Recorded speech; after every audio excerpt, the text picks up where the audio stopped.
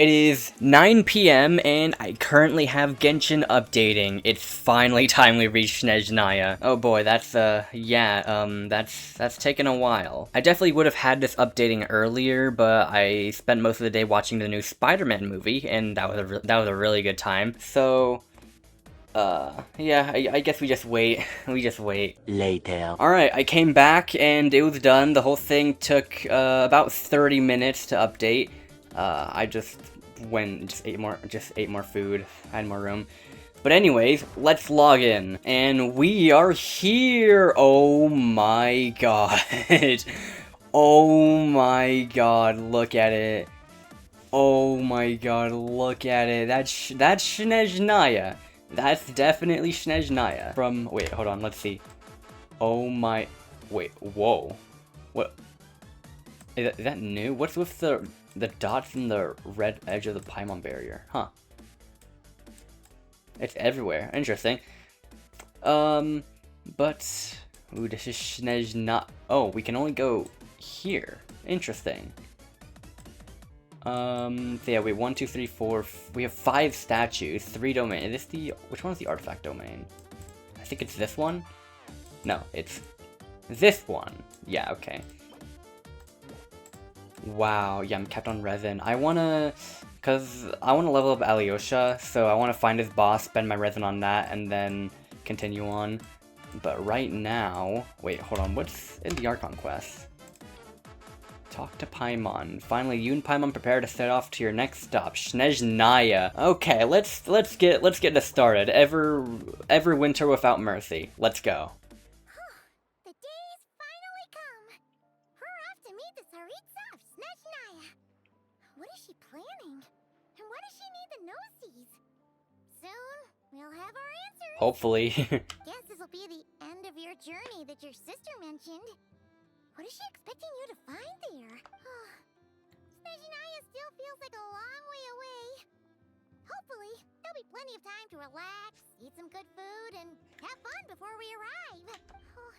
But whenever Paimon gets thinking about how our destination is right around the corner, all these questions come flooding into Paimon's head.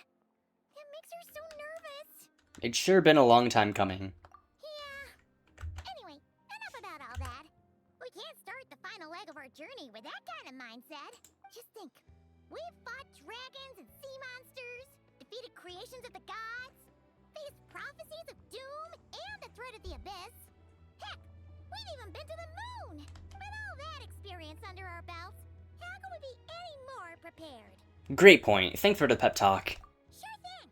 Now, stick close to Paimon, the best guide you could ever ask for, and let's charge straight for the finish line! Off we go! What about me? Do I get a call? I was just about to say, no farewell. Columbina? You kinda snuck up on us there. How did you know I was here? What? Don't look at Paimon! Paimon didn't sell you out this time! I wasn't thinking that. Oh. So it was you! Alright, guess there's no hiding it now. All your friends have gathered at the flagship to see you off. Oh, that's I met nice. with Sandrone too, but she said she had to go back to Snezhnaya. She must be busy. She had some nasty things to say about you before leaving. Would you like to hear them? Yeah, sure. She hasn't changed a bit. Alright, let's hear it. If they're heading to Snezhnaya, I'll bet it's to cause trouble for Her Majesty the Tsaritsa. Attending a farewell party for people like that would not be a good look for me right now. Also, please tell them not to count on getting help from a Fatui Harbinger in Snezhnaya. Alright. Our time working together was not terrible, precisely, but we're on different sides. So when you get there, don't do anything to make life difficult for both of us. I wanna check this out real quick. Oh right, all the Samira stuff was added here during the last Archon quest. Ah, okay, and the Fatui. Oh. Right, everything's tracked in here. Well, that definitely sounds on brand for her. The attitude, the reasoning. Alright, we'll do our best to keep our distance then. No, you've misunderstood. I think she means that she'd like you to go see her. How'd you figure that? As long as you don't make things difficult for both of you, you'll be fine. You really have to read between the lines with Hmm. Zentrone. Go on, get to the flagship. Everyone should be there by now. I told Lauma that you once treated me to a truly unforgettable meal. Today, I want to return the favor. It's my gift to you. It's definitely nice to be treated, but hopefully by this point, you know that you don't owe us any favors. I'll come back to visit. The moon of Nodcry will always give you a warm welcome. Okay. Time flies when you're having fun, enjoying delicious food with friends and reminiscing about past adventures. After a lovely meal filled with laughter and warmth, it's time to start the next chapter of your journey.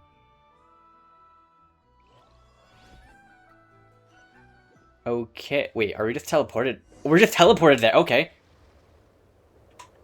Okay, we're just there teleported there. Holy... Pure white as far as the eye can see. It's so pretty. Come on, give up. It's probably very cold as well. Ever winter without mercy, oh boy. Oh, okay, we're here. We are here, Snezhnaya, Wooden Bro 1. Take that. So, hold on, I want to... Wow. So you just go no... Oh, it stretches all the way out here? Huh, or this Nodcry? I can't fully tell. Actually, no, I see...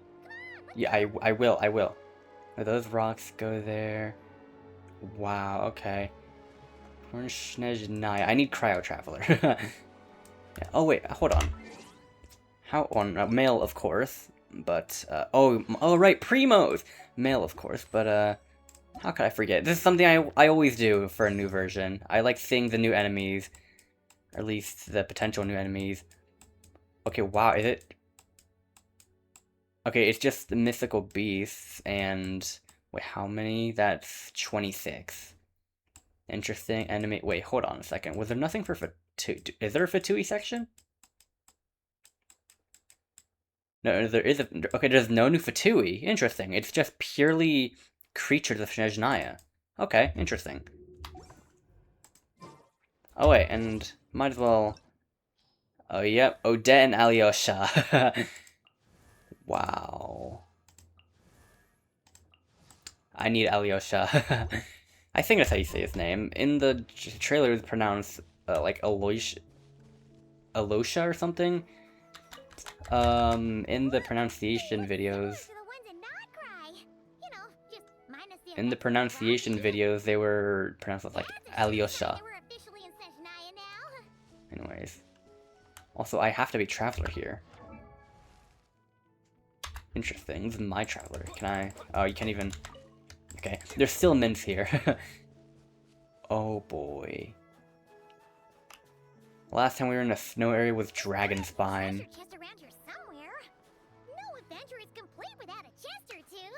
This feels awfully similar to how when we first arrived in Mondstadt. Do I want to help Paimon? Do I want to help? I don't know if I want to, guys. Can I burn it? No, okay, fine, we'll help Paimon.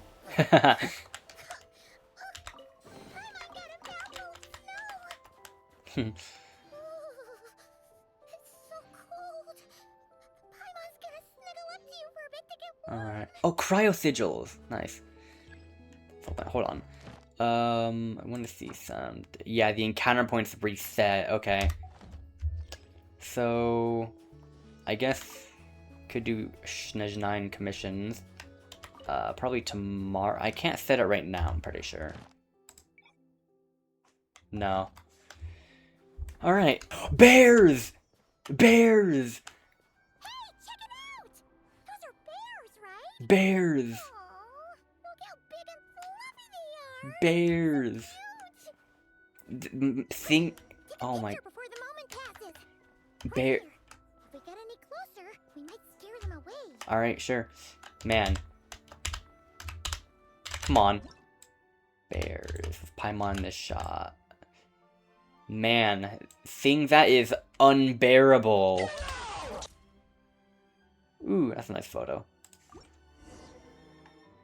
Let's see how your camera skills are these days. Whoa, wait a sec. Paimon sees something. Come on, quick. It looks Whoa. like a train carriage. Okay. Interesting. Bears. I'm sorry. I just need to test if you can attack stuff. I just need to know. Oh, new Fig. Wait, what? Oh, it's like Odette? Okay. Let's. Oh yeah, the train. What is this about? Paimon's heard that Snezhnaya has loads of railways and trains. This must be one of them. But why is it abandoned? Ooh, it's still so cold. Yeah, that's Snezhnaya for you. Still feeling chilly from getting buried in the snow. I don't know. Maybe. Also, is it just Paimon or is the snow getting heavier? I guess Paimon's more vulnerable to the cold then. Oh, this never happened in Nogtry. If you're cold, come a little closer. Thanks for offering, but this isn't just the weather. It's hard to describe, but Paimon feels so weird. She's never felt like this before. Oh. Everything feels heavy. Getting kind of dizzy too. Should we turn back? Oh, no need. Paimon's just feeling a little low on energy. That's all. It's nothing serious. Not worth ruining our Oh. travel plans over. Well, don't push yourself, okay? Yep, sure thing. Also, my PNG is probably blocking the dialogue options, but it's no big deal. Find a place to hide from the blizzard. Oh, we're getting sheer cold. Oh, hello sheer cold, my old friend. Wait, hold on. There was pine cones in here. Don't mind if I do. Why is my ping awful? Seems like the snowstorm is Oh, yeah, it's actually blowing us. Paimon can barely fly. Interesting.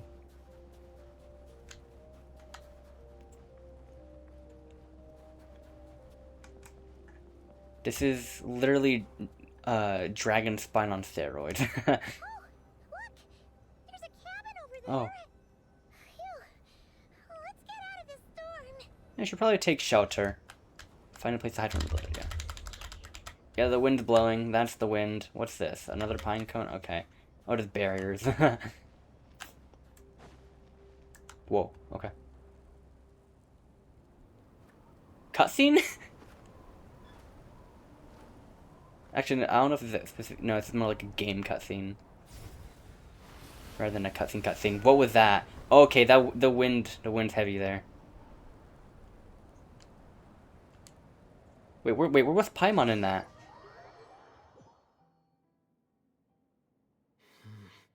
What is this place? Where's Paimon? I need to find her fast. Yeah, we do. This is a cave. This is a cave. But we're still... Oh, wait, no, we were here. Interesting. We're still getting sheer cold. Snowball flower. Ooh, that's a new thing. Paimon! Paimon! I feel like I remember this from the trailer. In a way. Snowball flower. Whoa. That's strange. Where could she be? The I camp. guess I'll try further ahead. Hang in there, Paimon. Someone was here.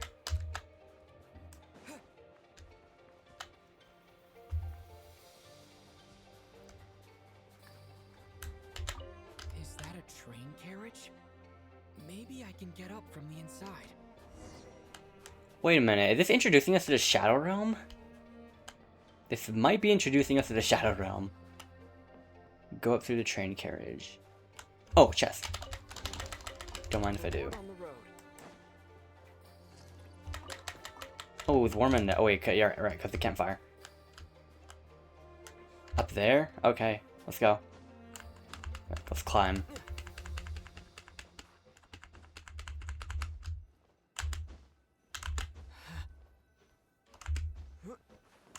Come on. Investigate a strange device. Wasn't there another one down there? Investigate. It says here, Kresnik's torch, civilian model. It's definitely getting a little warmer now it's turned on. I really hope Paimon's okay. Kresnik's torch was an important part of Snezhnaya we learned about. And we jump in here. Chest. Why is my ping awful? Come on. Now is not the time for this. What was that strange sound? I can't tell if... Paimon? Paimon, is that you?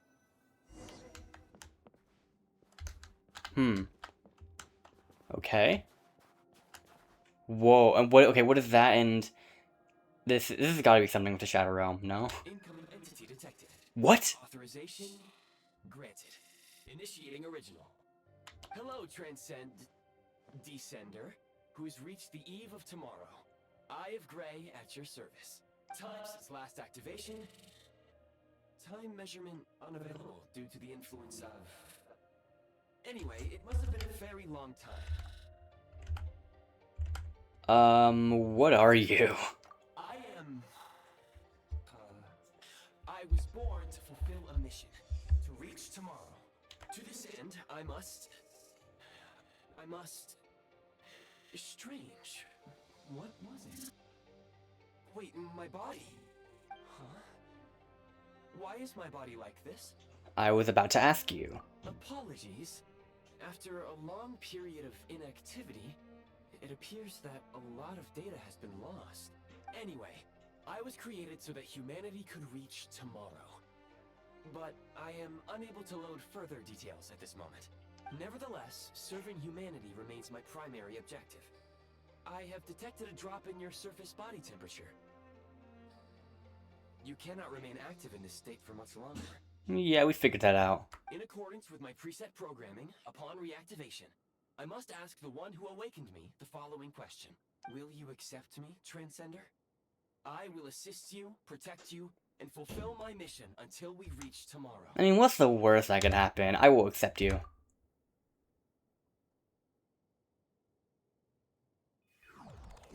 Whoa.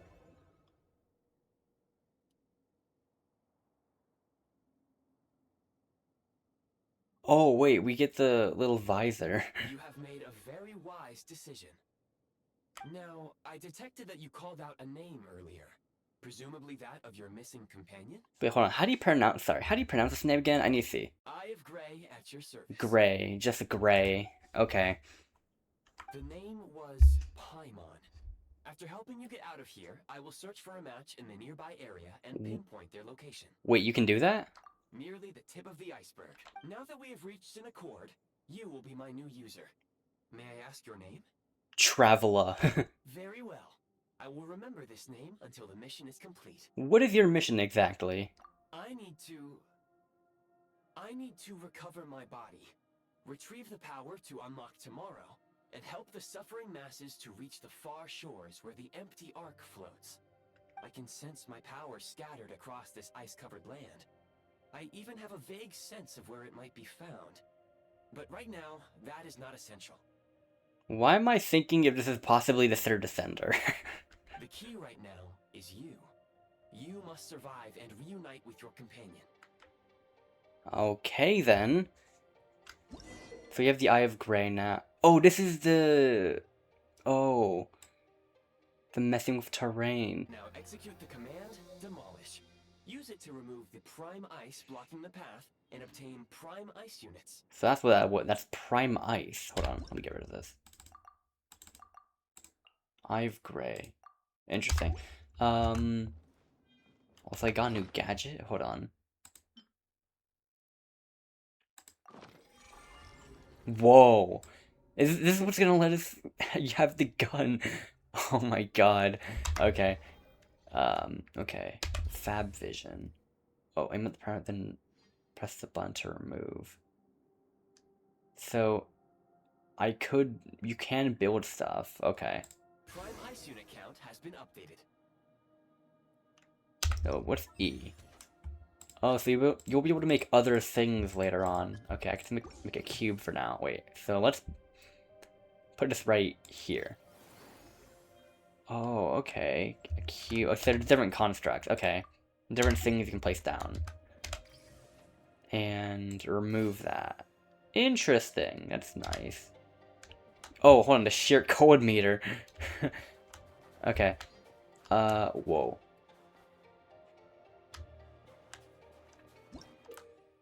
How to build Prime Ice construct. Okay, I'm understanding this. Build. Use it to create a Prime Ice construct to prop up the door. I want some of this first.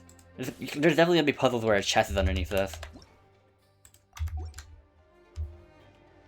Also, mini Kresnik's torch. So this is the phlogiston bar of Natlon. Of Snezhnaya. This is the Kresnik meter. Hold on, I want to see this again.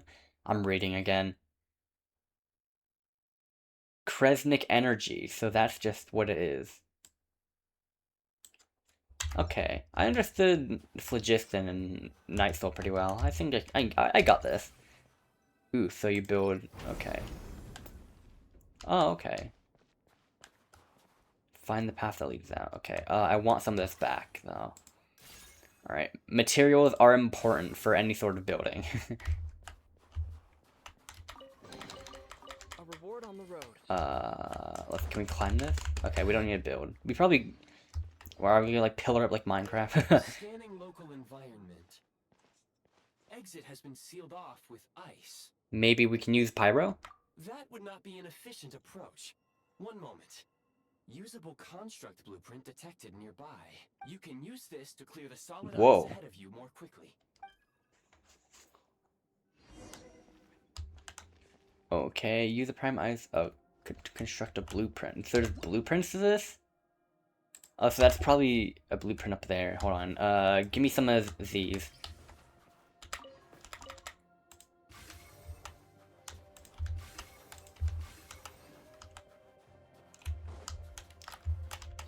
There we go. Oh yeah, there is a chest in there. And you can still interact with the world quite a lot, even in this state. I'll keep this close. I still got this. Maybe it was two. Okay.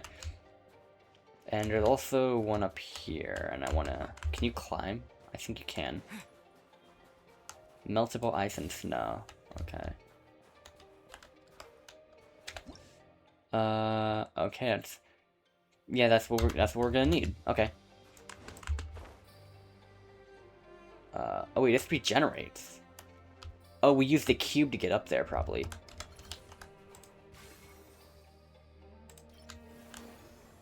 Can I place an... I think I can. I can place another. And also, it has a like meter to it. That's when they were talking about, like, other players being able to interact. Construction blueprint. Oh, so we just have a new... So... Okay, then. Materials... okay. Oh, and this uses the Kresnik's energy. Oh, okay, that's cool. That's cool, okay. Construct blueprint added to records. You may now execute the command, build heat source. Generate a temporary heat source to rapidly melt the solid ice. Why is it 3 instead of 2? Okay, guessing this? Oh, oh my god, it's working, okay. Slowly but surely. Oh, I can take the thing. Wait, so now it melts. Oh, okay. Can I take that back? There we go. Yeah, basic key source, I know. Ooh. Okay, some other stuff here. Let's go. Chest, yay. A reward on the road. This is... Okay, I thought there'd be something back here. There's not. Scan indicates the path is straight ahead. I recommend we proceed. Oh, okay. There we go. Can you... I guess you can't climb this then. No. Oh wait, I can activate this. There we go. This, yeah, it gives the Kresnik's energy to fill this. Okay. Where are we? Interesting. Okay. This is probably, actually, this is probably the entire Snezhnaya tutorial.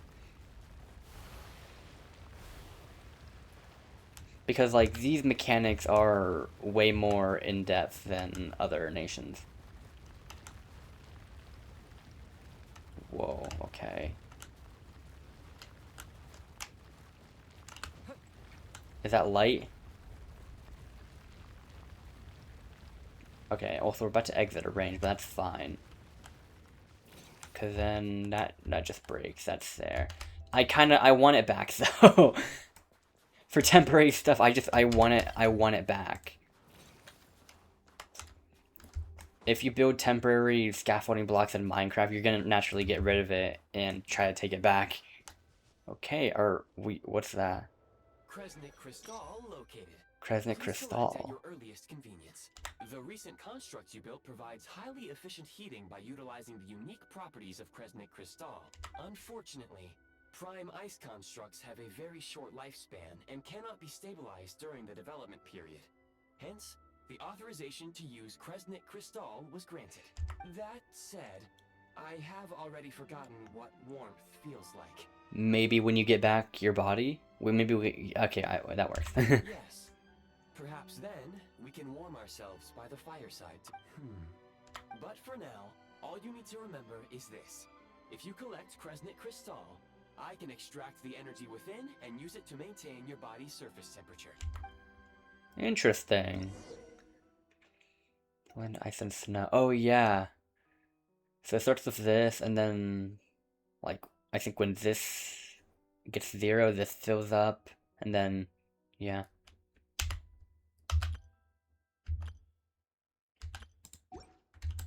Low power.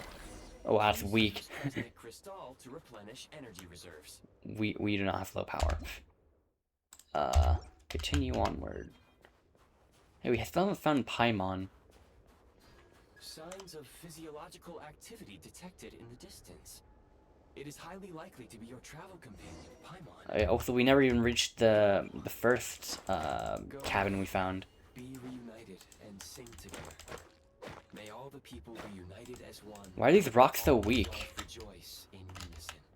These rocks usually have, they usually take multiple hits with a sword, do they? Or like a polearm? I don't know, I only use Claymore characters. Approaching the target location. Scanning for signs of life. Life forms detected. 2. Does that mean someone else is there besides Paimon? Affirmative. Probably Alyosha. However, that is not the reason for my confusion. According to my database, this location is a train station, meaning the number of life forms is unusually low. Real-time environmental data suggests that the train station may no longer be in use. But whatever the situation, please exercise caution. Let's head inside and take it from there. We open the door.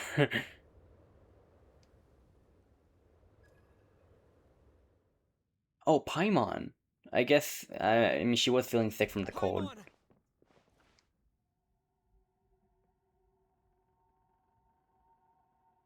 But whoever's here is... What? What? What? Oh my god! Oh my god! Oh my god! Was not expecting to see him. I thought Alyosha would be here. Don't worry. She's only sleeping. You must be the Traveler. She called your name repeatedly while attempting to battle her way through the blizzard. Newcomers to Snezhnaya struggle to adapt to the sheer cold at the best of times. Lately, even the locals are suffering, with a powerful monster having summoned a bitter snowstorm. You two must be very important to one another. You should take more care not to get separated. Your eyes. Are you Conrian? right, we can recognize. There are indeed some Conrians left in this world who survived the cataclysm. But I doubt that is news to you. It would be unwise to interrogate my identity here. Focus your attention on your travel companion instead. We will meet again very soon. Interesting. We didn't get any sort of Fatui introduction. The unidentified subject has now left the area. He appears to be an individual of great significance, but my search has yielded no relevant data.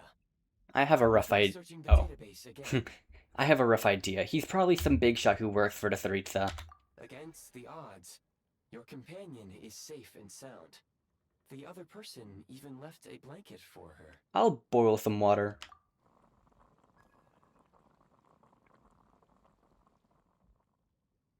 No.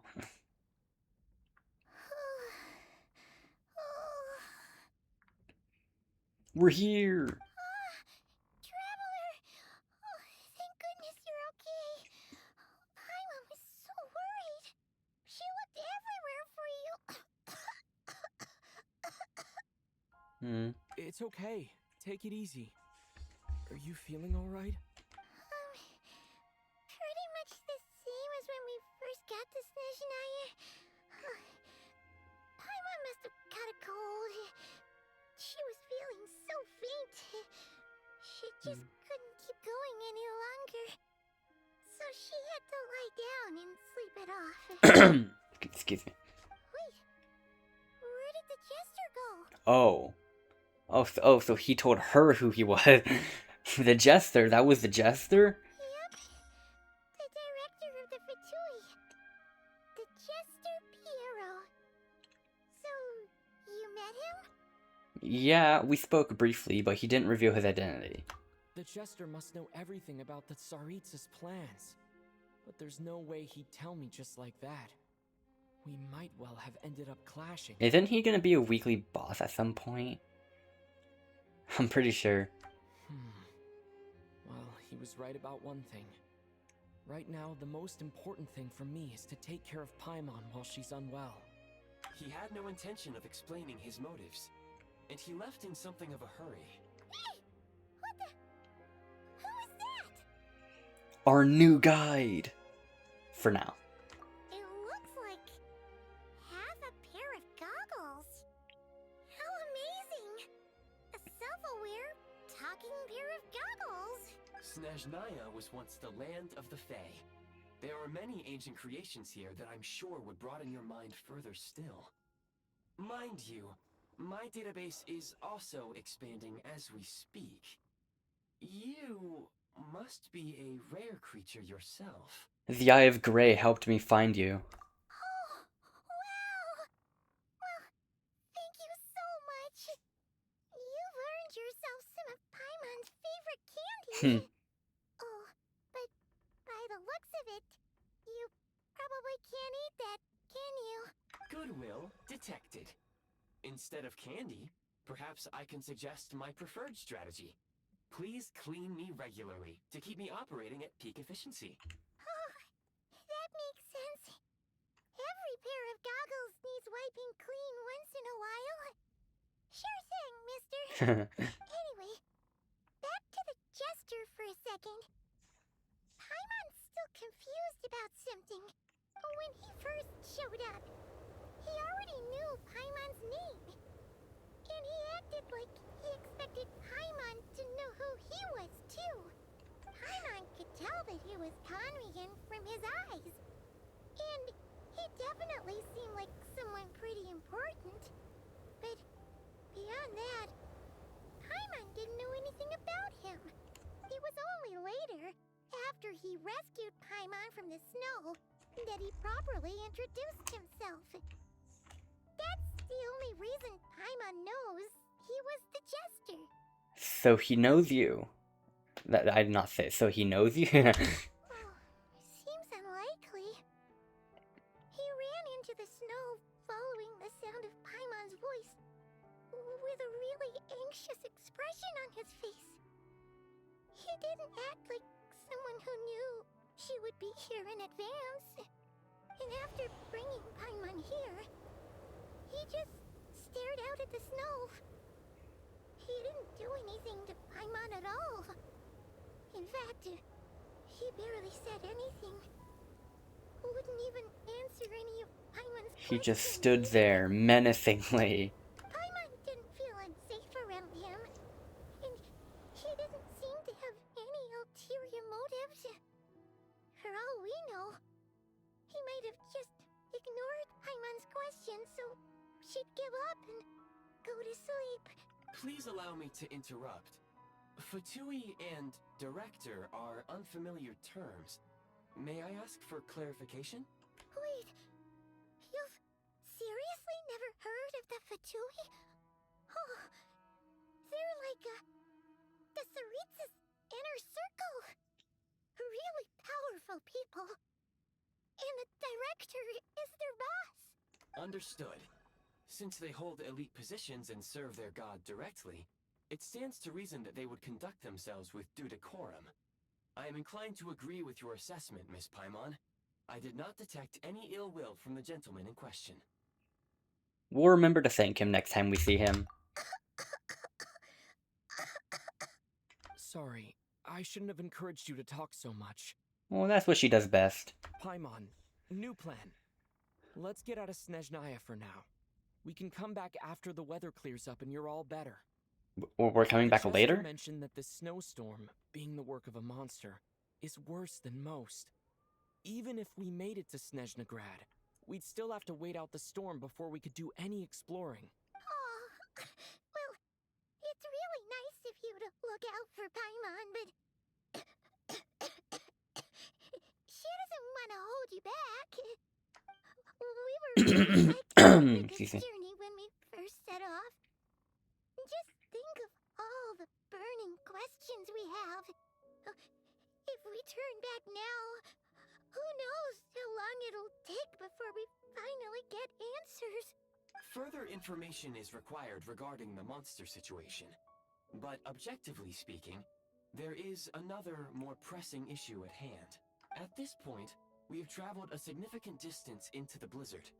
Were we to turn back now, the road would be extremely treacherous, especially since we would need to travel on foot. Yeah, we've gone kind of far in by now. If, however, we continue onward, there may be a better solution. Do you remember what I said as we neared this location? I told you that this is a train station.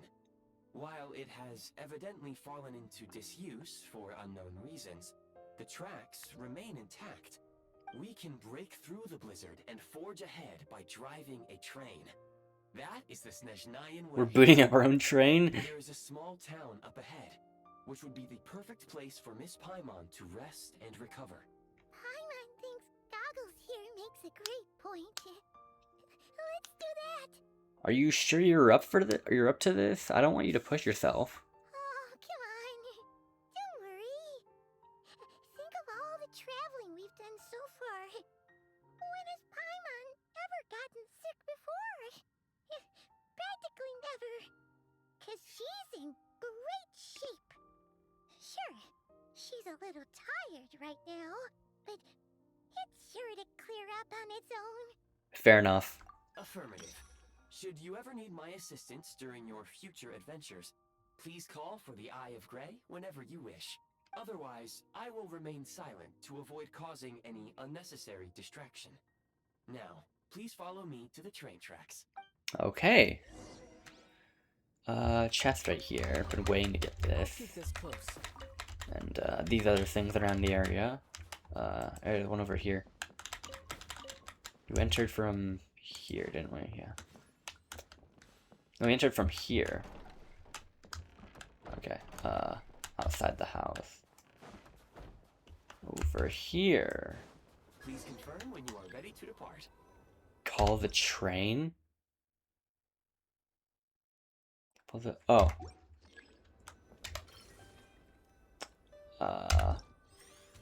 No, these are constructs.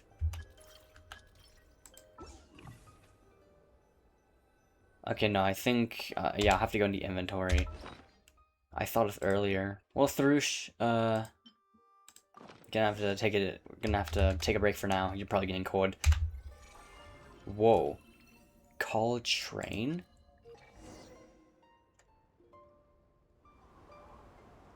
Is it just gonna... Wait. Oh, that's awesome, dude. How many carts is this? I think I saw like 2. Heading north from here, we will Oh yeah, this soon was... arrive at... Oh right, yeah, this was in the icy cave. There's an error message. Could not detect clear tracks. What exactly does clear It's going by itself. Brace for impact, friends. Preparing to enter impromptu flight mode. What? Cutscene? Whoa. Oh, that's that's not. Oh, wait, what? What? Is this how we go on the main Snezhnaya tracks? What?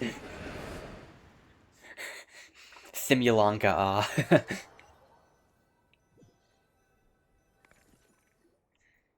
How strange. Not only was the station's status different from my records, but even the railroads and the terrain itself have changed substantially. Paimon, are you okay? Yeah. Thanks to your quick reflexes. My sincere apologies for putting you in danger. I'm afraid I'm as confused by all this as you are. We need to find a way to update your databanks. Shame about the train. Agreed. This is likely a consequence of outdated railroad data. The discrepancies between the old data and present reality are far greater than I anticipated. Fortunately, our crash landing has at least brought us much closer to the town.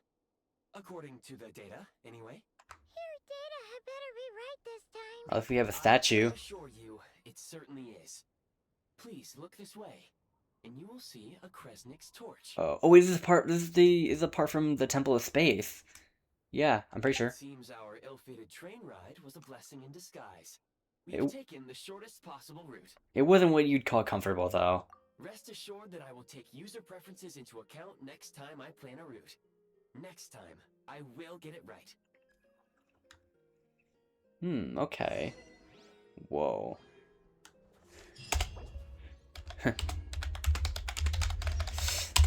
I'm a little busy, buddy. I told him I'd be recording.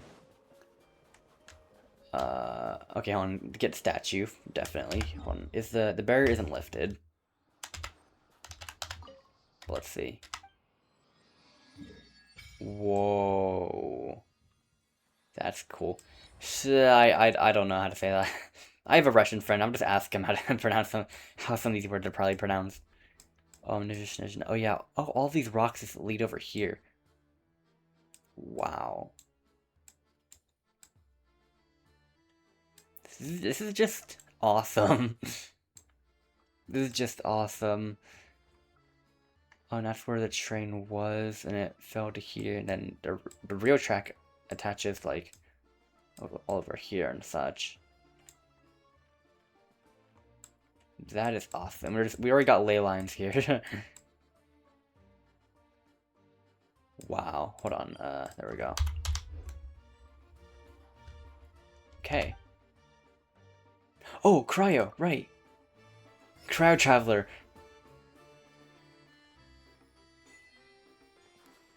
Oh, Cryo Traveler. That's a long cooldown.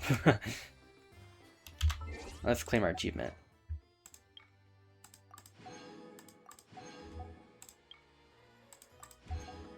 Oh wait, there's also how many new two of them right here.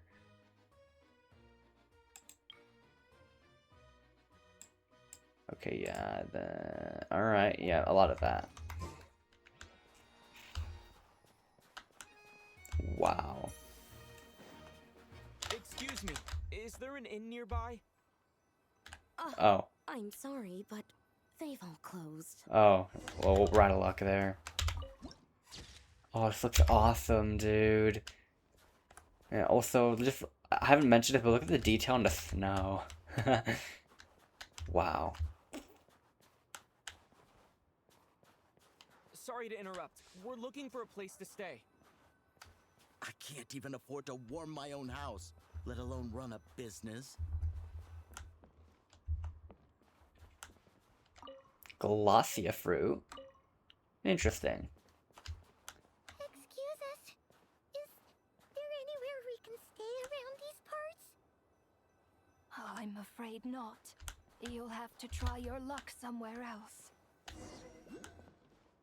Find Paimon a place to shelter from the snow. All we can do is wait for the Oh, next oh, there he shipment is. of Kresnik Crystal to get here. Kresnik Crystal. So, yeah. So the nation is freezing over. Oh my god, Cryoculus. Yes, the nation is freezing over. Mitya talked about something like that in the Snezhnaya teaser of the main Kresnik torch, Hi like, there. freezing over. Do you know if there are any inns still taking guests in this town? Doubt it. They're probably all closed. No one has enough Kresnik Crystal to heat their own homes, let alone a business. Oh, what a bummer. I clocked you a while back. You adventurers or something? We don't get many tourists in inland Snezhnaya these days. Why is that? Because of the snowstorm? In part. But the bigger reason's Project Oh. Snezhnaya. Since it's Her Majesty's will, we have to put up with it whether we like it or not. I don't really know what Project Snezhnaya is. I'm not sure if he entirely knows either, but he definitely knows part of it, and probably more than we do. Oh, sorry. I assumed it was common knowledge by now. Basically, the Tsaritsa is planning something big. Something that requires an enormous amount of energy. Even if they used all the surplus Kresnik Crystal in Snezhnaya, it still wouldn't be enough to meet demand. So, the Vecha passed a resolution requiring all factories and households to reduce their energy consumption. The policy has thus been charmingly named Project Snezhnaya, meaning bitter cold. So for more, more energy for Project Snezhnaya, you're just lowering the power supply for towns. Bitter cold. So, like, it's gonna be a cold winter, folks? You're all gonna have to find a way to get through it? That kind of idea? Pretty much. When you're broke, you scrimp and save. When it's cold, you huddle together for warmth. There's always a way to stretch things out to make ends meet. Trouble is, if you stretch someone out like an elastic band for too long, who knows if they can ever bounce back. You know what? Come with me and see for yourself. Whoa. A lot of activity here. Can you please explain to me why the price of Kresnik Crystal has gone up by 1/3 again? Even as our purchase quota has gone down. You only come here twice a month. This won't even last us a week. The supply and pricing of Kresnik Crystal are based on Polonsky. and price data. Sorry. Sorry. I have IRL connections to a similar name like this. We Fatui are only responsible for delivery and security. I'm not in a position to explain to you how the figures are calculated, but I assure you, they are as fair and reasonable as possible. Oh, so our lives mean nothing to you? How can you expect anyone to survive a single night in this weather without heating? Since you insist on making me repeat myself every single visit, I will remind you again. There is no monopoly on the trade of Kresnik Crystal. You are free to purchase the shortfall from elsewhere on the market. What market? Nobody else is selling. And when they do, they charge 8 times the normal rate. It's robbery is what it is.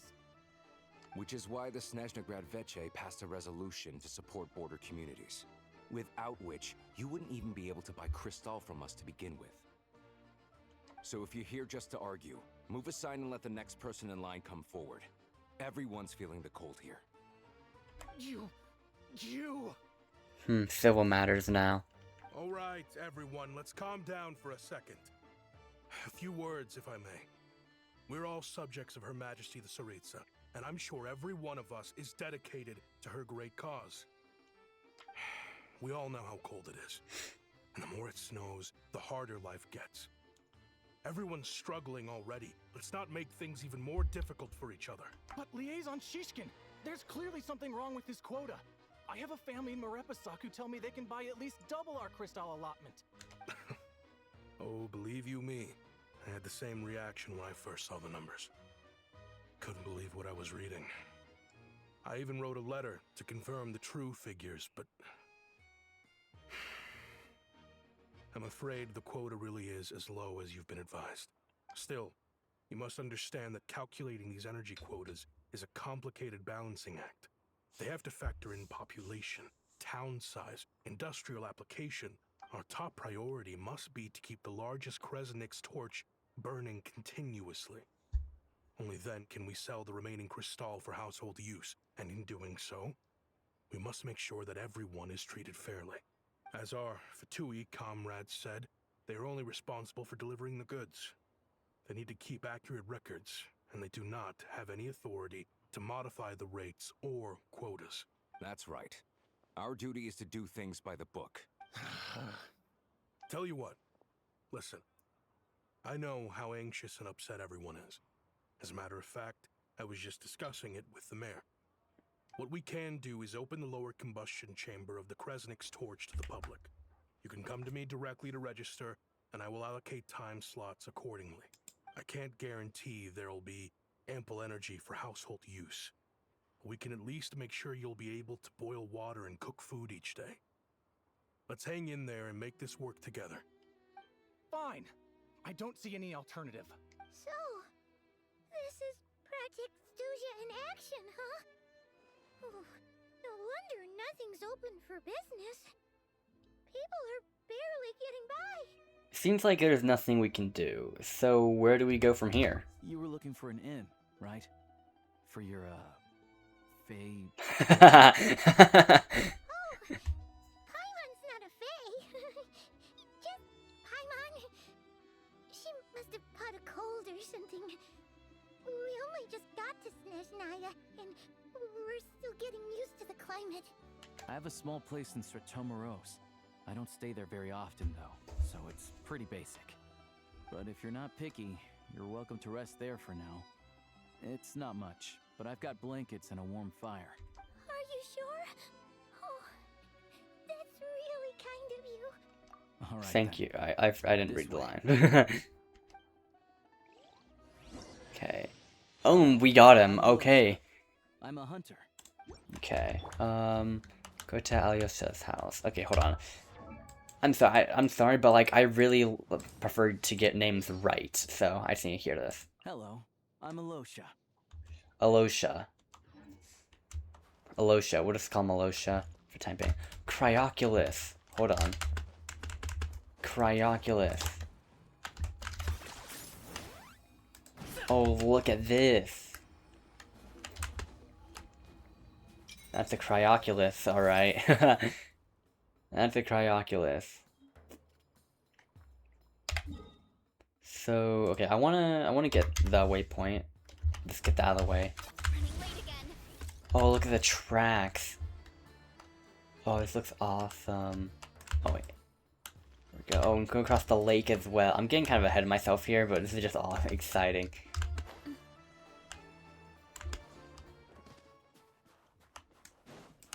Do you slide? No, doesn't seem like it. Oh, wait, hold on. I heard pyro characters melt the ice. Maybe not Mawika? Maybe it's only certain parts of it? Whoa, okay, that's the Paimon barrier. Also, I think, was I melting the ice just then? Let me switch to, like, Nicole or something. Oh my god, the Snezhnaya background. Also, while we're here, who was I gonna replace? Oh yeah, Sucrose with, and then Alosha. All right, might be a better team comp. Maybe I can keep Sucrose, replace Alosha with Fish, or replace Fish with Alosha. I don't know, but I'm just going with this for now. We have Nicole. Okay, maybe it's not here. I swear I heard you couldn't break the ice. Or melt the ice, at least. Oh, holy, that's cold. Holy, that freezes you. Okay, we're dead. That kills everyone! Okay, alright. We weren't even near the barrier. That was just instant. Okay, then. That's good to know. Okay, Alocia's house is here somewhere. Seems kind of high up.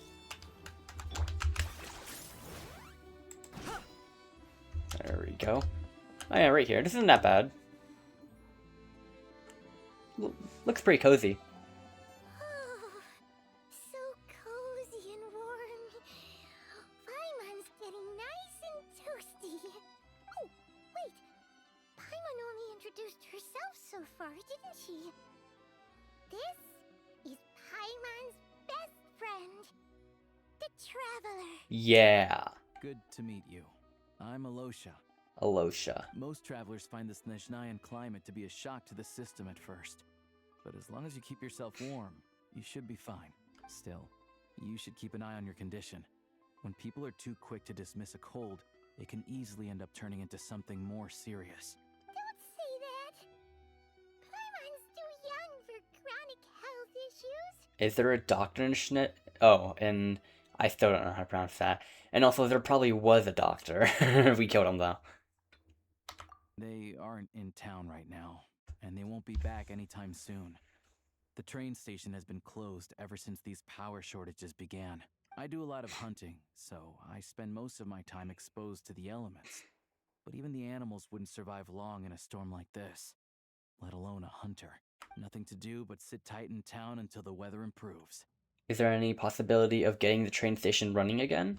I get that you're in a hurry, but even if the station were open, that doesn't mean there'd be any trains. We could end up stuck here for a long time. Actually, I have my own train. What? Your own train? Wait, hold on. That train? The one that suddenly fell out of the sky and crash landed on the ice? Perchance. Oh, we got lucky and found it in a cave.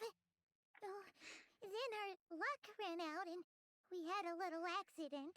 I'd really like to get to Snezhnagrad and find a doctor. Pretty crazy for a random find in the mountains. Well, as long as your train's good to roll, you might get to Snezhnagrad after all. How do we get it back on the tracks, though? I've been doing some digging recently.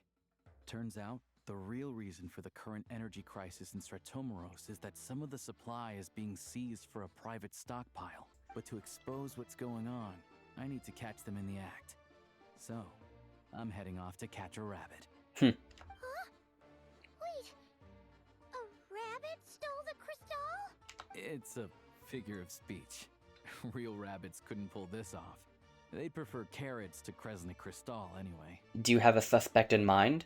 Shishkin.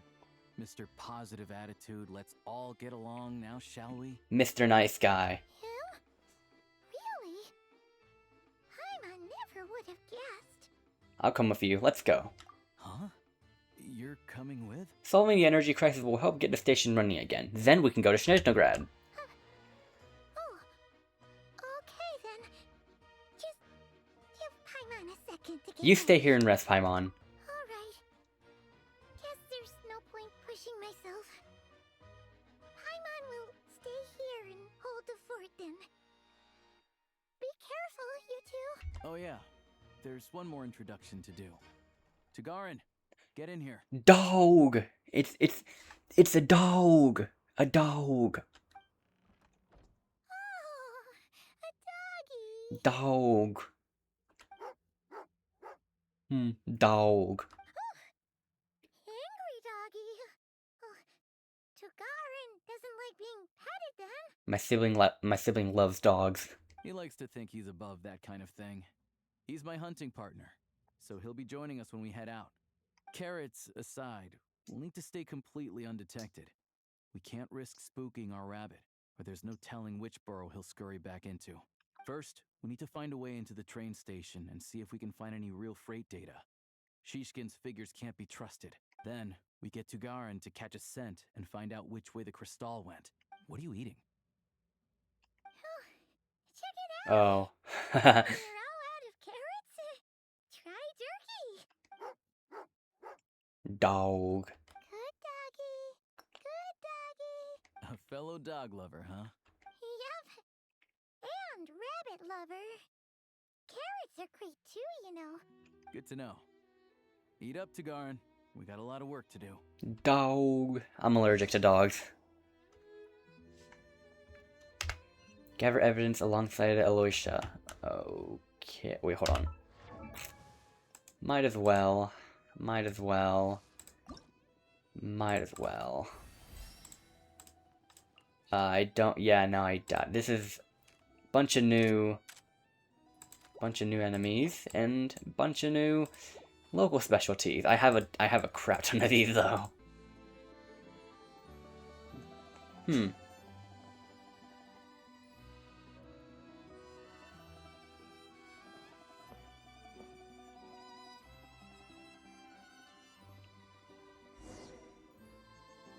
Whoa.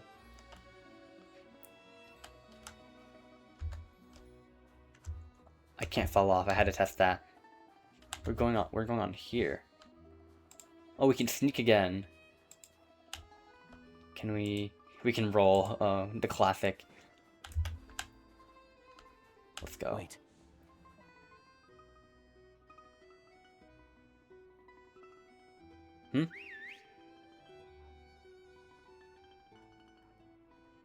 Dog. Probably the distraction.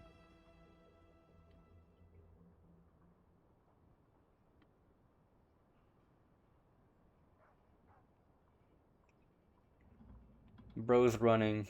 Nice work, Tagarin. Come on, we'll go around. Alright, let's go.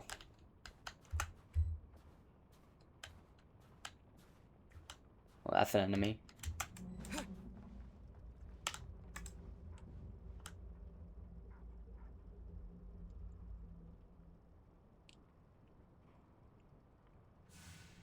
With a good enough kick, you just push him right off the balcony.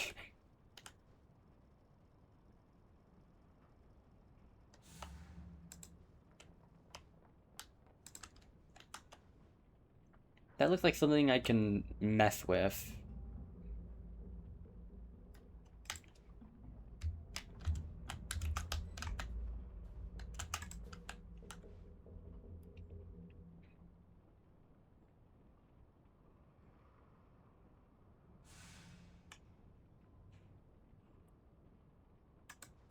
Alright, let's go. Barely anywhere.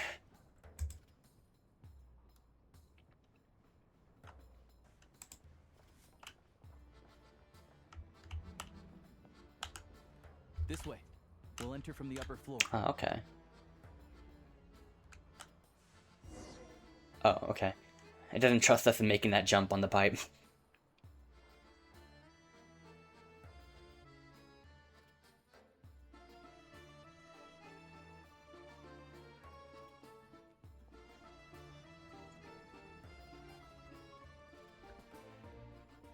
There we go. A freight list. Straight from the Fatui. So Shishkin won't have had the chance to doctor the figures. Looks as new as the day it was printed. I guess no one bothers reading these unless they have ulterior motives. Huh. If they did, there'd be no loophole for him to exploit. Yeah, this is all we need. Come on, let's get out of here. Then go track down the crystal. How do we do that? Tagarin's a keen hunter, and catching rabbits is his specialty. Trust the dog. Wait, what? What, we're controlling Tugarin? Wait, search for the suspicious traces. Click to make a disarming gesture. Or disalarming gesture. Or being a dog.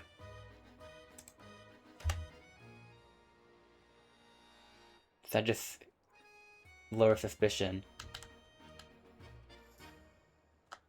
We're a dog. We're a dog. I can't zoom in. We're a dog. A dog.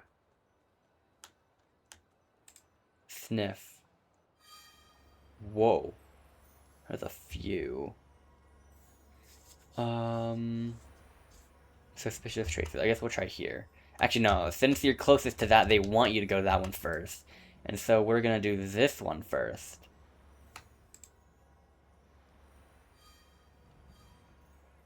Okay.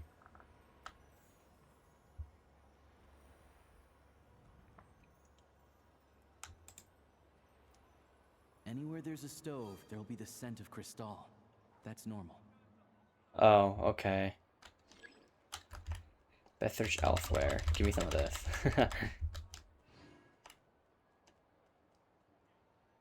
Scent of okay, we'll try this. This leads behind a building. Could be anything. Probably better than a stove.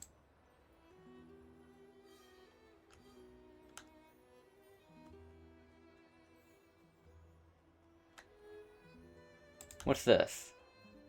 But if he picks up the scent of Crystal somewhere and there's no stove around, that's how we know something's up. Okay. Do we find it? Maybe we have to look for the other trace. Oh no, we found it.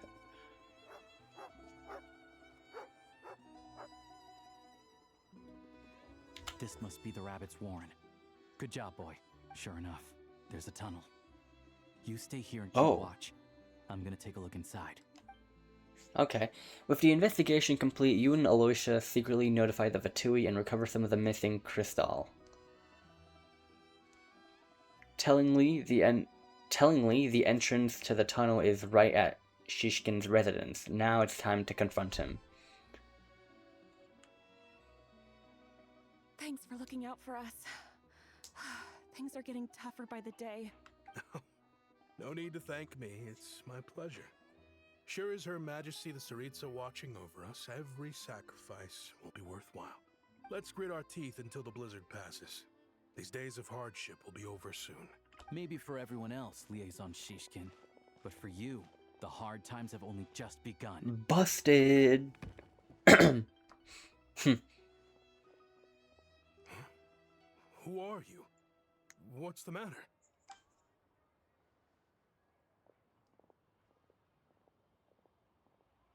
I just had a question for you. Why, when times are as tough as this, would someone hoard more Kresnik Crystal than they could ever use? All the crates here are from the most recent shipment, but they weren't brought here for sale. Instead, they were secretly stashed away. His greed sickens me. Would you be able to shed any light on the situation, Mr. Shishkin? Me? Why, I have no idea. But look at how much there is. It's quite a godsend. Now there will be plenty to go around. This godsend was found in a cellar adjacent to your residence following a tip from Mr. Aloysia. And this is only a fraction of what we found down there. We're still taking a full inventory. The official figures will be finalized shortly. I've always been grateful for your efforts to mediate between us and the townspeople of Sretomaros. But now, Mr. Shishkin, it appears you were the source of the conflict all along. How could you do this to us? We trusted you to have our backs. You've been lying to us this whole time? Hey, The jig's up. Time to come clean. I owe you all an apology. I'm sorry. This isn't who I am. Please believe me, this was a one-time mistake that I will never repeat. We all know how difficult life has been since Project Stuja came into force. Energy is an increasingly scarce resource. People everywhere are getting desperate. But some places have been hit harder than others. I grew up in Alatir, a small village with no train station. Deliveries of Kresnik Crystal have ceased there entirely. If nothing is done, they're all going to freeze to death. You know as well as I do how downright impossible it is to buy Crystal these days. The thought of my poor mother and father, with no one to help them, I felt so afraid. I watched as energy grew scarcer by the week, all the while knowing that their lives were at risk. Then one day, I looked at the Crystal shipment in front of me, and a terrible, selfish thought entered my mind. I mean, at least he had good motives. Looks like I'm just not cut out to be a criminal. I'm so sorry. Once the Fatui have finished their count, you'll see that the numbers match their waybill.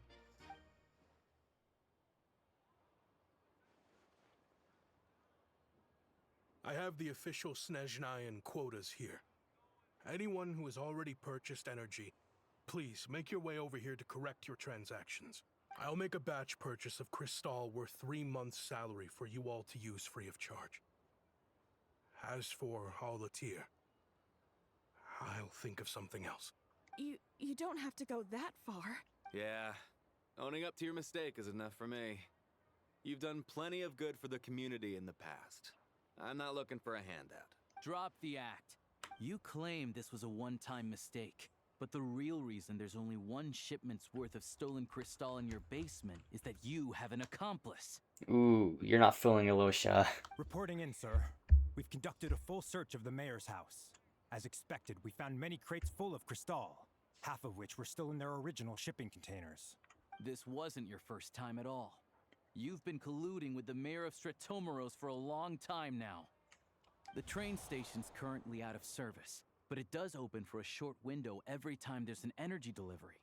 And every time a train pulls in, you're there on site to take inventory and oversee the workers unloading the cargo. The mayor handpicks said workers. Per his instructions, they transport the crystal by tunnel at night to the mayor's house, and he sells it out of town. But since he can't get the goods out of town by train, he had to arrange an alternative method of transportation. This meant slower sales, which gave me plenty of opportunity to catch him in the act. Wait, the mayor's involved in this too?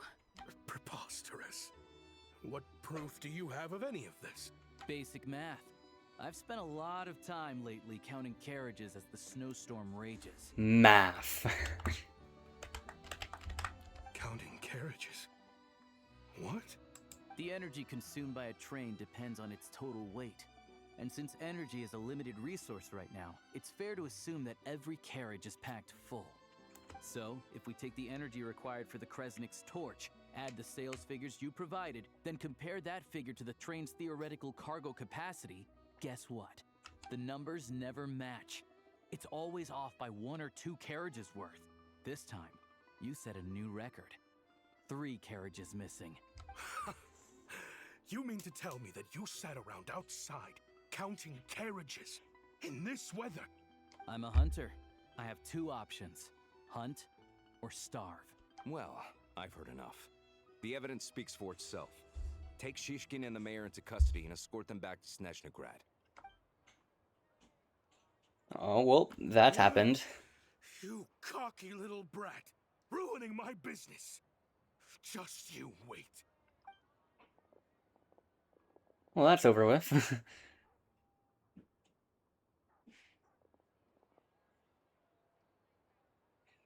So you've been investigating this for a while, huh? Yeah, something felt off. So I just followed my gut. Math isn't my strong suit, though. I'm lucky my dad made me learn enough to get by. All this number crunching was a million times harder than the aim and fire work I'm used to. Remember, what was that Technoblade quote? Stay in school makes you better at Minecraft. Stay in school makes you better at Genshin. Thank you for your assistance. You're a brave lad. Shishkin was quite the cunning criminal, as I'm sure you can tell. He did all of this right under our noses, and we never suspected a thing. A wolf in sheep's clothing. He had everyone fooled. Even with that sob story he fed us. He was probably trying to keep the mayor out of it, not just mask his own motives. Without the compelling case he put together, even I might have fallen for it. Alosha, was it? Tell me, are you really a hunter? We can go find some wild animals if you want. I'll fire off a couple of shots, and you'll see whether I'm the real deal. I didn't mean to cast suspicion on your identity. It's just... well, I'm sure you've heard of the Rokot. Recently, they've been recruiting people with your kind of talent. They hide in plain sight under false identities, working against Project Stusha, sometimes directly opposing the Tsaritsa herself. They aren't a violent organization, and their goal is to improve the lives of the common folk. But still, as a member of the Fatui, I wouldn't be doing my job if I didn't keep tabs on them. First I've heard of this. I don't really keep up with what goes on in the city. So he's more of an outsider to the city then. All I know is, people who don't mind their own business in the city end up paranoid about everything. As for me, I just couldn't stand Shishkin. I'm from Alatir myself, and I can tell you, Nobody's lived there in years. Why would an abandoned village need Crystal? Of course, no one really cares about the fate of that place. I'm guessing today is the first you've heard of it. I see. It does sound quite tragic. Really. Well, thanks again for your assistance, and your friend here too.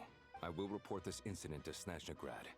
The Fatui will take over energy distribution until new officials are appointed. We'll also ensure that the train station resumes normal service as soon as possible. Looks like it's my turn to brush up on math now. I never liked it as a kid either.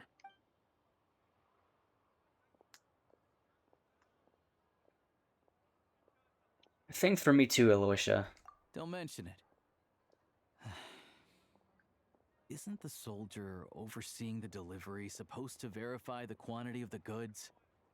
Was he just careless? Or was he being paid off too? Who knows? Excuse me. I'll take a share of Kresnik Crystal too. Thanks. I need to take a detour before we head back. There's someone I have to deliver this crystal to. Okay. Alright. Let's go this way. Okay, so that was a whole exchange.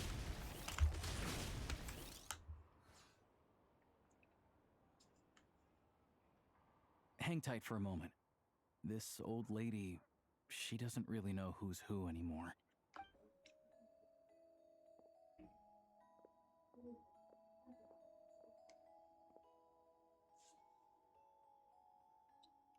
Oh, grandson. It's so cold today. You must be freezing. Ma'am, it's me, Aloysia. Aloysia? Aloysia who? You know me. I came by earlier today. Cleaned the ashes out of your stove, gave you some warmer bedding, and washed your back. I'm sorry, I don't remember. Now, how often do I get to see my grandson? Come on, take a seat and relax while I fix you something to eat. It's okay. You just rest. I'm fine. Oh, you. It's nice to come and visit your old granny once in a while, isn't it? Sretomaros, a good town. All sorts of things to do and people to meet. And the local officials are good to us. Sit down, come on, take a seat. I still have some fruit left. Let me get it for you. Please, don't get up on my account. You need to rest. Where's the fruit? He still wants it. Right under the basket by the door. Or maybe it was on the bedside cabinet.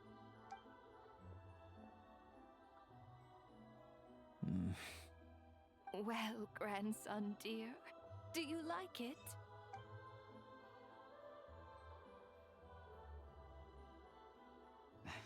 Very much, ma'am.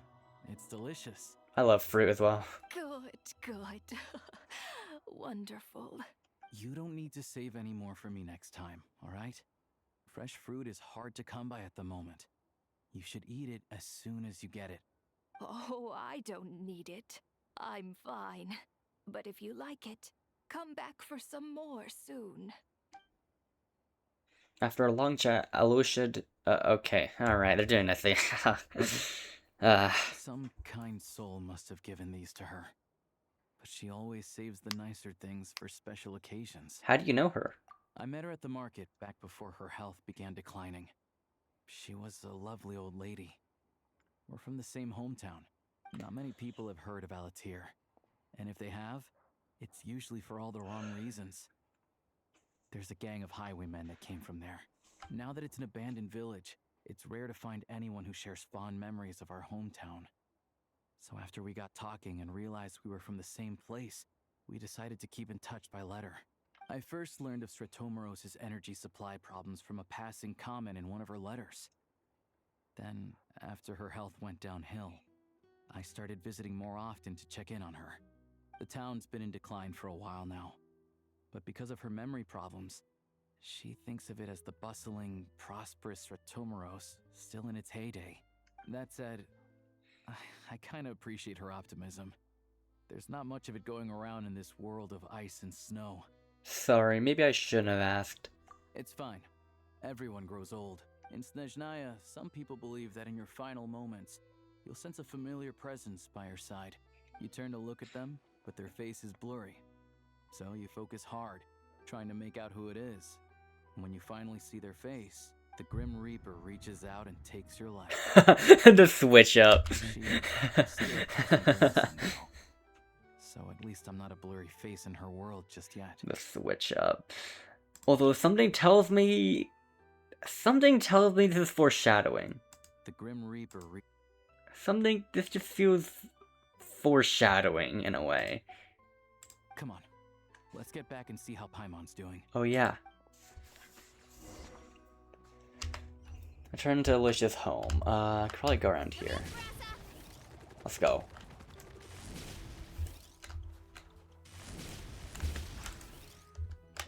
Let's go. Paimon, we're back. Are you feeling any better? Yep. Paimon's not cold anymore. But she's still a little dizzy. Flying probably isn't a good idea right now.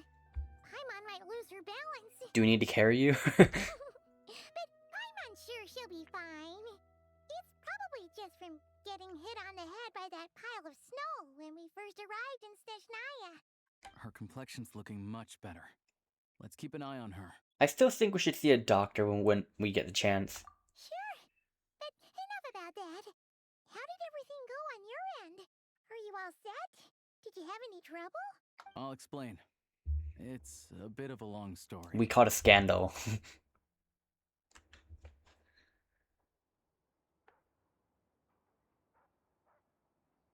Jeez.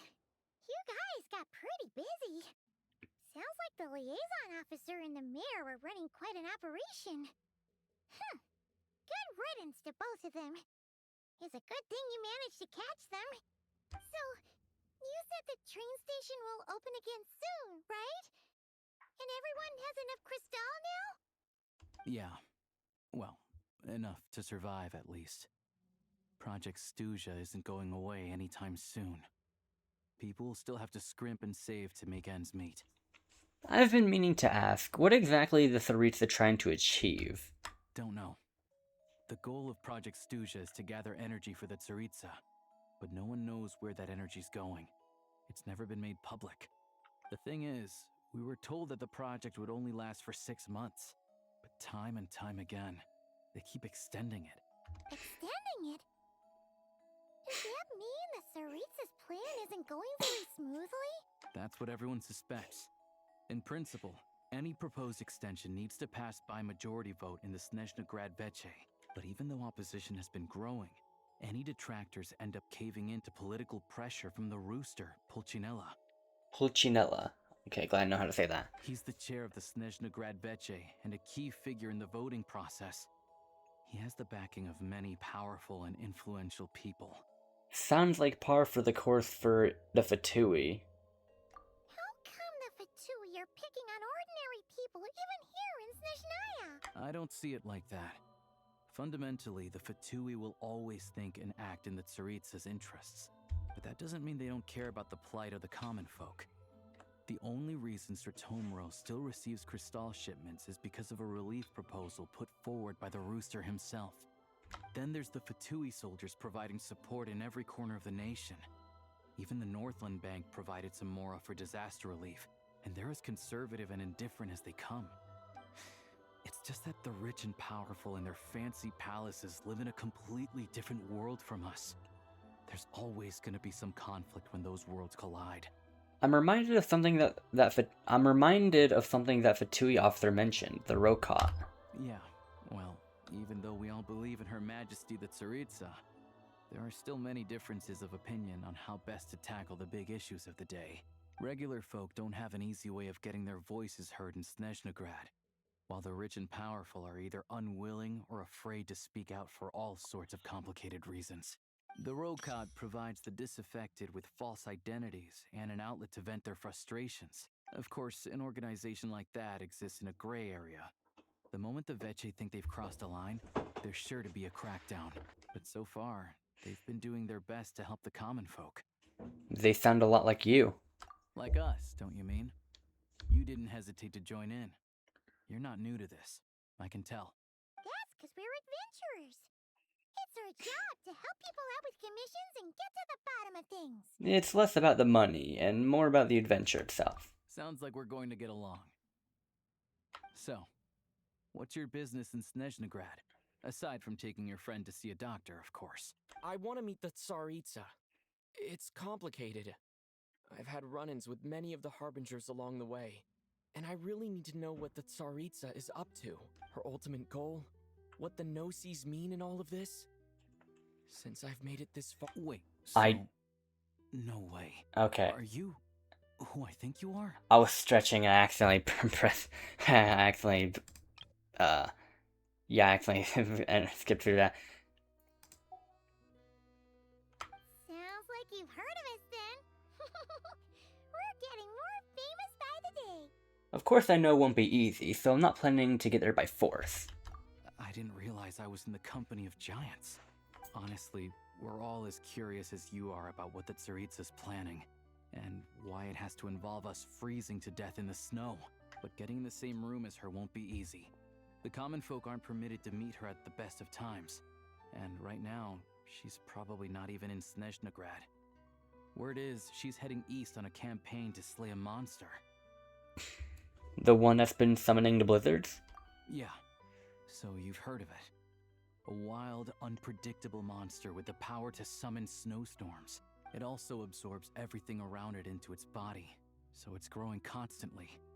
Now, it's so big that the Tsaritsa has deemed it the #1 threat. Luckily, as it grew, it became increasingly less mobile, so it doesn't pose an immediate threat to this town or to Snezhnagrad. I'm sure the Tsaritsa and her personal guard, the Druzhna, won't have any trouble defeating the creature between them.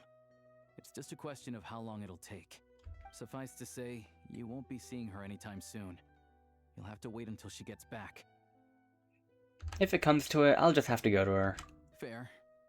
Well, the Fatui will be taking over management of the train station for the time being.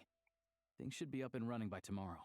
Once it's open, we can see about getting your train towed to the station. Whoa! That's gotta take a lot of manpower.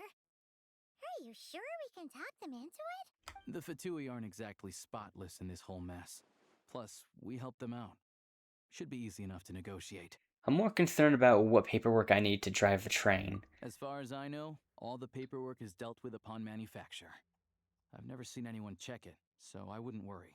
Having a train makes everything much easier. We'll reach Snezhnagrad in no time. I need to head there myself anyway. Got some game to trade for Mora. I know a good doctor in the city. I'll introduce you when we get there. Oh, thanks so much. Let's get a good night's sleep ahead of our big trip tomorrow. Okay.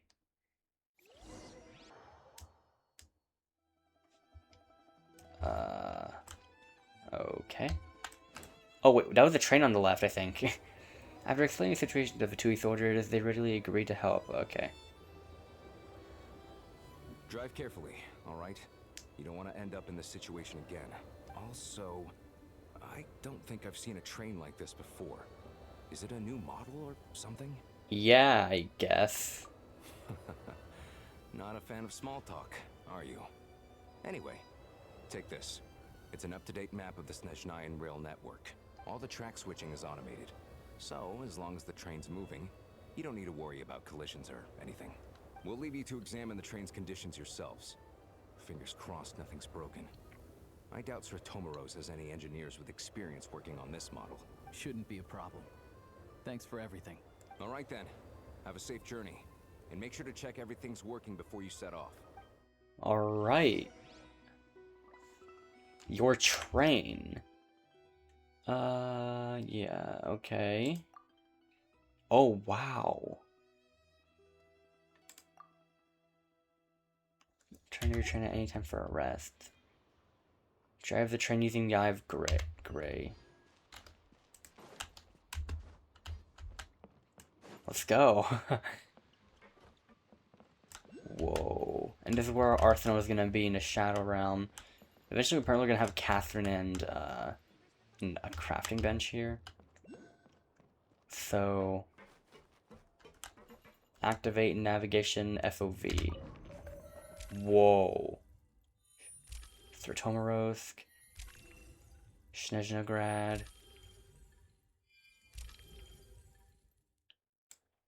Whoa. But like, what if I don't want to go to Snezhnaya? What if I want to go here? I can. So we're meant to be going to Snezhnaya, which is around here. Yeah, right here. This is the artifact domain? Yes, it is. I want to go to up here. There we go. So the train just goes there? Alright. Looks like our destination settings have been applied. Let's give this thing a final once-over and then head out. Goggles, your time to shine. Over to you. Affirmative. Running vehicle diagnostics. What's this? Think of it as a kind of autopilot system. Engine, green. Wheels, green. Frame, minor damage, but no impact on function. Diagnostics complete. All systems nominal. Neat! Huh. Paimon still can't get over the fact that you just found this tech lying around in a random cave. Yeah, I definitely lucked out there. I've lived in Snezhnaya my whole life, and I've never heard of an interactive talking train autopilot. Strictly speaking, I wasn't designed purely to drive trains, though I doubt you have any interest in navigating the practically unreadable operator's manual yourself. All configurations are complete. Should you require any further assistance, please call for the Eye of Grey. Thanks. Oh, we're going, okay. Nope. Paimon's gonna find a warmer seat. We definitely want to personalize this train.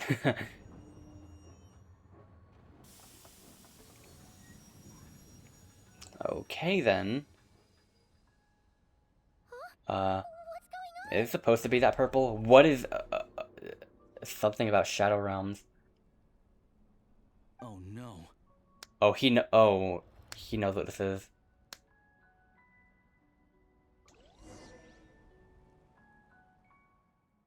I just wanted to go up north a little bit because remember I still need to use my resin.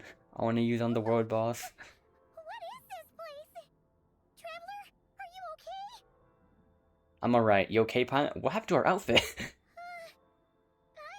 still airborne, but it feels like swimming through thick, gloopy water. That's horrible. Just our luck. Of all the things that could have gone wrong. Halosha, you're Snezhnayan, right? Any idea what the heck this place is? It's called the Shadow Realm. A place where no wind blows, no light shines, and no elemental energy flows. Even time itself doesn't exist here. It's a world where everything seems to come to a standstill. I've only seen it a few times before, and this is my first time inside. It's a dangerous place. Most people who get sucked into the Shadow Realm are never seen again. Oh, well, that's comforting. And the few who do make it back, they're never quite the same. Huh? Then what the heck do we do now? How do we even enter this place? We just drove their train. Oh, maybe Goggles knows something. Goggles? I don't see it anywhere. Great. Now we're done for. Hold it together. Let's not get ahead of ourselves. I heard a story once about the world of shadows. If it's true, there's a way to escape. We just need to find the exit. Come on, let's explore. Okay. Defeat the opponents who have become twisted by the Shadow Realm. It's like they've lost their minds. Their shadows have been devoured. They're no longer amongst the living. Whoa. Okay.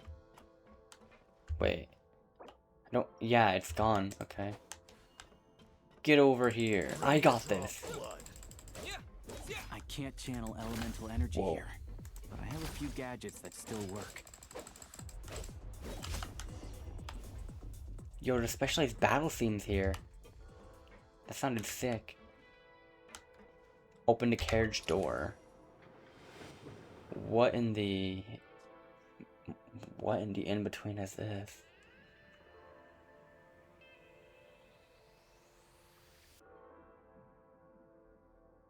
Wait,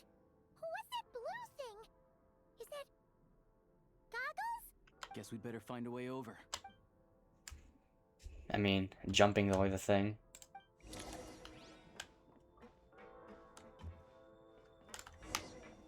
Oh, I didn't even notice that.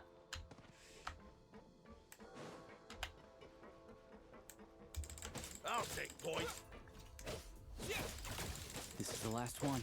What do we do next? Play it by ear. Play it by ear. Okay. Oh, there. Okay, no. I've Gray was right here. Hello. Please be alive. Hello.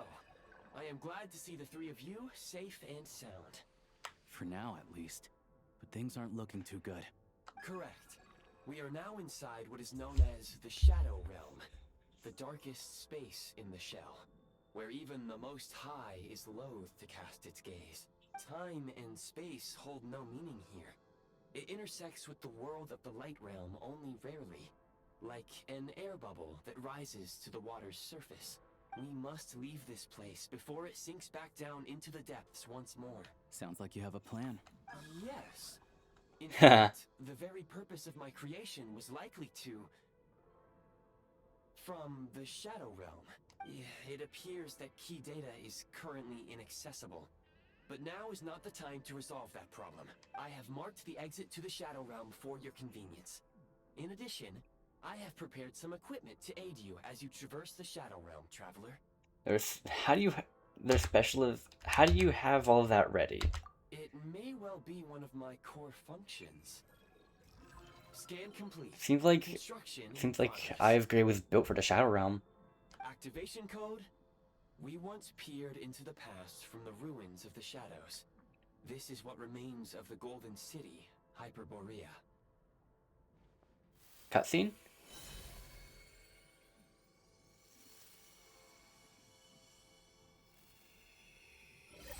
Whoa. Yo! Oh, we're decked out.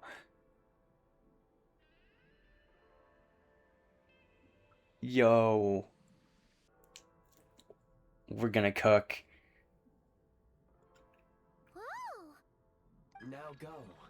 Arm yourselves with weapons of the spirit. Bring down the walls of the stronghold and extinguish the flaming arrows of the wicked. Is this a gun?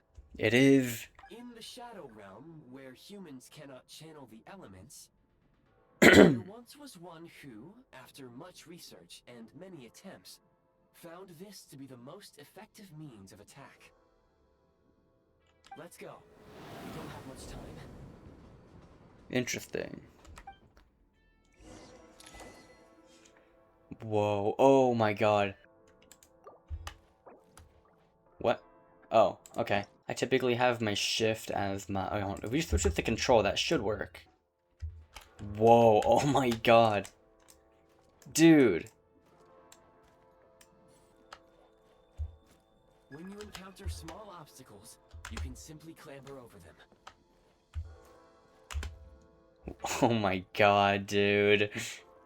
You can slide to navigate through low, narrow tunnels. This is just so surreal. You may be able to use the explosives nearby. How much more ammo? Shoot the explosives to detonate them, and since elemental energy is unavailable in the Shadow Realm, ammunition is an important resource. You can replenish your ammunition at various supply points. For long-range targets, try using the scope to line up your shot. Oh, so you can hit fire as well. Many hostile units approaching. I suggest a new strategy. Take cover and pick them off one by one. Bet.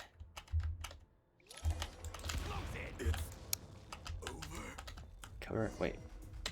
Covering fire mechanics? Whoa. You can all fire from cover. Okay.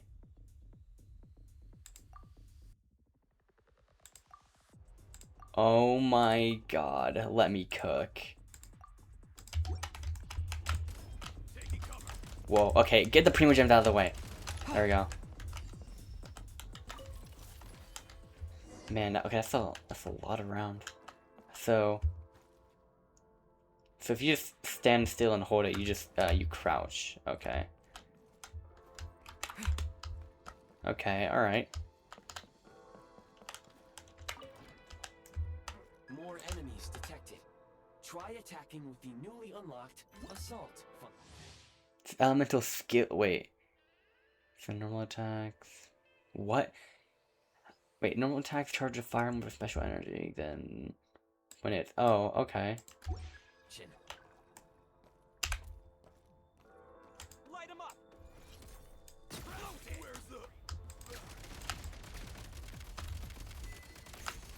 There we go. Okay. Light him up. Got him. There we go. More incoming. Oh, headshots do more damage. Oh, they do more damage. Okay, okay. Let me cook. Wait, what is one behind? Okay. Alright, now we're cooking. Let's go. Interesting. Sorry if I'm not talking much. I just don't have. I'm just stunned. I'm just trying to stay calm here. I said things from Sumeru, Natla, and everywhere else. And pull the trigger to move using the rope. Okay, well that was simple. All right, chest. Is this normal loot? Yes, it is. Okay. Time to catch my breath. Mind the rhythm. Whoa. This has bullet spread too. This has bullet spread.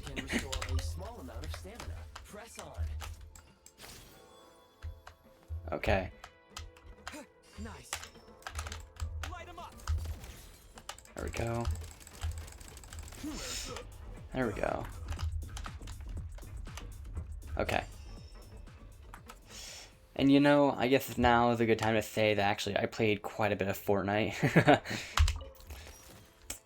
Not really anymore, but that's definitely one of the games I grinded for like 4 years, if I had to say. You should be able to use the prime ice construct left here to cover long distances. Wait, oh, I can still use ice constructs?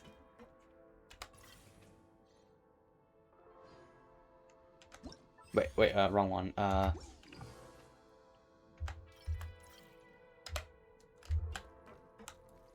Oh yeah, I can still use the ice constructs. Okay. Whoa.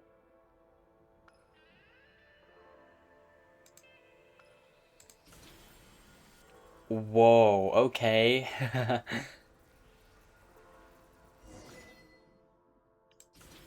There is so much going on here.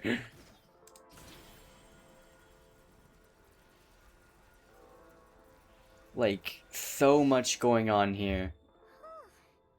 How do we get over there now? I recommend using this grappling gun. There's a grappling hook? Oh my god. To secure structures in the Shadow Realm. If you detach the connected hook, the grappling gun will automatically fire a rope to another nearby hook. Okay.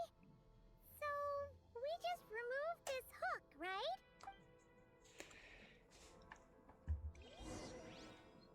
Oh, it's a construct. So, we remove that one. Oh, and it just goes to the... Okay, it goes to the next one. And then it's gonna go there. Oh, I didn't even need it. Okay, I didn't even need it to adjust it.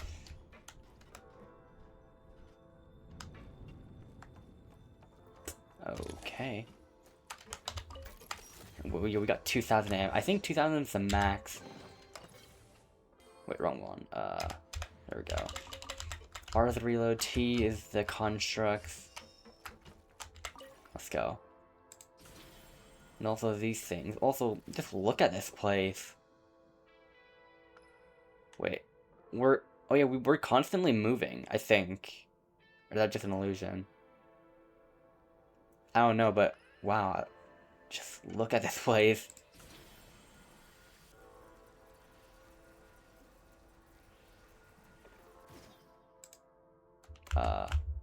There we go. Yeah, 2,000 spare ammo is the max. Interesting. Hold on, I need, hold on. There is bullet spread. Okay, I had to test that.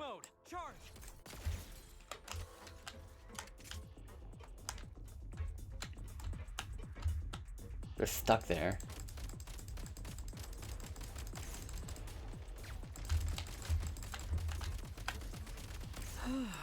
Okay, got him. I don't think there's anything up here. Time to catch my breath. I have not been running this whole time. Oh. That would be nice to know. Okay. Sprint at the prime ice launcher to reach high places with ease. Hey, it worked. There we go.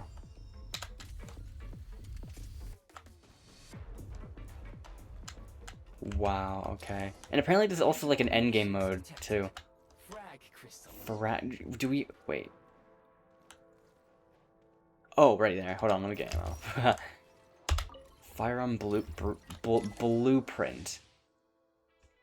The electro. Can we superconduct? Hold on, I saw earlier that, oh my god, it's literally a loadout. And if we... Oh my god, we're gonna get something later on. Oh, there's different elements! Oh my god! You can upgrade this? Assemble. You can upgrade this thing! Oh my god, dude. The shooting settings. Oh yeah, right. Change loadout. And that's just... Oh my god, dude. Oh, they don't seem to follow gravity. Oh, what? Oh shoot. I kind of fell.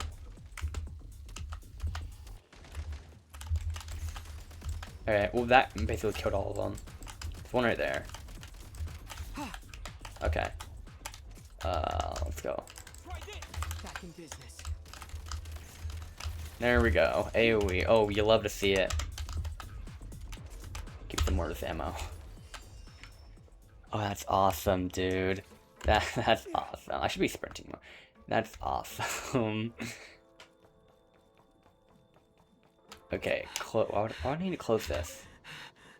Now it's closed. And why are you breathing heavily? Wow. Man.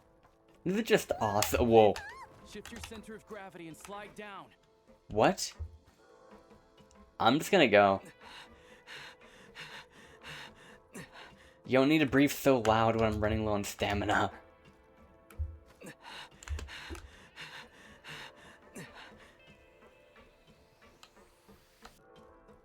Is this the exit or something?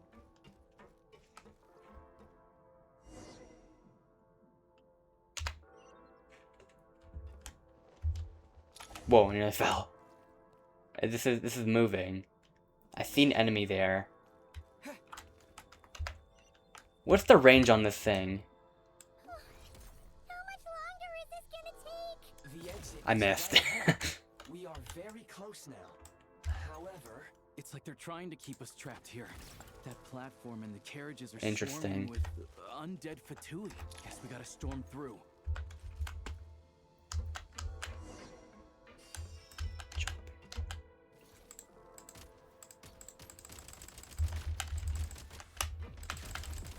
Time to catch my breath. There we go. It's alright. Now we just have to kill everything. Okay, now auto reloads.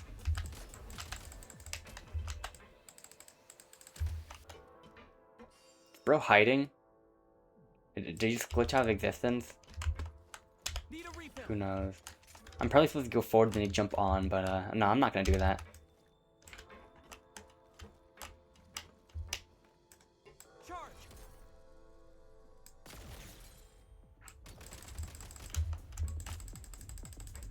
Okay, it's a bit glitched over here. Let's reload.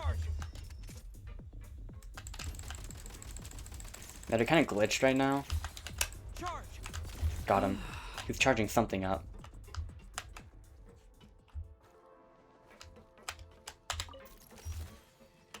Okay. Oh, a chest here. Oh, okay. Man, 10 primos. Love to see it. Oh my god, this is the other firearm. It's like a grenade launcher. Grenade launcher. Oh my god. So there's the rifle, the grenade launcher, and just throwable grenades. Or just throwables.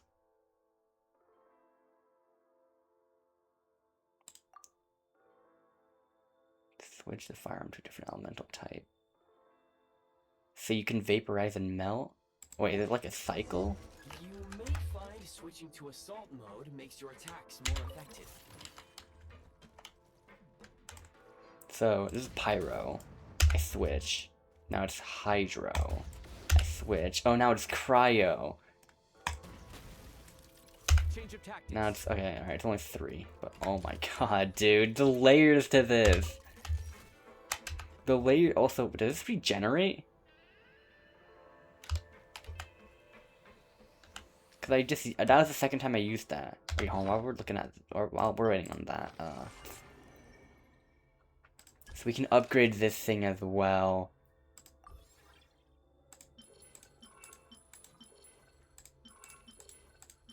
Oh my god. And the fact that it says remove makes me think we're gonna get more at some point.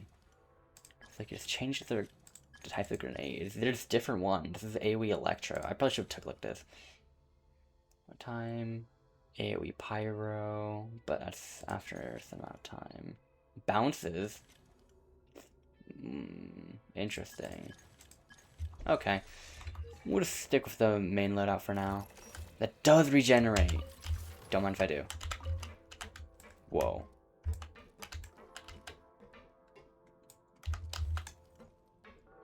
I have an idea. Can I overload them? Oh, I'm taking a bit of damage. I can overload them. Gotta recharge. Hey. Nope.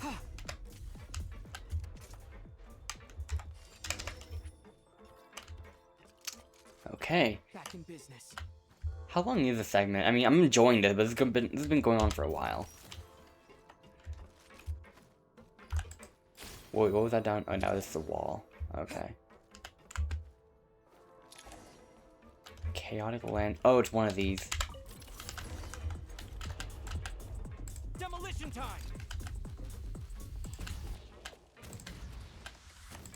Also, the grenades have limited range. Change of tactics. Okay, I think I melted. There we go. Oh, it works with stellar conduct? Oh, no wonder.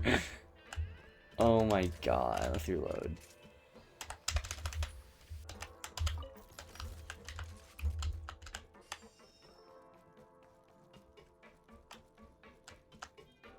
Shadow Realm Core. Whoa, I didn't even get to check that. We're just going in.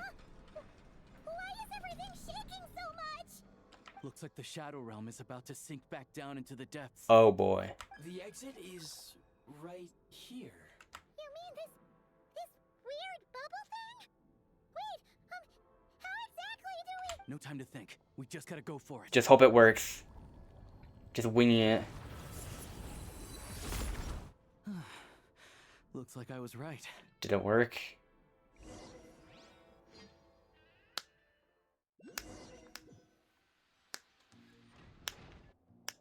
I think it worked. I can't believe the Shadow Realm manifested right on the railroad tracks. It's almost unheard of. Lucky we made it out. All thanks to you and that awesome gun. While we were there, you mentioned Hyperborea. Ah, so you have heard of the Golden City before? Yeah, it came up a whole bunch in Nocrai. You're a pretty neat surprise in that sense, aren't you, Goggles? We had no idea they left cool gadgets like you behind. Thanks for saving us again, Eye of Grey. Make no mistake, it's a team Excuse me. effort. For a first-time firearm user, your performance was quite outstanding, far beyond my expectations. As Alosha said, it is highly unusual for the Shadow Realm to manifest in a place like this, but we should still watch out for similar dangers ahead. Oh, let's hope not. If anything else goes wrong with this trip, Paimon's gonna have train trauma for life. The Shadow Realm can appear anywhere, not just on the railroad. I am simply advising that we take sensible precautions. Now, if you wish to further calibrate and upgrade your firearm, Oh my do so god. over there, provided you have the necessary components. We got it. Oh, there's a chest over there, but we gotta try upgrading. Please take a moment to catch your breath while I repair the body of the train.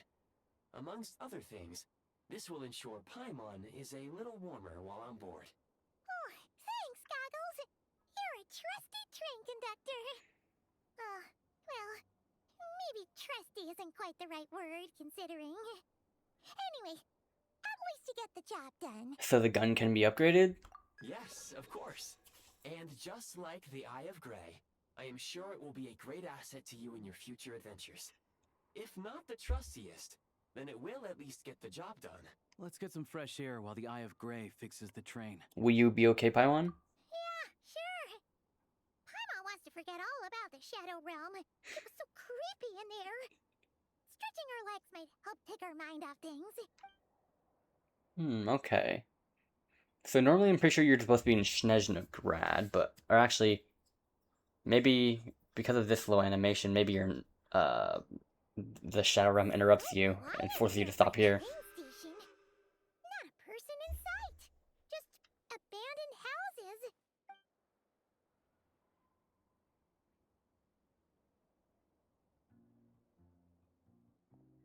Oh my god. That looks awesome.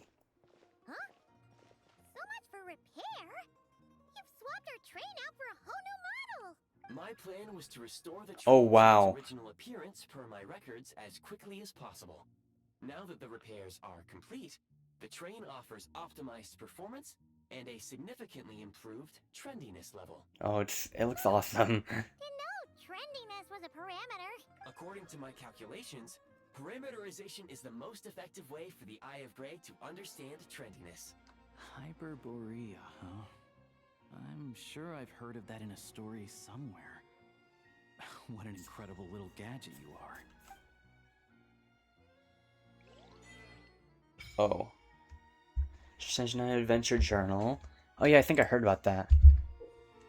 Oh yeah, I've seen this. Okay, wait, meeting point. Oh, like stuff to deposit cryo sigils. Shadow Realm history. Look up temperature to the current area. Okay. Whoa. Being kind of overwhelming here with a bunch of stuff, but grappling gun. Oh, so this is stuff we unlocked while in the Shadow Realm. How many quests am I unlocking? This is a bit overwhelming here, but there's this one.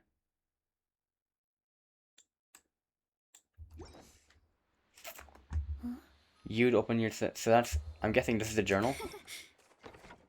Okay. So we were just in here. Oh, we can claim stuff? Okay. Just here. Gonna be here soon. Oh, 1. Like Act 1 or something. Experience. Nothing here. Cold zone. So I guess the area we're in is a cold zone.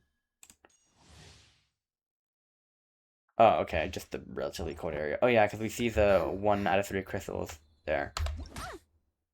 I'll figure this out.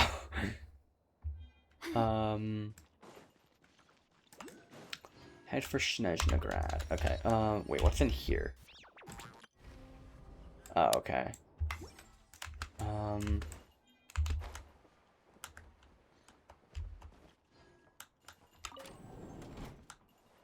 Whoa, wait, that Catherine?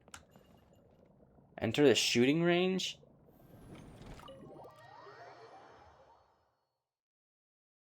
Oh my god. So this, and that's ammo, okay. Oh, it dropped from the floor. I just happened to be... I just happened to be in front of it every time I did that. That's how you exit? Whoa, okay.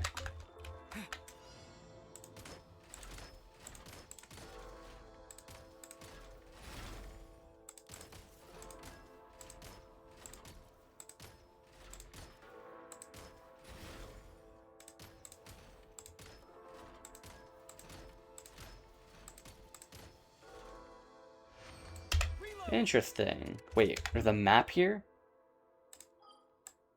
Okay. Oh yeah, Snezhnaya. Okay. Wait, what's over? So that's the range. What's over here?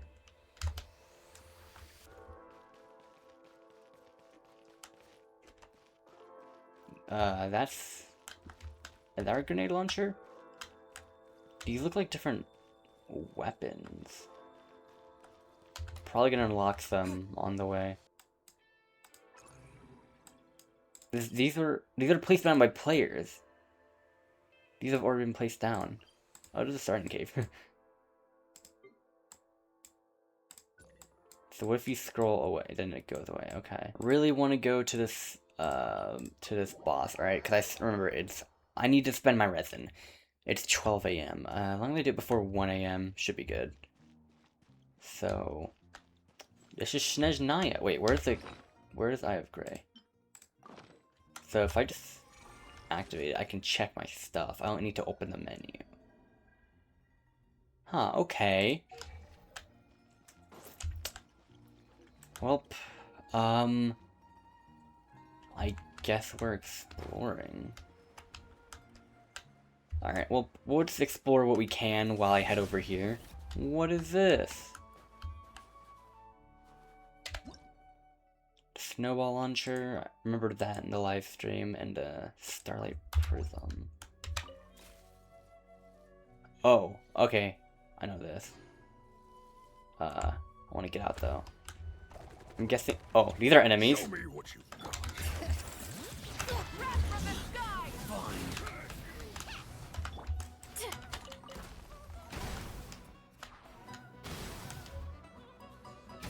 Listen to that music. Alright, come on. I just want the waypoint. Over there. Okay, let's go. Come on, Breatha. Okay, and then there's the boss here. Let's whip out the Kanich team. Okay, alright, none of them have their burst, right? Merc Winged Lion. Occasionally got interesting.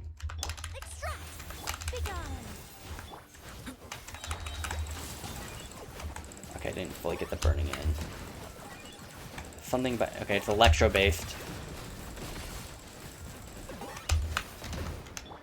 Oh wait, okay. Once the shield is up, this thing takes a lot of damage. Hold on. No Durn debuff. Okay, I missed. Okay, you're flying. Dude, stop moving, please.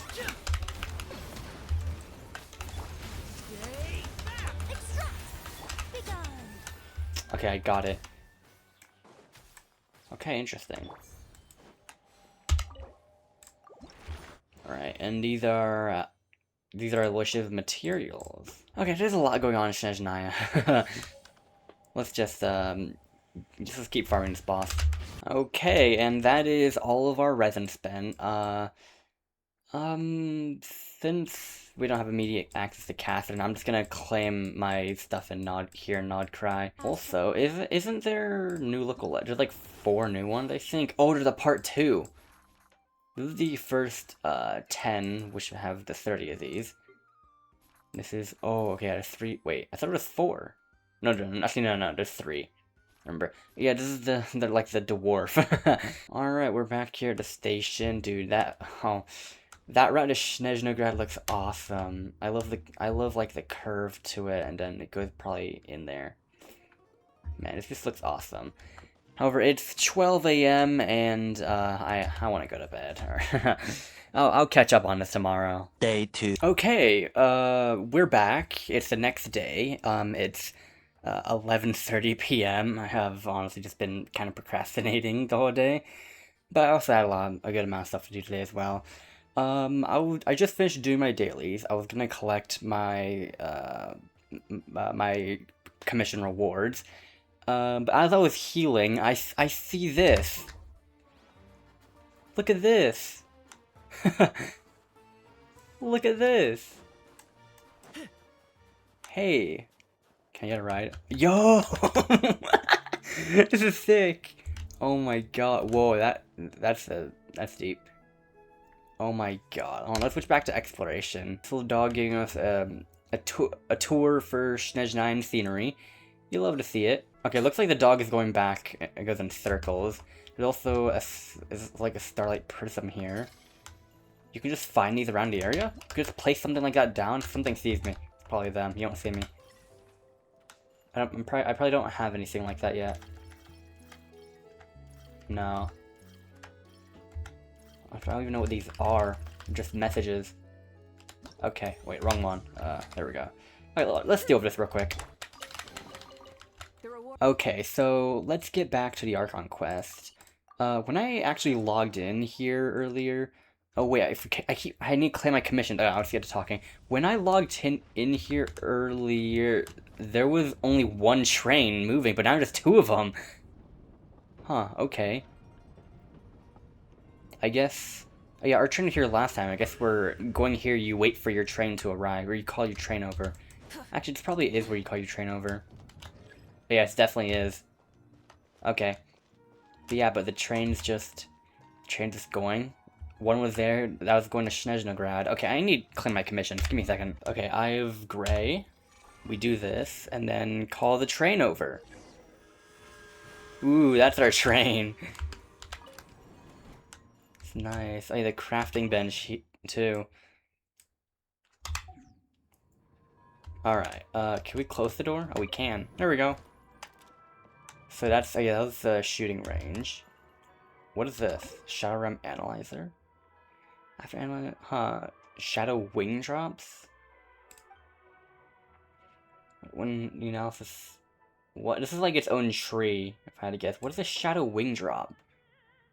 Okay. It's probably... for that mode that involves the Shadow Realm. Observe. Open firearms menu. Oh my god. I'm still... this is still amazing. This is still so surreal. Why do I have the Pyro one? Wait, no, never mind. I was selected. Oh my god. We're only gonna get more, because there's 3 slots here, and a lot more than that, that collection we saw. What's this? There's nothing on this table right now. Maybe we could put something here after we collect some keepsakes from Snezhnaya. Huh, okay. Let's go. Oh, this looks awesome! We have our own Astral Express. I guess the Snezhnaya Express.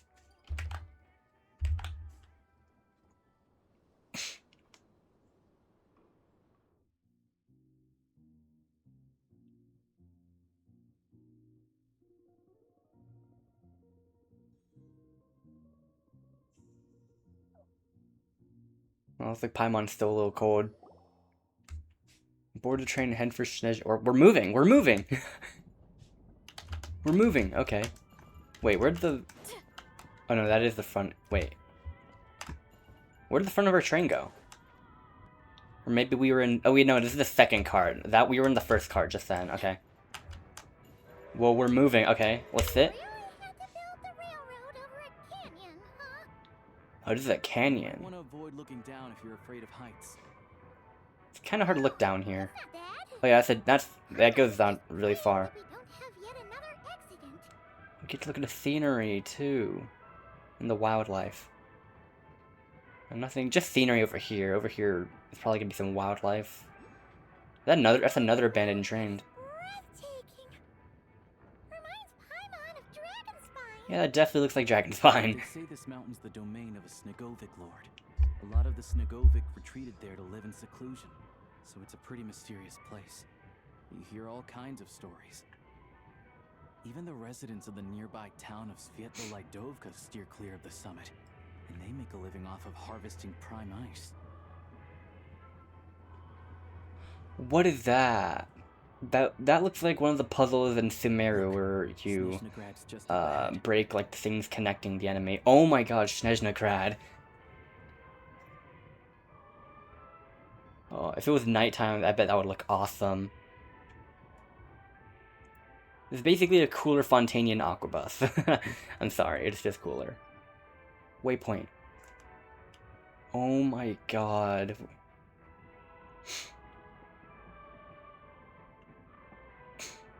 Oh, notice, there's some Druzhna. Oh, wow. Leave the train and enter Snezhnograd. Okay. We have a door right here. It's time for Cryo Boss. Yep.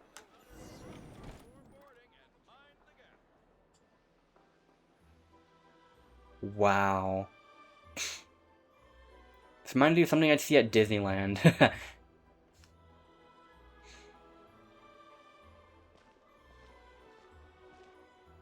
Here we are.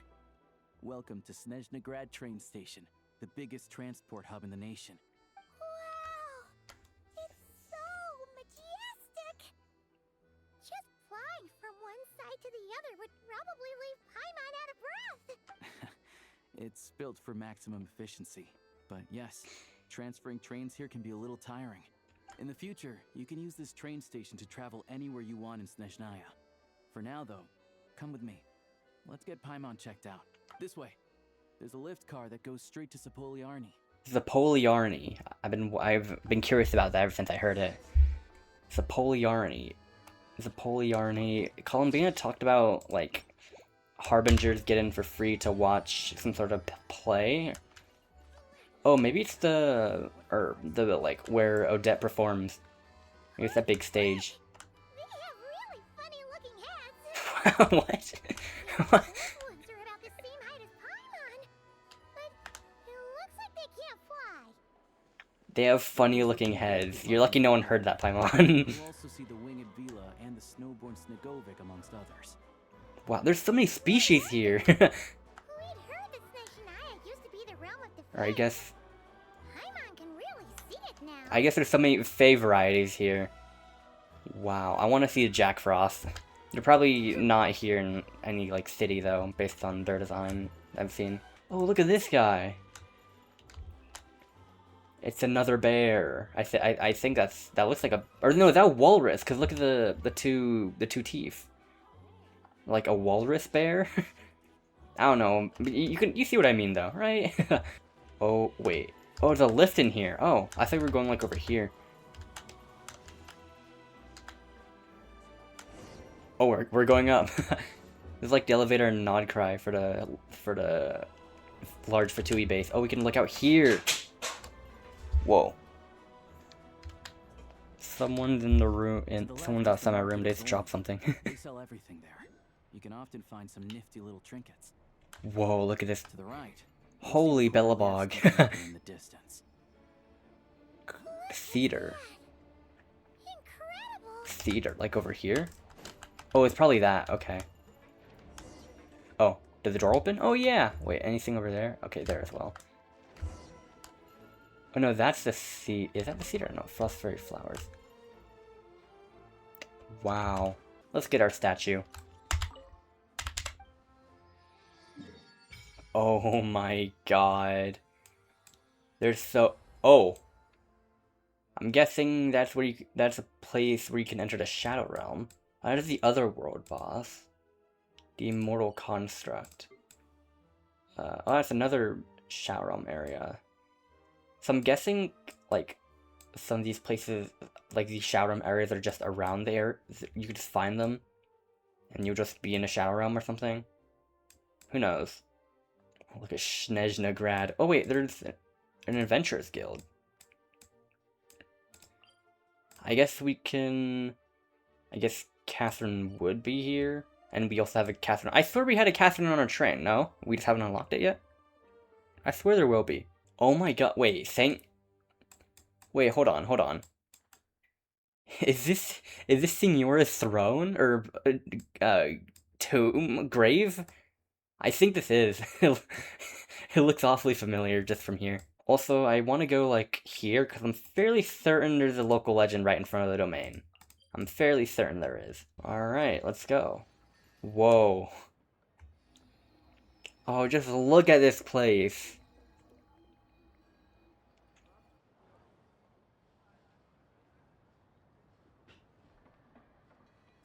Definitely very Bellabog-esque in terms of like the structure, but it's a lot colder. Seeing it with her own eyes makes all the trouble we went through to get here worth it. I found it pretty stunning when I first came here too. But I soon found out that stunningly beautiful means stunningly expensive. The prices here are crazy. Oh wow. I'm just a small-time hunter, so Zolny is where I spend most of my time.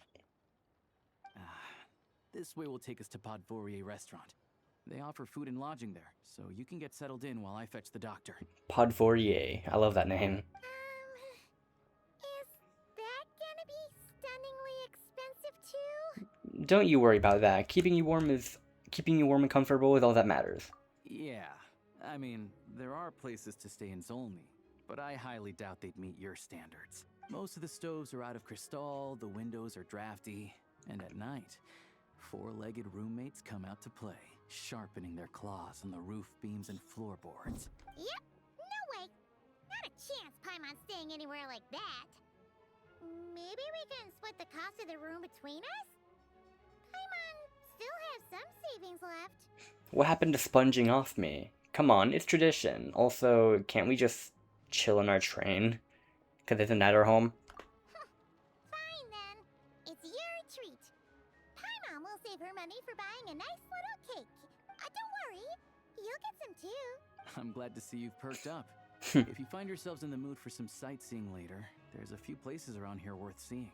This way leads to Zapoliarny Palace, which serves as the Tsaritsa's audience chamber and also her personal quarters. Oh wow. The adjacent block is kind of a city in its own right. That's Glupov, the headquarters of the Fatui. Oh. Inside, there's a munitions factory known as the Armory Palace, producing a constant supply of all kinds of equipment for the Fatui. A lot of important research happens there too. And over there is the Snezhnaya Vecha, where all the big shots meet regularly to make policy decisions. These places are best admired from a distance. I'm sure I don't need to explain why. Yeah, they probably have super strict security. We're not looking for trouble right now. I'm gonna go there immediately. Downtown area is near the center of Zapoliarny. That's where you'll find the restaurants, bookstores, and gift shops. Another place of interest is the Northland Bank, which is over this way. Oh, the bank. Oh, and I'm sure you'll want to make contact with the Adventurers Guild at some point, right? That's right here. Ooh, speaking of adventuring, we use alchemy quite a lot. Do you know where we can We're gonna hear about this. No one practices alchemy in Snezhnaya, I'm afraid. Apparently there's some historical reason for it. Oh, we'll just have to use the one on the train then. Kinda inconvenient. Wait, how come there's one on the train if that's Snezhnayan too? Yeah, that's weird. Maybe we can look into the historical reasons later. Yeah, I don't know. Not my area of expertise. Still, I wouldn't say the absence of alchemy makes life here any less convenient. Anyway... Finally, there's Zolny in that direction. It's mostly residential buildings and factories, but there's a few shops too. Worth a look around if you're interested. That's about it. You guys go ahead and get checked in while I track down my doctor friend. Sounds good. Thanks for all the recommendations. It'll be good to get out of the cold wind. Paimon's starting to feel another headache coming on. Let's get you inside. Podvorier restaurant is right this way. Well, this is a very cool place. Let's get this waypoint. Talk to Catherine. Is this... Probably just to unlock this or something. Snezhnaya. Okay. Okay. The Adventurers Guild does have a certain feel no matter where you are. As you've seen, the land of Snezhnaya is vast, and the weather and terrain challenging. Given the circumstances, it would be highly impractical to require adventurers to return all the way back to the guild just to turn in a commission. That is where the prime ice... Wait. Oh!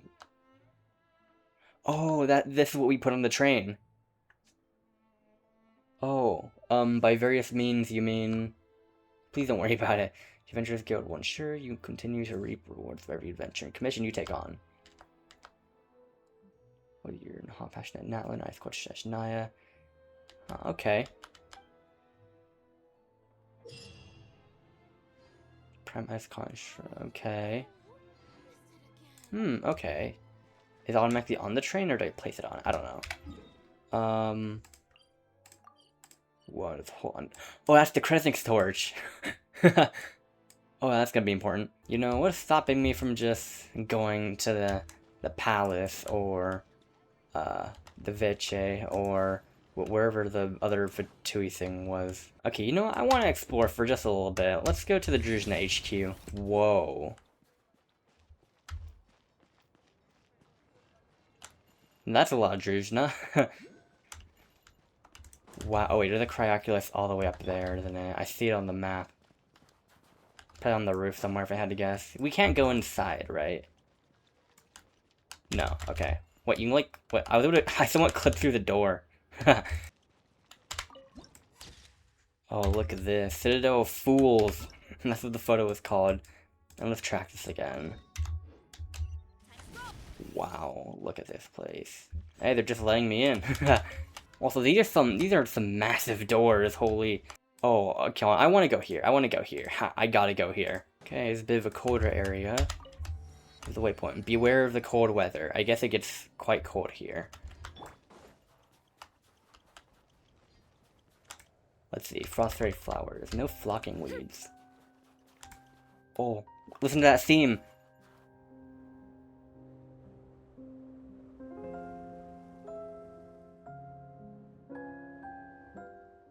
That's from the teaser from way back then.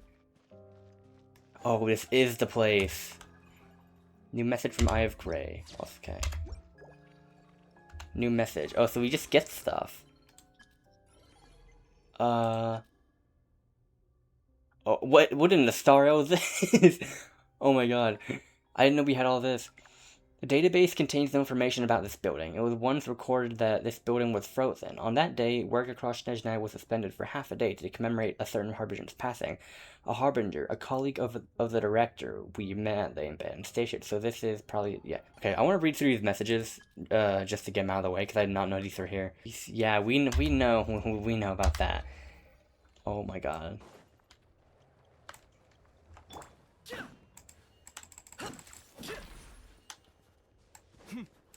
Oh my god! Oh, wait, can I collect you? Can I collect you? Please.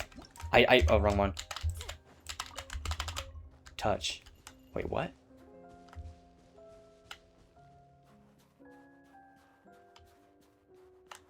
This is leading me here. Whoa, okay, I was in the worst position when that happened. Whoa.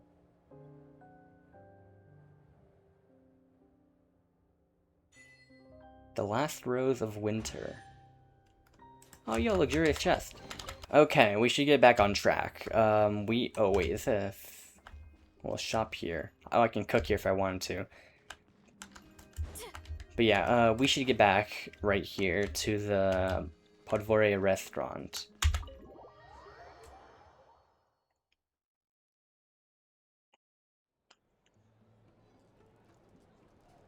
Whoa. It's like, it kind of reminds me of Hotel de Boer. This place is nice. Looks like you get what you pay for, huh? Paimon likes this room a lot. Feeling better now? Yeah, much better now that we're out of the cold. Oh, thanks for taking such good care of Paimon.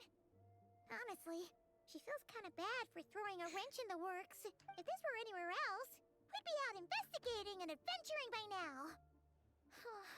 But instead, we're stuck here waiting for a doctor. The sooner you recover, the sooner we can start exploring. You're right. No need to push ourselves too hard for no reason. A lot happened on our way into the city. Let's review what we've learned so far and try to figure out what to do next. Obviously, the million-more question is, what is the Tsaritsa planning? Everything else leads back to that. Yeah, that was our main goal in coming to Snezhnaya. Sure was. And so far, we've learned that in addition to the 7 Gnosis, her plan also requires a ton of energy. But we won't get to see her anytime soon. Alosha said that she went east to fight that big monster. It must be a pretty powerful one if it can blanket the whole of Snezhnaya in a snowstorm this awful. It's one of the threads we'll need to face, I think. To be honest, what we're really lacking right now is information. The kind of information that only the higher-ups in the government would know. Not word on the street type of info. Paimon can think of a few people who might be able to help us. But... They're off a Tui. Right. And when we left Nocry, Snezhnaya specifically left a message reminding us which side we're on. So... it's unlikely they'd tell us anything confidential about the Tsaritsa's grand plan. It's still worth asking. Maybe we can learn some non-confidential info. Yeah, fair point. Besides, that Gloopov place is right nearby. We've got nothing to lose, so it'd be a waste not to go. There's gotta be someone there willing to talk to us, right? Maybe Arlecchino or Snezhnaya? Or possibly Tartaglia. I mean, he is the OG. We will visit him. It's unlikely we could sweet talk Arlecchino, let alone Snezhnaya. She basically told us to stay in her lane already. Well, it's been a while since we last saw Tartaglia. Yeah, the last time was all the way back in Fontaine, right? Too bad we missed him in Nocry. Oh yeah, he was there. Apparently, he came to help out. Hello. Is there a traveler in Paimon in there? Yup. That's Alosha. Come in. Hello. Whoa. I'm Dr. Luneva. Alosha mentioned that one of you is feeling a little under the weather. We'd be grateful if you could take a look at her. I see. So you're my patient today, yes? And you're Faye, I presume? Good question. Paimon's not too sure either, but she's definitely not the same kind of Fae as the ones we saw at the train station. Is that gonna be an issue? This is how they start introducing Paimon's identity. Not exactly. It's just, I'm used to treating human patients. Fae tend to be far more resilient than even the healthiest and most long-lived of humans. But don't worry, I do have some experience treating Fae. I've even diagnosed plenty of cats and dogs in my time. Safe to say, I have a fairly eclectic range of expertise. That'll be fine. Paimon's basically the same as a human, right? We're no different when it comes down to it, are we? The biggest difference is probably your appetite. More like you don't eat enough. The more talking you do, the more you need to eat. I'm not convinced by that logic. Now, please take a seat.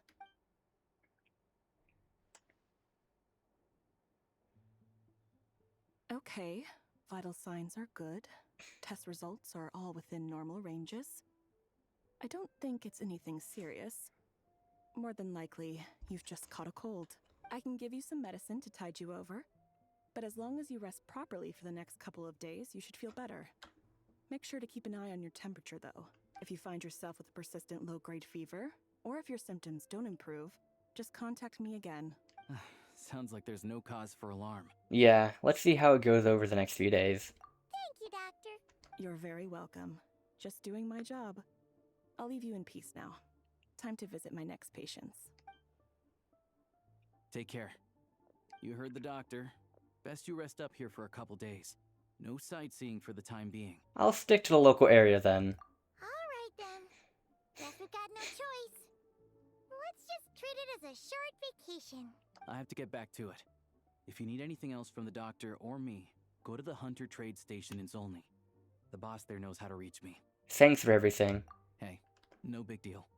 You saved my life in the Shadow Realm. This is the least I could do. See you around. He's cool. I love him from the start. Alright,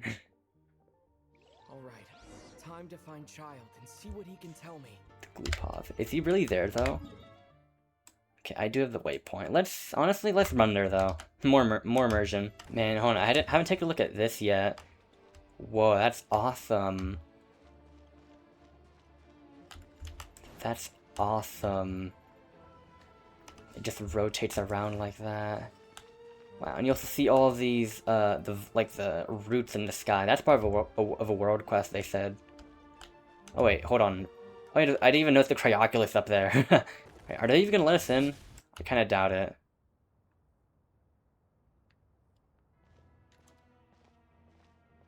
Hold on. Please display your invitation letter or permit. I'm looking for someone. Could you pass along the message? Glupov does not accept meeting requests without a prior appointment. You'll have to apply per the advertised booking process and wait until your invitation letter is issued. I know the one to see me. This is not how you get inside. Might I ask who you're hoping to visit? The Harbinger Child Tartaglia? Another one who thinks the rules don't apply to them. Oh boy. I don't understand why people think they can just talk their way in here. You don't just show up and land a meeting with the Harbinger. I mean, we can, but he's also got a point. Also, how blank is that face? There's no detail. I mean, it's probably just lighting, but still. Such a waste of time asking when I already know what the answer's gonna be. Wait a moment. I'll pass on your message. If Child is unavailable, you'll have to go through the proper procedure. Alright. After a slight awkward wait aside okay, bruh. Lord Child is a busy man. He's probably not in Glupov at the present. If I were you, I'd cut your losses. No point in waiting anymore. So probably just not here then. Guess I picked a bad time. Even if you two are old friends as you claim, please understand that the Fatui Harbingers are often busy with their official duties. They tend not to stay in Glupov for extended periods. Next time, stick to the rules. Oh my god! It'll make life easier for both of us. Okay, well, look who we found. Fendrone? I'll take care of our guest here. It's his first time in Snezhnaya, so it's no surprise that he doesn't know the rules yet. I trust no choice words have been exchanged. No misunderstandings I should be aware of. No, Lady Marionette. No incidents to report. Whew. That was a close call. Good thing I played it cool.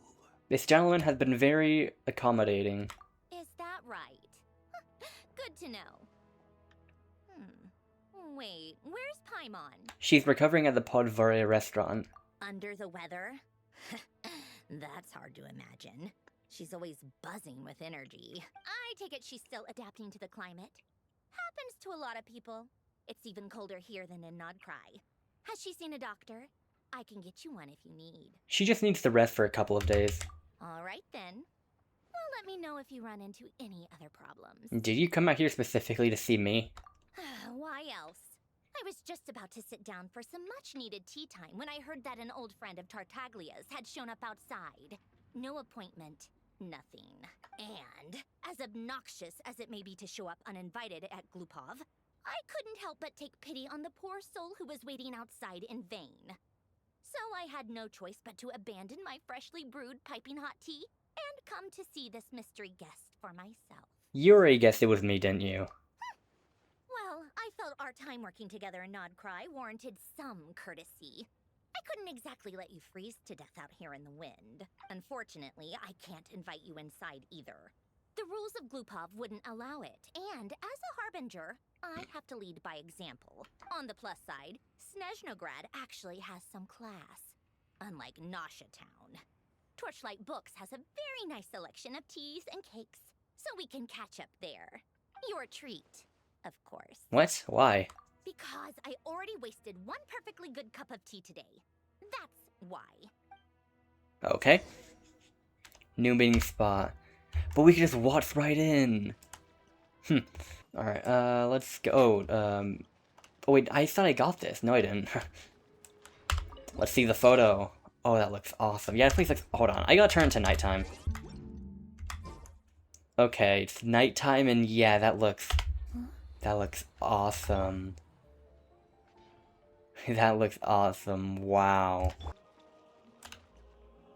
This is so Polar Express coded, and I love it. Ooh. I've ordered for the both of us. No objections, I assume. I'm sure you trust my taste. No problem, though I'm sure you mostly ordered for yourself. Okay, let's get down to business. I'm guessing you don't actually have any urgent business with Tartaglia, per se. You just want information, right? Yup, you got it. But how's he doing anyway? Wanna take a guess? Has he been picking fights again? Of course you'd say that. You shouldn't underestimate Counselor Tartaglia, you know. Counselor? That's right. I'm sure you've heard of the Snezhnograd Vecha by now. Well, he's busy preparing some paperwork for their next meeting. They'll be discussing yet another extension to Project Stuzha. It's basically all anyone cares about. Another extension. Tartaglia, a counselor? Sorry, it's just a little hard to imagine. He doesn't exactly strike me as a pen pusher. Yeah, he's more of the shoot first, ask questions later sort, isn't he? It all started with a very detailed letter that Capitano left for the Jester, Oh. Piero, before leaving for Natlan. Oh, something the goat left. In that letter, he detailed the future arrangements for his subordinates. Oh. All of his key people were reassigned to Tartaglia. Oh. Okay, yeah, he was the first Harbinger, so he naturally gave his will his will to Piero. Oh wow. That's funny. Whoa, we got a lot here. I guess he'd already prepared to leave us for good all the way back then.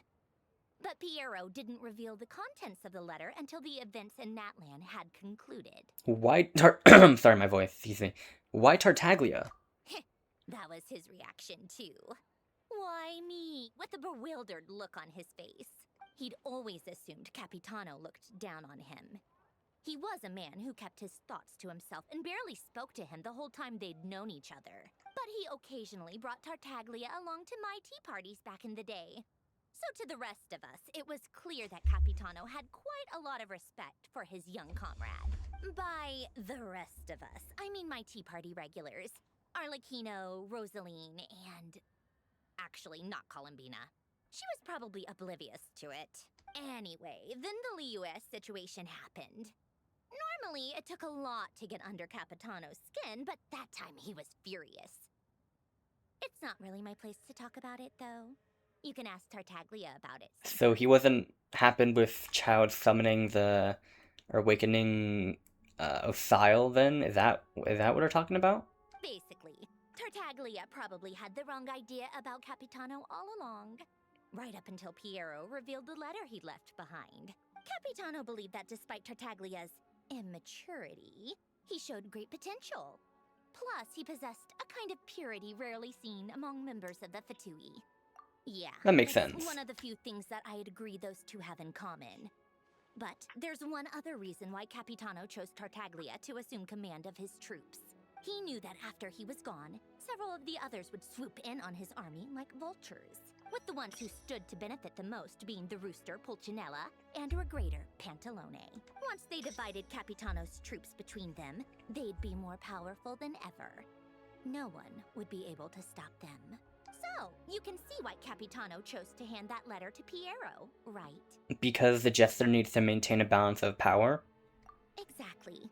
Piero also needed to back a Harbinger as soon as possible. And, all things considered, Tartaglia was the best choice. Even though Tartaglia has had the support of Northland Bank for a long time, he and Pantalone are ultimately not cut from the same cloth. I'd say Capitano made a good judgment call. Anyone else caught in this situation would probably feel like they'd been hung out to dry. His best course of action will be to distance himself from any shady business, while still maintaining friendly relations with Pantalone, but seeking Pulcinella's support at the same time. Are you sure it's okay to tell me all this inside information? What's the point in having a tea party if you don't spill a little tea? You usually spill the beans. Besides, none of this is confidential anyway. Ask any journalist out there. They'll give you all the lurid details. You'll see it firsthand if you ever sit in on a session of the Snezhnaya Vecha. All the factional strife, whether open or unspoken, it plays out for all to see in that one little room. Having a voice in the Vecha is the only way to steer policies in your favor. So, every person in that room represents a particular interest group. Pantalone, for instance, represents the financial sector, and Tartaglia represents the Fatui soldiers. Personally, I have no interest in political jousting. But since I have a number of engineers and researchers under my command, I have to make their voices heard. Then there's Pulcinella, the linchpin of the Vecha. He represents politics. Oh my god. Everything involves him, so nothing can bypass him. Any issue that comes up, he knows how to mediate. That's what the Tsaritsa values most about him. This explains a lot. I'm starting to see why everyone is so frustrated with the way things are, but also powerless to change it. A complex web of interests connects all parties involved, and the Tsaritsa sitting at the top adds another layer of complexity. It must be nearly impossible to come up with a perfect solution. All right, I'm done carrying this conversation. Time for you to answer a question of mine. You must have known that you can get the info you needed from me. So why was Tartaglia the first person you asked to see and not me? You're not jealous, are you? Huh? Jealous? As if. Wait. Oh, I think I know what it is. Columbina passed on my message to you before you left Notcry, right? I only meant you should be mindful of which side you're on. Is that actually why you didn't ask for me? Because you took that to heart? I guess that's part of the reason. You... fair enough. It's not your fault. I blame all these politicians I've been hanging around with lately. Always beating about the bush when they talk. I guess it must have rubbed off on me. Anyway, just ask for my help next time, okay? Little things like this are no problem. Lady Marionette. What now? Can't you see I'm on my break? Whatever it is, just leave it on my desk. I'll look at it later. Sorry to disturb you during your break, ma'am, but I'm afraid it's an emergency. Isn't it always? I've told you before. Fixing the tracks and transporting ice blocks does not constitute an emergency. The equipment in Svietlolaidovka is in urgent need of maintenance. With how the weather's been recently, we suspect that the cause is a buildup of snow, exceeding the maximum weight limit. The supports on one of the machines broke and fell, awakening a dormant beast and leaving many of the ice miners trapped in a nearby ice cave. Huh. Luckily, Odette's team was nearby and launched a rescue operation, but we're still facing a severe manpower shortage for both the rescue and engineering teams. I guess that's it then. Our tea party will have to end here. I'm the only engineer you'll need. I kind of want to go with you, but I promised Paimon I wouldn't go too far. Do you actually want to come with, or are you just saying that? I can't just stand by when people are in danger. Nice of you to return the favor. I'll have a couple of people look after Paimon. They can let her know that you had to step out for a while. Given how urgent this is, I'm sure she'll understand. And honestly, I'd rather have your help than anyone else's. Between your skills and experience, you'd be reliable help. Great, thanks. Sounds like a plan. Then let's go. You, take 2 people to Pavoyer restaurant. Find his room and watch it like a hawk until we get back. If anything happens to Paimon, you'll be answering to me. Yes, Lady Marionette. Okay. We're about to meet Odette, okay. Oh, that's where this is. Okay. Can we take our train there? Alright, let's go here. Alright. So we're heading off now. Okay. Can you fall off your train? I really want to try this. Not right now, though. Let's just, chill here. Close the door. Okay, I can't close the door. Let's sit. Whoa. Doesn't seem like we're gonna see much here. Where are we going? We're going down here. Okay, I'm probably gonna stop there. There's also where Eye of Gray wants us to go. Now, I also think there's a local legend here. Look at that. Is that like a ruin grader or something? It's standing like a ruin grader, but it seems like some sort of stone creature. Oh my god, look at that. Well, the Paimon got ahead of herself. Okay, so we're there's a Jack Frost. There's a Jack Frost. There's a Jack Frost.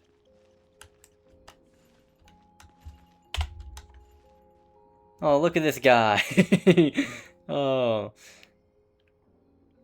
Look at this guy. He's so goofy. This is about Eye of Gray. Do I want to be here? Let's go on. Let's just do Archon Quest for now. Whoa. I miscalculated that jump. Oh, you can't climb this.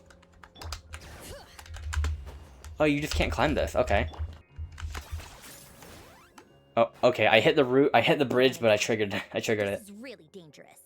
It's a good thing only one of them broke. From what I've been told, most of the trapped miners are over in that direction. Yeah, you do that while I check the rest of the equipment. I'll evacuate the people around here as I go. Meet me back here as soon as you're done. All right.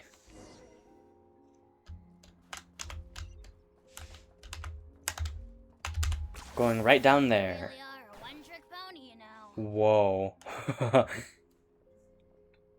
I have to be getting close. Don't go any further. Whoa, that's Odette.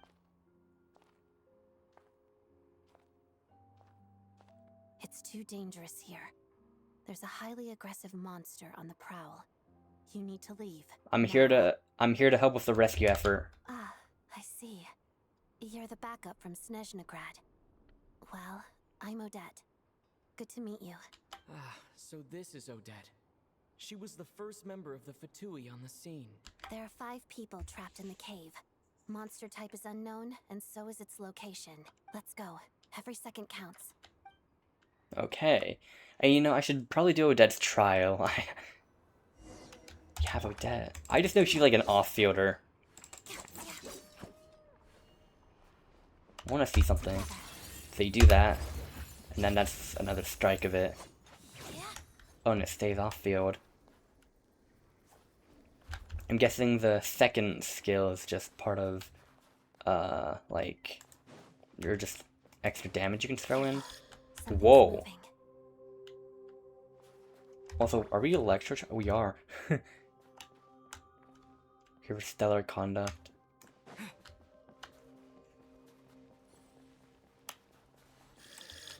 What? That's a weird sound. This must be the monster's shadow. Looks like a tough opponent. It wants me to go around, but I'm just gonna... Oh, right, you can't climb. It wants me to go around, but we're going around this way. Oh, okay. Fine, we'll go around this way. Hold on. So this is off-field.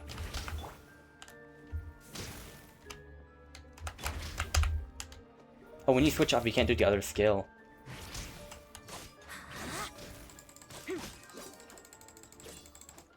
Okay.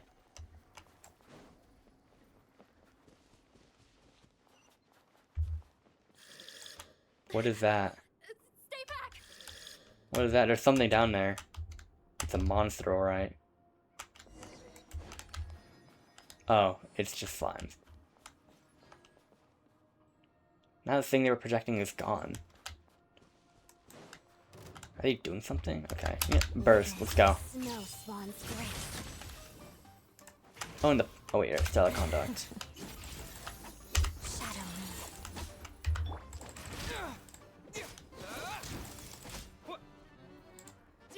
Okay. Wait, why are the slimes doing that? Activate? Oh yeah, it's the Kresnik's torch. Whoa. Okay, let's go. Feels like the big drop to the ancient sacred mountain. I see them. They're right behind the monster. The monster seems very agitated. It could attack at any moment. Let's make the first move. Well, you're with the Traveler. Ice Marauder. Pirouette. Walks of the snowflakes. Thunderclap!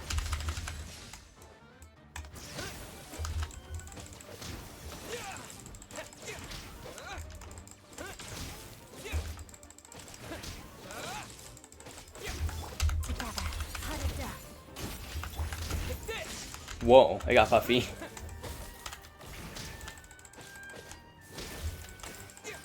Okay, we got this.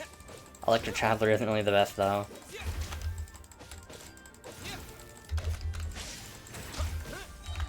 Crystalline Adagio. Whoa, okay, we got it. Oh, thank you for saving us. We'd have been monster fodder otherwise. Thank you. Thank you. You're welcome. You should be safe now. Follow this route out. He and I will stay behind to watch the rear. It's safe now. Thank you. Come on, let's go.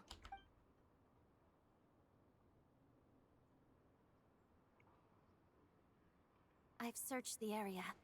Pretty sure the monster made a tactical retreat. Was this its lair? Yeah, but with us here, it won't be coming back anytime soon.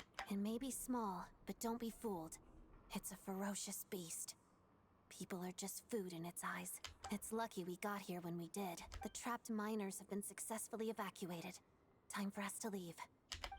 Wait, This place. There's something unusual about it. Whoa, cutscene.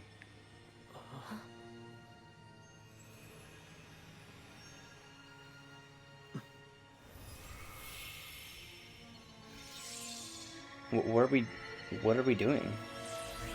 Oh my god, the sword?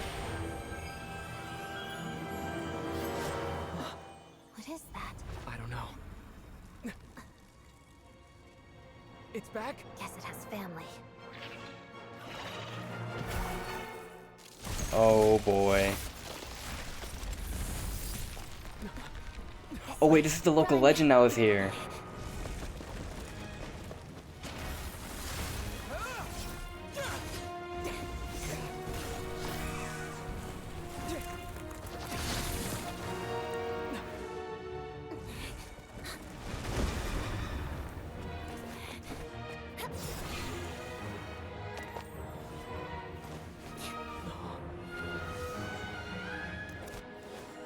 Whoa, that's precision. Thanks.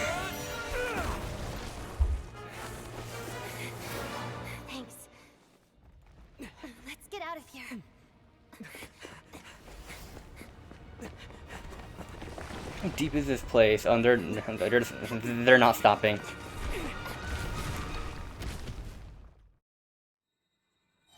That was an unexpected but cool cutscene.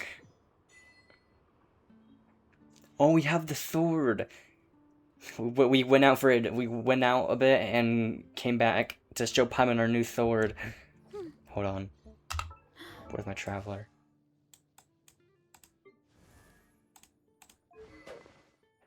Also, I think I do want to build Cryo Traveler at some point. I never planned on building Pyro Traveler or any Traveler. I just threw the set on him. I don't know why I have this. I guess for... Yeah, why did I do this? I don't know. But we have the weapon. Everyone's accounted for. We managed to rescue them all. We also placed a sign at the entrance to the cave, warning people to stay away. You really held your own today. I still don't know your name. I'm an adventurer. Don't think I've seen you before. I'll remember the name. So she doesn't know we were accomplice in Signor's death. That's good. Alright then. See you around. Hello, Lady Marionette. I hear the rescue operation was a great success. I knew I could count on you. What brings you here, Odette? Here for a performance? No, a Fatui mission. I happened to be nearby and heard the crash. Performance? She hasn't introduced herself then. Odette is the prima ballerina of Snezhnaya. She's quite the celebrity. If you ever hear people mention the two crowning jewels of the Korolievsky troupe, they're talking about Odette and the prima donna, Vodianitsa. Vodianitsa? So is it Vod instead of Vod, or is that just something Snezhnaya says? On top of that, Odette's also a rising Fatui star. It's looking likely she'll inherit the title of the Fair Lady. She learned all her combat skills from Rosaline herself. Used to be one of her most valued subordinates, too. You flatter me, Lady Marionette. If she's Rosaline's protege, that makes me... Never mind. There's no need to bring it up.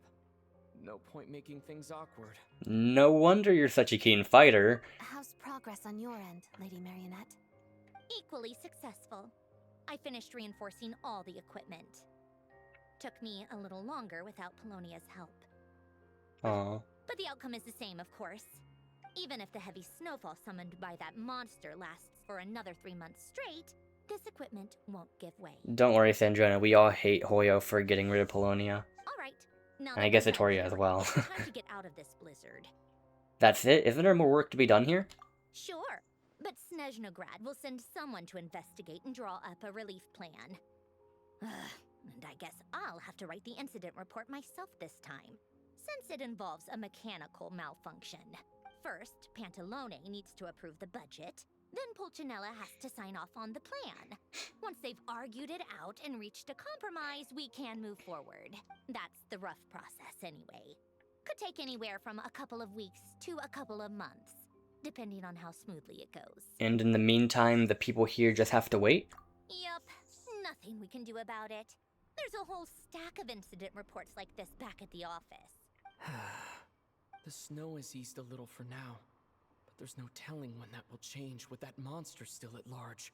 Fuel for heating is in short supply, and relief is weeks away. There's no immediate threat to life, but still, it just feels like there should be a better way. Hey, quit daydreaming. Let's get back to Snezhnagrad. When did you get a new sword? Oh yeah! I found it in a cave. It handles pretty nicely. Cryoculus nearby. You have a strange affinity for secondhand swords. Brotato chip.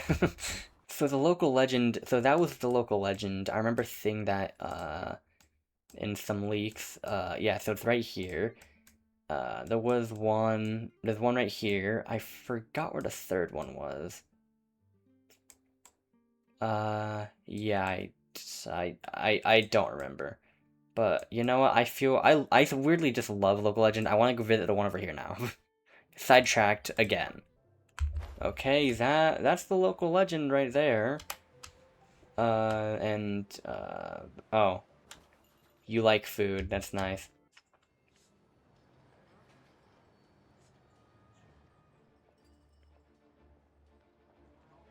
Oh, look who it is! I didn't recognize him from the shoes. Huh. Well, if it isn't Counselor Tartaglia, Mr. Big Shot. The OG. Go easy on me, alright? I'm still recovering from the interrogation the real big shots put me through. Hey, comrade, it's been too long. I heard you came looking for me earlier. Nicest surprise I've had in a while. Good to see you too, Odette. I'm guessing you guys just got back from Sviatlo-Lajdovka. How'd it go? Crisis averted? It went fine. How about you? Any new developments? Not really. Same as ever. Growing opposition to Project Stuzha, and the usual rebuttals are starting to ring hollow. The results of the mock vote were pretty dire. Pulcinella was fuming. I've never seen the old man so angry. That's not good news. It takes a lot to rattle him. Yeah, because he's all about politics. Yeah, obviously if push comes to shove, there are ways to crack down on dissent. But... Sorry, I have to ask something. This is going to sound blunt, but may I? Huh? Of course, fire away. It sounds to me like everyone's tearing their hair out trying to figure out how to deal with opposition to Project Stuzha. But what exactly is this project's purpose? And how can it be so important that even people like you two refuse to stand up for the ordinary people of Snezhnaya? Wow. Interesting. I gotta hand it to you, comrade. You sure don't mince your words. Excuse him? What does he mean, refuse to stand up for ordinary people? Oh my gosh. How does he dare speak to the Harbingers like that? Are you interrogating us now? Perchance. It's okay, Sandrone. Let me explain. I think I understand where he's coming from. If I could, I'd take your side right now. In fact, my position's very similar to yours. I've only held back on casting a dissenting vote in the Vecha because the Tsaritsa would never let me get away with it. Still, I have a responsibility to the Fatui armed forces. So I do what I can to make their voices heard. Most of them are just regular folks from small towns far from the capital. I'm sure you've seen how much those kinds of places are struggling right now. Oh, and for what it's worth, I'm from Arepasak myself.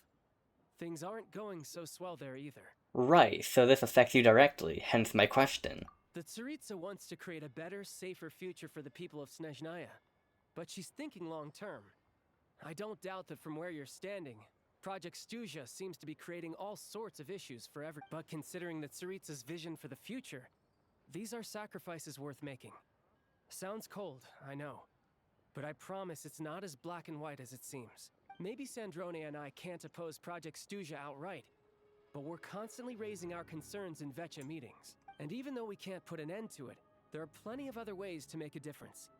We're trying everything we can think of, and so is Pulcinella. I respect Her Majesty, the Tsaritsa, and trust her decisions. But at the end of the day, I'm still just a normal guy who cares deeply about my homeland. And my family, who all live here. There's no way I would ever abandon them.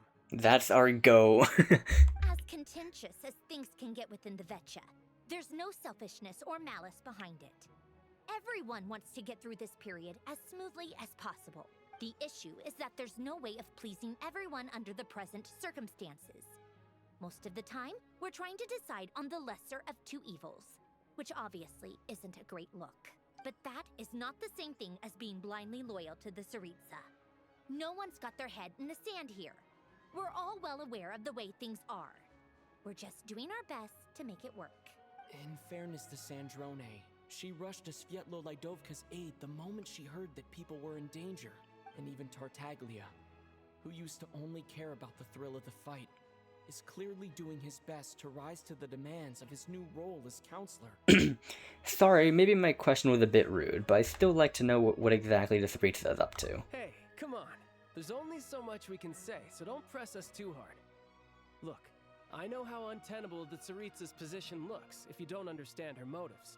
Maybe you've heard already, but she's currently leading her army on a campaign to the east to defeat the monster that's been causing these brutal blizzards. Striking that monster down will be a significant step in dealing with the present energy crisis. As laser-focused as she is on realizing her lifelong ambitions, she's still putting time and energy into taking down this powerful monster.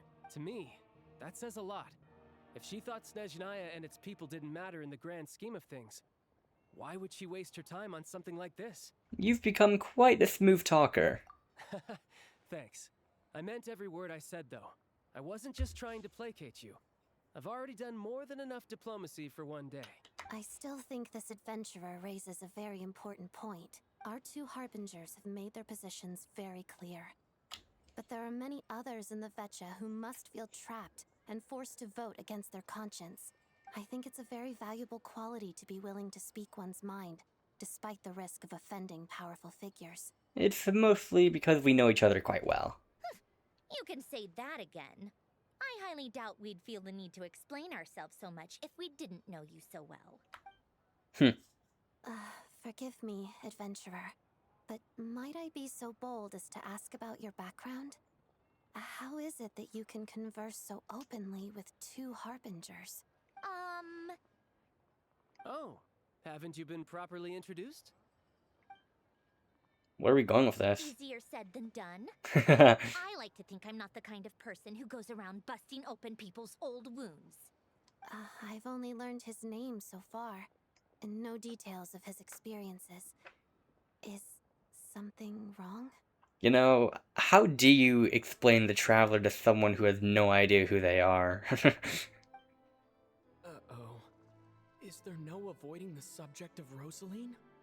Is that really on the top? Can we not talk about our other feats or something? No, it's just... Alright, I guess there's no getting around it. This is the world-renowned Traveler, who helped resolve the storm terror threat in Mondstadt, cleaned up after the mess I made in Liyue, Oh. and then went to Inazuma. Yeah, I mean, you don't have to tell her about that, though. You could just stop on the first two. Like, after Mondstadt and Liyue, you could just say, we've done a lot or something. There was a duel before the throne, in which the Traveler defeated Rosaline.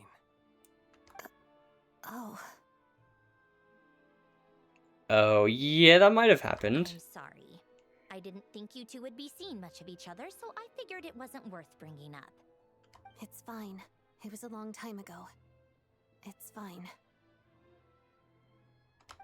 Sorry, I just remembered that we have a rehearsal coming up. Please excuse me. I should get going.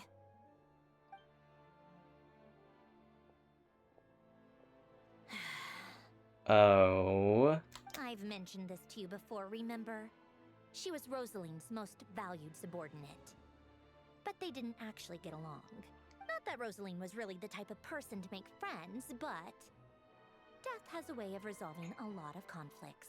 Don't let it weigh on you. Like she said, it was a long time ago. It's in the past now. Odette has a very different personality from Rosaline. Give her some time. I'm sure she'll work through it. Oh, by the way, where's Paimon? It's not like her to hide away. She hasn't been feeling well. so she's resting at Podvorier Restaurant. I got a couple of my people to look after her while we were gone. Oh, right. Sorry to hear that. Poor thing. Reminds me of when Tonya was little. She really felt the cold back then. Used to get ill all the time. I felt so bad for her seeing her lying in bed, coughing. She was so mature for her age, though. Whenever someone came to visit her, she'd greet them with a smile and would never complain. I'm sure Paimon's a good kid, too. You're a little short on manpower, right? Let me have a couple of my people take over for yours. I'll send my most capable and reliable. They'll make sure Paimon can recover in peace. Well, that would be great. Your people are more qualified. Thanks. Hey, don't mention it. I'm sure you have things to do. Hopefully this takes a load off your mind. So no more accusing me of not being on your side, all right? One last thing, I just remembered something. So, I met the Jester when I first arrived in Snezhnaya. Already? That was quick. He seemed to know who Paimon was. I want to see him again to clear things up. I'm afraid I can't help you there. Our director's recent movements are confidential. Even we're not in the loop. If you hadn't told me, I never would have known he'd gone south. I assumed he'd been in Glupov this whole time. Oh, I see. Got it. Well, I guess I'd better go sort out Paimon's security situation. I have some other work to catch up on at Glupov anyway. Me too. I have an incident report to write up. Let's leave it there for now. Sure thing. See ya. I guess everyone's in a difficult position. But Tartaglia's right. I have things to do. Things I want to do. And to start with, I should ask Alosha if he knows any way to help Svietlo Lidovka. Huh, okay. Go to Zolny. Alright. Why is the text more or less opaque? That's not how it usually is, right? Okay, well, right now it's 1:05. I'm gonna go to bed. I'm gonna continue tomorrow. I'm trying to work on my sleep schedule before college starts up. Day 3.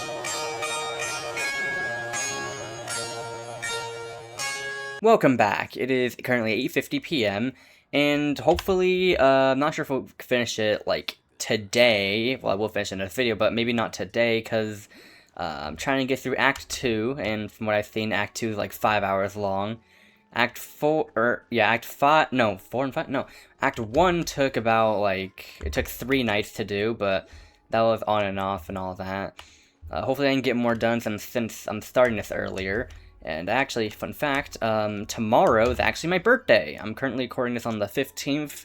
My birthday is the 16th. I'm not disclosing how old I'm turning, but that's always fun. I already got a few gifts. One of them is this Arizona green tea that is just right in front of my screen right now. So I might take a few sips of that while we're playing. What?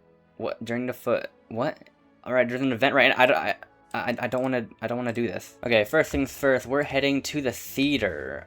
Is this? Oh, it's probably just to enter. Okay, we're entering. Whoa, we've entered a wintry setting. For some reason, the blizzard. I mean, I guess it's much less of a blizzard, but like I know they have been in a blizzard. I forgot. But wow, it just looked more detailed. Whoa, holy camera shots. I feel like you'd be entering some sort of domain. I mean, we aren't, but well, you know what I mean. Ooh, it sure is cold today. I wonder how much heavier the snow's gonna get. Here to see Odette? I just need to see your tickets for the preview. Perfect. Thank you. I'll hold on to your tickets. Come on in. It's freezing outside. Okay. What was up for our facial expression there? It has been it's been a hot minute since I played through the story. Last I played was 2 days ago. Or at least the story. I think I'll leave the Lelic question until after the show's over. Oh yeah, Lelic. Then I'll go find Odette.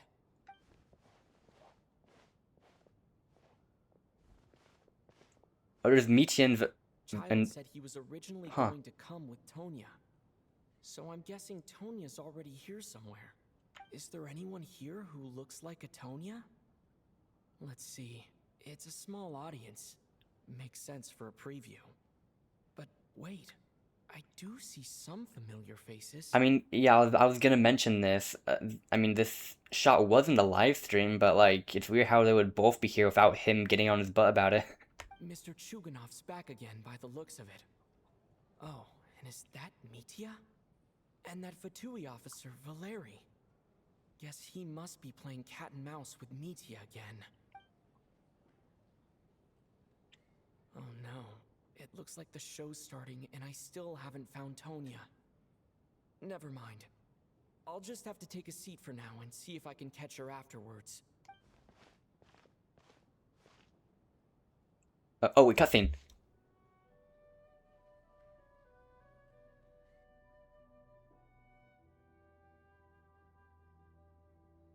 Hmm.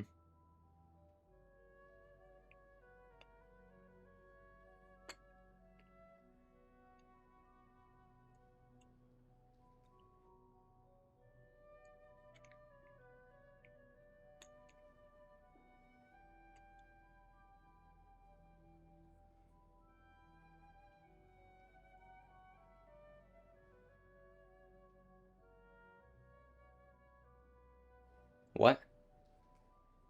What?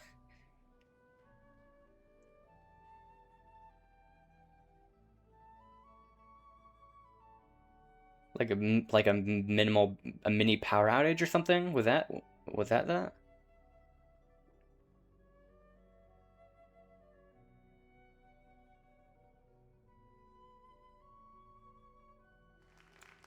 Huh, okay. Hello, members of the audience. I'm a staff member here at the theater. Today's performance was a very special one for us, as it marks the first attempt in a long time to revive the classic Snezhnayan ballet, Spirit Seeker.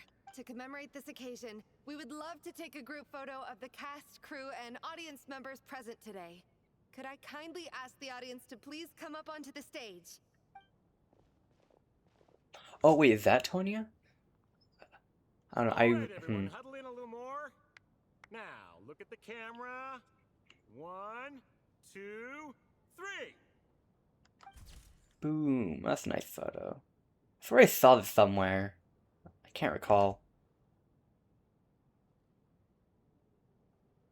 Are you quite satisfied, Mr. Energy Scientist? I rather hope you don't have any other escape plans to add to my workload today. What are you talking about, Sarge? This was simply my way of inviting you to watch Miss Odette's new show with me. And wasn't the performance spectacular? In the future, I heartily encourage you to take a leaf out of my book. Find some soul-nourishing pastimes to enrich your time outside of work. Excuse me. It was indeed a fine performance, but I must correct you on one point. This is not time outside of work. These are working hours. Working hours and non-working hours are just a social construct. Human technology can never advance if we're too rigid in our thinking, Sarge. May we leave now? Already? I mean, I was kinda hoping to soak up the atmosphere for a little longer, but... No? Okay, guess I'm pushing my luck. He's not joking around. Doesn't seem like too much to ask, but fair enough. Off we go then, Sarge. Back to the land of working hours. Lead the way. That has to be her. She's the only person in the audience around Tonya's age.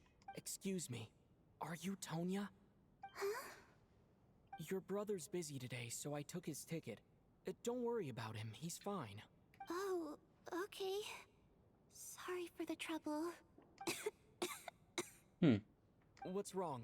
Are you sick? No, I'm fine. It's nothing. Maybe she caught a cold on the way here because of the weather. I mean, it is very windy, and it's seeping through a little bit. It's most unusual. I know. It's completely white out there. You can barely see a thing. I've never seen such heavy snow in my life. Let's wait it out for now. You'd be lucky not to freeze to death in this weather, let alone find your way. Well, look at that. Maybe we shouldn't be in such a rush to get back after all. What do you think? Let's wait and see. Why do you need to take it so seriously? Fate has given us this wonderful chance to take a break. We owe it to ourselves to make the most of it. Come to think of it, there's a small inn not far from here that always keeps plenty of extra blankets on hand for guests. I know the route well. Shall I head over and borrow a few blankets? That way, anyone in a hurry can wrap up warm for the journey back. Just remember to return them next time you're over this way. Sir, there's really no need to go to all that trouble. Hey, it's no trouble at all. Wait here, I'll be right back. Is he rushing through the snow? Oh boy. What a kind gentleman. Very good. My wife and daughter are waiting for me at home, so I shall be heading back as soon as I get my blanket. So... are you expecting us to go back to the Armory Palace wrapped in blankets too? Don't worry about that. I made arrangements in advance. Should I not return to the Armory Palace within 3.5 hours after Operation Showtime begins, an armed squad will be sent to collect us. They will escort us back. You are one of our key military personnel, so any weather-related risks must be eliminated. Operation Showtime? So, wait. Every single time you drag me back to work when I sneak out, it's a whole official operation? I gotta say, you've really turned this into quite a moral dilemma for me. It's snowing pretty hard out there. I think you should stay here for now. You seem a little under the weather. Sure. My brother might come pick me up in a bit anyway. Time to get to work. I should head backstage and find Odette. I need to look her in the eye and ask her about Lelik. Excuse me, are you looking for someone? I mean, we were looking for Odette. I guess. Yeah, let's go, Odette. Ah, a fan, I'm guessing? Today is just a dress rehearsal, so Miss Odette won't be meeting with fans. She's taking a well-earned rest right now. Sorry, but that area is currently off limits to everyone except the cast and crew. Bad timing, I guess. Well, I might as well stick around. I doubt Odette will be leaving before the snow lets up in any case. Okay. An hour goes by, but a snowstorm shows no signs of stopping. What happened to the gentleman who went to fetch the blankets? How has he still not returned? Honestly, he's probably dead. I wouldn't be surprised. I was thinking the same thing. It's still snowing very hard. Do you think something might have happened to him? Whatever the reason for his delay, I must say I hate nothing more than people who make empty promises and fail to deliver. Well, I have to treat my employees like that on occasion, but that's different.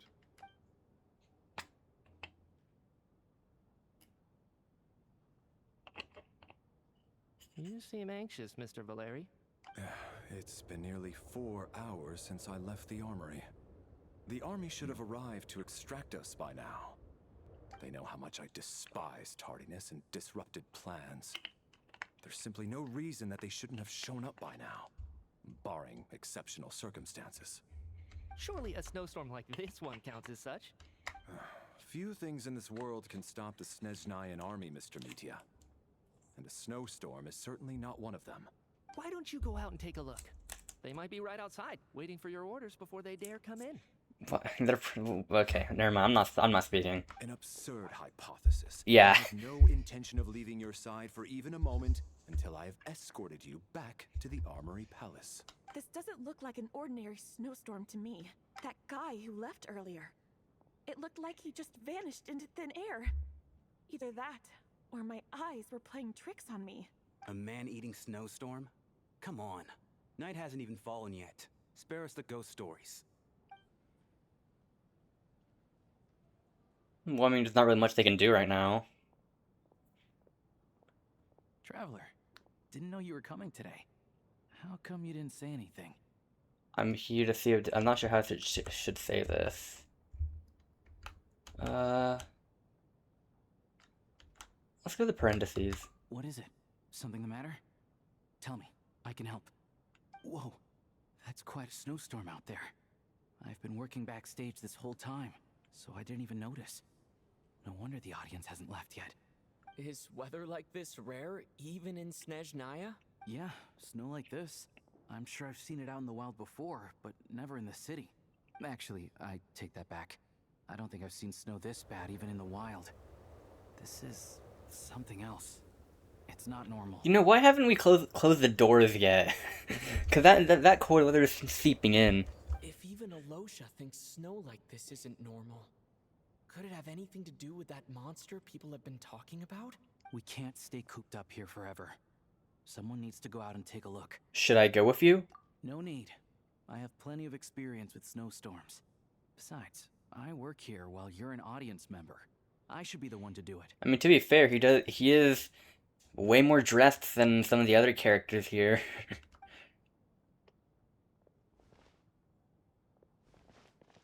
Everyone by the door. Careful not to let the snow soak into your shoes.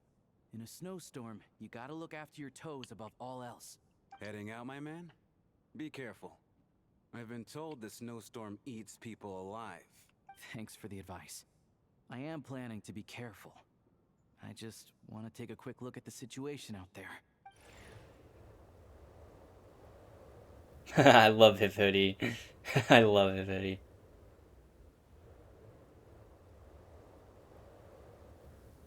Well, at least he came back. He's back! He's back! How was it? What's going on out there?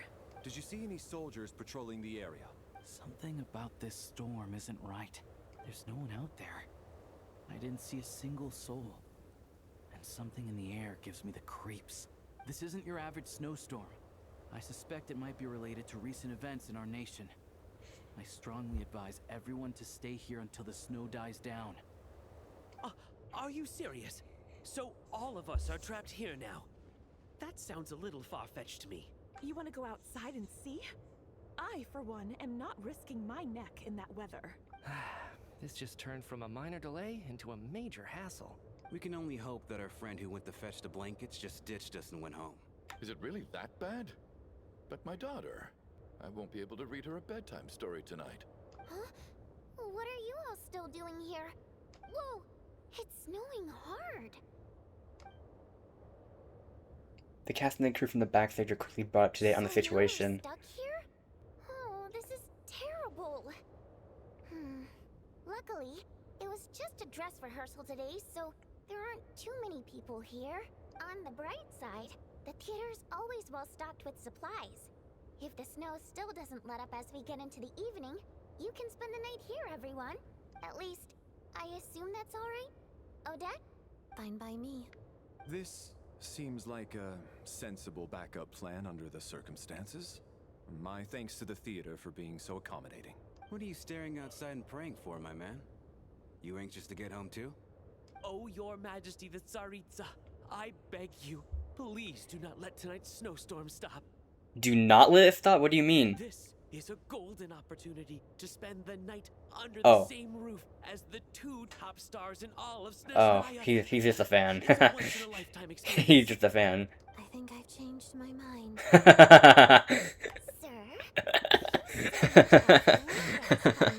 You'll be seeing stars in a whole other way. Behave yourself, or you'll be begging for that blizzard. It's getting colder. We need to keep the indoor temperature up. Why don't you close the door? Close the door. Yeah, exactly. Let's head somewhere warmer. Why didn't, I mean, I guess they have to see outside, but like, can you just keep it closed most of the time and just occasionally peek open, or peek through to see if it's died down? And that's a nice photo, though. Check the group photo in the inventory for details on everyone. So speaking of that photo, I feel like someone was missing. Maybe I'm just, I don't know, thinking too much about this, but I feel like someone was missing in that photo. I just can't put my head around it. So, wait, see what's going to check on the group. Oh, wait, that's an optional thing. Okay, well, bunch of people here. And then there's the aristocrats. Easiest of all to deal with. You don't need to use any force whatsoever.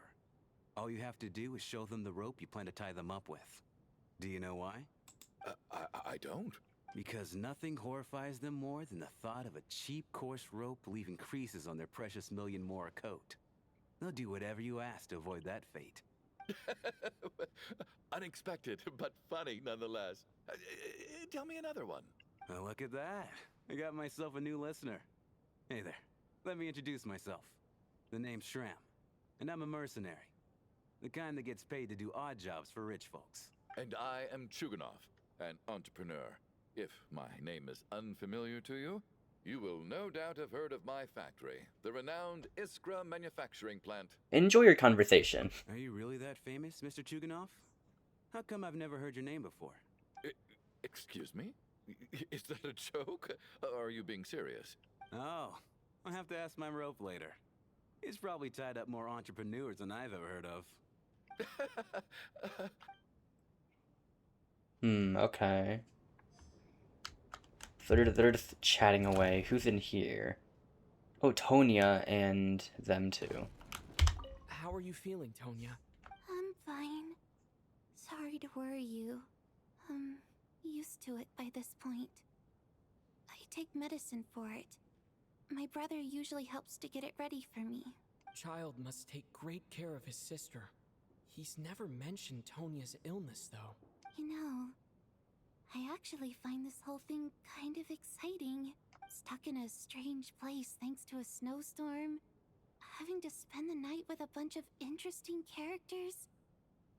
It's pretty cool, don't you think? I'm sure most kids share that wish. Kids, huh? My brother always says I'm not mature enough. Maybe he's right.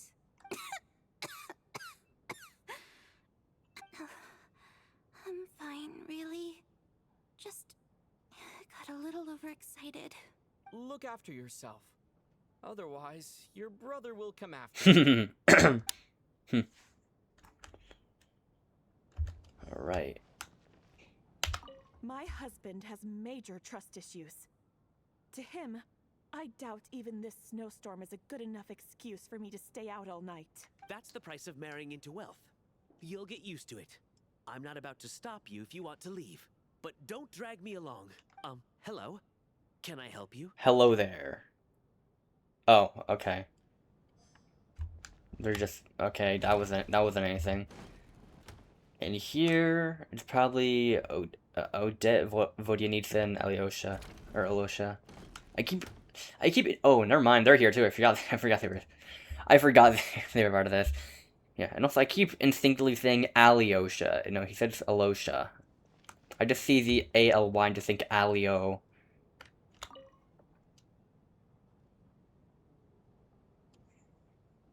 I don't think it's ever been this lively backstage before. I didn't know you were coming today. Hey, have you seen Chuganov? I heard he was coming today. Have you spoken to him at all? Not. What do you mean not really? We just saw him. I'm with you. This could be just the chance we need. Yeah, I gotta figure out a way to coax some more intel out of him. I want to know why he suddenly changed his stance on Project Stuzha. What exactly happened before the most recent Vetcha vote? For the Rokad, or just out of personal interest? Shh! There are other people around. Don't say the R word. Okay. That was just funny. Alright, let's talk to these two. This is highly irregular. A delay of over an hour during an operation like this theoretically warrants a Harbinger-level response. I wonder what the issue is. The storm, or something else. Sarge, the day you learn to let go and just enjoy moments like this is the day you'll finally understand the meaning of life. Why, hello, sir. I believe you were the one sitting at a nearby table back at Podvorye restaurant. Yeah, you knew we were there. Any friend of the theater star performers is a friend of mine. It's a pleasure to meet you. I'm Mitya from the Energy Commission. Greetings. Major Valeri, head of the Special Assignments Battalion. Armory Palace Royal Grenadier Guards, 1st Regiment.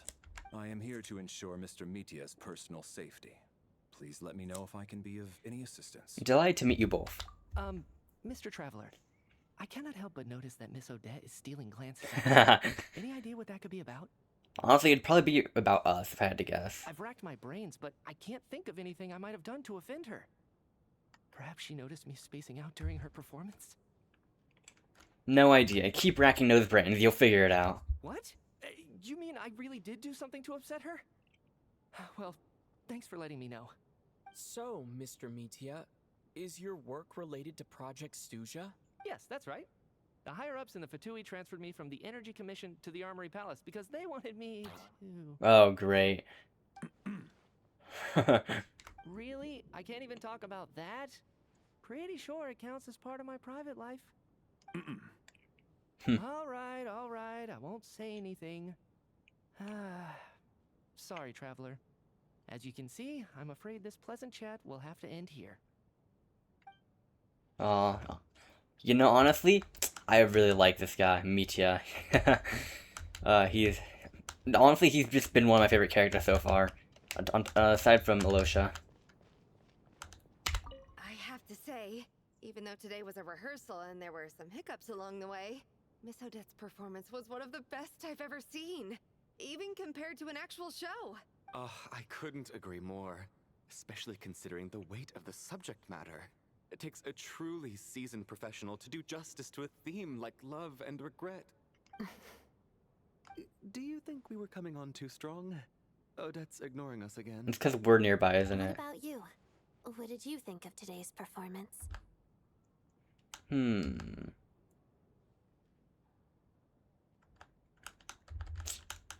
Consider me a new fan, Odette. Oh my, that's very flattering of you. Thank you. I'll make sure to save a ticket for you when the show's performance ready. This doesn't seem like the time or place to bring up the subject of Lelik. I need a chance to speak with her in private. So unfair. Talk about double standards. And now it looks like I've been spotted. You know Mitya too? No, I don't. I just have a feeling that he might be dangerous. Huh. Okay, then. Time flies as people make lighthearted conversation, and we couldn't even read that. Oh my god. No change from this afternoon. Heavy snow with no sign of slowing down. May I have your attention, please? The storm is unlikely to stop tonight, and it'll be even more dangerous outside at night than it was during the day. We at the theater owe everyone here a duty of care. Therefore, we strongly suggest that you stay on site overnight and avoid going outside unless absolutely necessary. In a few short moments, we'll give you a tour of the theater's various quarters. You can choose to sleep in the VIP room, the office, or backstage. Or on the stage if you'd prefer. We won't mind. I'll pass on sleeping on the stage. What if the snow is stopped by tomorrow morning? The early birds in the audience might think we're part of some experimental new show. A drama about sleeping? That could be fun. Maybe we could come up with a title for the production. Sleeping Beauty. It's the slumbering heavily. Sleeping Beauty. We gotta go with that. Clear selling point, at least. Could be anyone who doesn't wish to sleep on the stage. Please follow me. I'll show you to the rooms. Actually, maybe sleeping in one of the seated chairs wouldn't be so bad. I guess I'll call it a night. Though I feel like I won't sleep very well. Oh yeah, Paimon's back in the room. I'm sure she'll be worried that I haven't made it back yet. But as long as she looks out the window, she'll probably realize what's holding me up. I wonder if she's feeling any better yet. At least she hasn't been getting any worse. Still, I should try and get back first thing tomorrow morning. Whoa.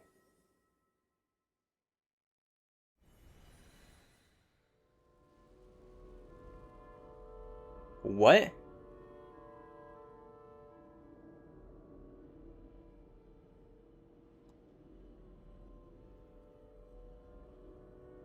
Ah, finally. Welcome back to the world of the living, lazy bones. I was about to wake you. The black mist is almost on us. What black mist? Where are we? Still waking up, huh? You know, the black mist. It's been chasing us from below ever since we were born. You're just dozy. There's no way you've forgotten. Come on, let's keep heading up. Onwards and upwards is the only way to survive. Don't listen to a word those black mist cultists say. Here we go again. the endless march towards survival. What? What's going on? That black mist down there is creeping me out. And it's rising. Guess I should head upwards and get away from it. Well, don't really have much of a choice aside from just following along. Believe that being swallowed by the black mist leads to everlasting peace. But if you ask me, they're just lying to themselves. Sorry, I had to do it. I had to see what happens. Refuse to give in. We have to keep going. Okay, alright, let's go. But how do you actually know that they're wrong? Is that even rising? Dangerous question there, Torgov. The moment your faith wavers, you start a chain reaction. Oh, they're hauling. The collapse of your will. Put the question out of your mind. Stay strong and believe that the black mist means certain death. Okay, but it's not my mind that's the problem. Oh, it is rising. My body's about to give up on me.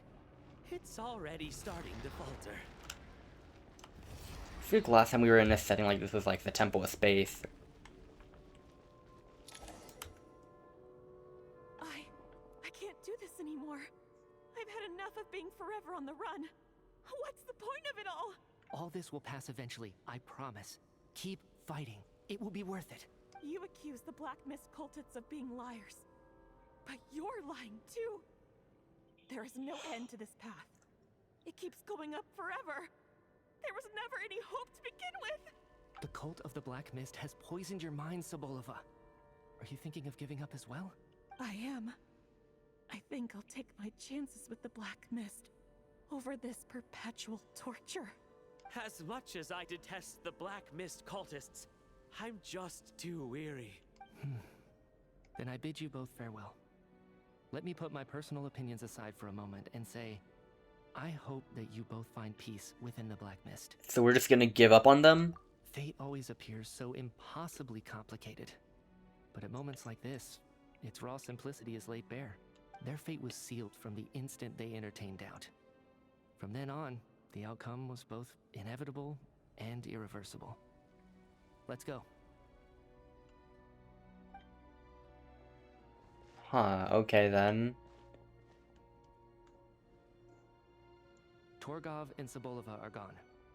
I never thought the day would come when even they would be swallowed by the Black Mist. What? It's just you and me now. Excuse me. Is it just me, or has the Black Mist stopped moving? Yes, it looks like it's satisfied. For now. This happens from time to time. But it won't be long before the Black Mist starts chasing survivors once again. No one knows how to stop its advance for good. Well, we should make the most of the precious moments of rest that those two bought for us. What? Huh? Are you really that sleepy, Traveler? No, we just pass out. But we were already in bed. Guessing that was some sort of vision, but also dream. Help! Somebody, come quick! What? What is it, Tuganov? What's wrong? Huh? Is it morning already? What's all the commotion? Sounds like it's coming from next door. I should check and see what's going on. There's some sort of... something went on. Whoa.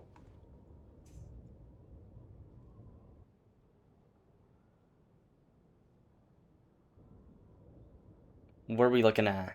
Michi looks angry. Don't look, Miss Tonya. Stay here. What? Is he dead or something? What happened to them? Oh.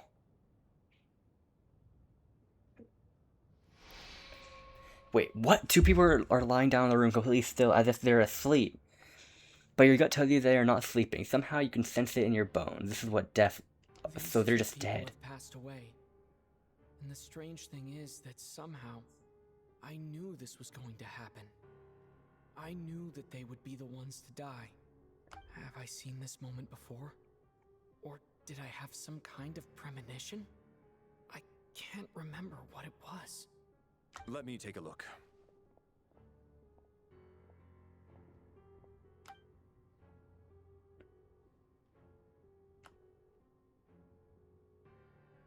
No vital signs in either of them. They're dead. The cause of death, however, remains unclear. No wounds on the bodies, no signs of a struggle, and no skin discoloration caused by the buildup of toxins. But chatting and joking away. This is so sudden. Could they have had pre-existing medical conditions? Even then, the odds of them both dying of sudden complications on the same night are extremely low. It's hard to believe that they died of natural causes, nor does this appear to be a suicide. Are you suggesting they were murdered? Who was the first to discover the bodies? It was me. But these deaths have nothing to do with me, officer. I got up early because I wanted to see if the snow had stopped. Then I noticed that the door to this room was open, and it looked like there was a man and woman inside.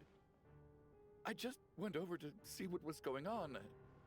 I had no idea they were... Okay, well, he's over-explaining, but I doubt this was him. There's no way. I was doing my morning exercises near the stage. When I saw Mr. Chuganov heading this way, I followed him. I can also confirm that I didn't see a single person approach that room before him. The snowstorm was raging all night, and it's still going now. There's no way someone could have come in from outside, correct? What does bro know? What does bro know? You mean an intruder? No, not possible. I slept by the door last night as a precaution. There's no way I wouldn't have noticed if anyone had tried to open it. Everyone, split into pairs and search the theater for anyone in hiding, or any signs of suspicious activity. I'll follow up with a full search of my own shortly. Go.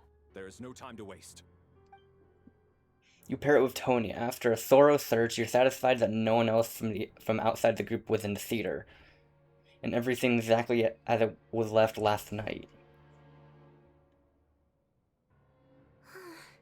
Nothing on your end either? Backstage is clear. No signs of suspicious activity. We checked the basement. Also clear. I don't think there's anywhere here that a living person could hide. I didn't find anything either. Are we certain that the theater doesn't have a back door? Or any tunnel or passageway wide enough for a person to fit through? No, there's nothing like that. If people were sneaking in through some secret tunnel to avoid buying a ticket, we'd have sealed it off ages ago. I also checked the windows. All of them are locked from the inside, and there's no sign of anyone entering or leaving. It sounds like we can safely rule out the intruder theory. If anyone came in during the night in this weather, there'd be no way for them to avoid leaving footprints or water stains. This can only mean one thing. It's like one of those murder mysteries you see in novels and plays, isn't it? The ones where the killer is one of us. Oh, we're in a game of Among Us now. We can't quite jump to that conclusion just yet. Could he be right? It's hard to imagine something like that happening in real life. Set in a theater during a snowstorm. A murder takes place, and the killer is among us. He said the thing! It's such a classic trope that it seems unbelievable. He said the thing. Who the killer targeted, and the clean entry and exit? It all adds up. I know what this is. It's obvious now that I think about it. What is? What have you figured out? Both victims were wealthy, well-known local merchants. And the door was deliberately left open, so I would discover the bodies and witness the crime scene first thing in the morning. Such ruthless methods. This was your doing, wasn't it, Lelik? Lelik? You mean Lelik is among us? And he's the killer? Lelik. I know this code name. Member of the Rokot, anti-Project Snezhnaya.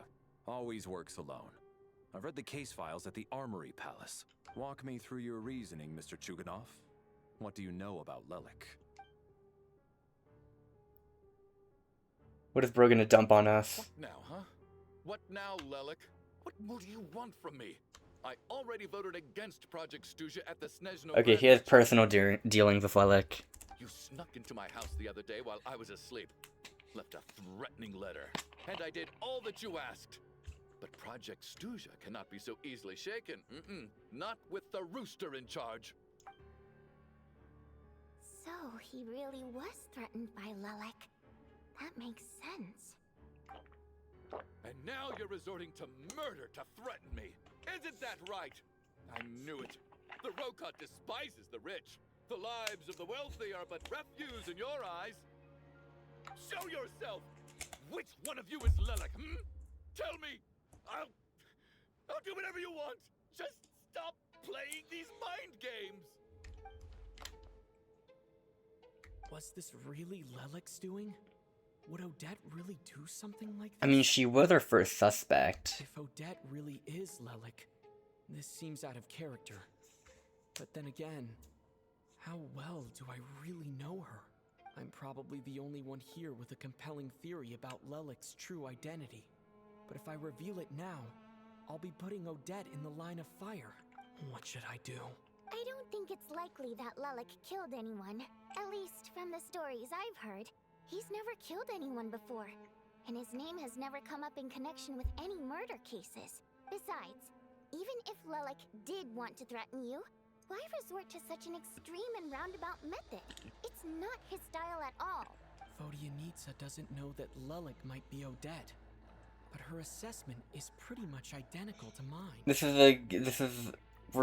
We're basically pulling a Fontaine again, but instead of just having any sort of main judge, it's just between, how to put this, it's a game of Among Us, or no, a game of, or a Fontaine in the style of Among Us, or something. Or you could just call it Among Us. Suddenly feel the need to speak in Lelik's defense. Defense? Oh, no, it's just... I'm worried that we're jumping to conclusions here, so I wanted to share my point of view. Also, I don't think the Rokot is as bad as you're making it out to be. Well, if you think I'm so wrong, what's your theory then, Why don't you tell us who the killer is? The case is still evolving, Mr. Chuganov. Please do not prevent others from expressing their opinions so early on in the discussion. Even so, there's no denying that the recent threat received by Mr. Chuganov may well be an important clue. So there's still a good chance that Lelik is right here among us. They said the line. I can't do this anymore. I don't care if it's still snowing outside. I have to get out of here. Whoa, take a beat. We all know it's far too dangerous out there. Even the soldiers couldn't get to us. Go out that door, and you might not live to tell the tale. And whoever this Lelik is, they're surely not going to murder anyone in broad daylight. Be sensible, my man. You're safer inside. As much as I regret having to say this, I'd like everyone to cooperate and refrain from exiting the premises until further notice. Because as things stand, every one of us is now a suspect. Unless anyone has further information to share, let's adjourn for now. Feel free to keep searching for clues, but make sure you don't go off alone. Oh boy, this is a game of Among Us. Discuss Odette's situation with the Rokot members. Interesting. Oh, I thought it was them. No, it's past here. Oh no, Odette's just speaking to them.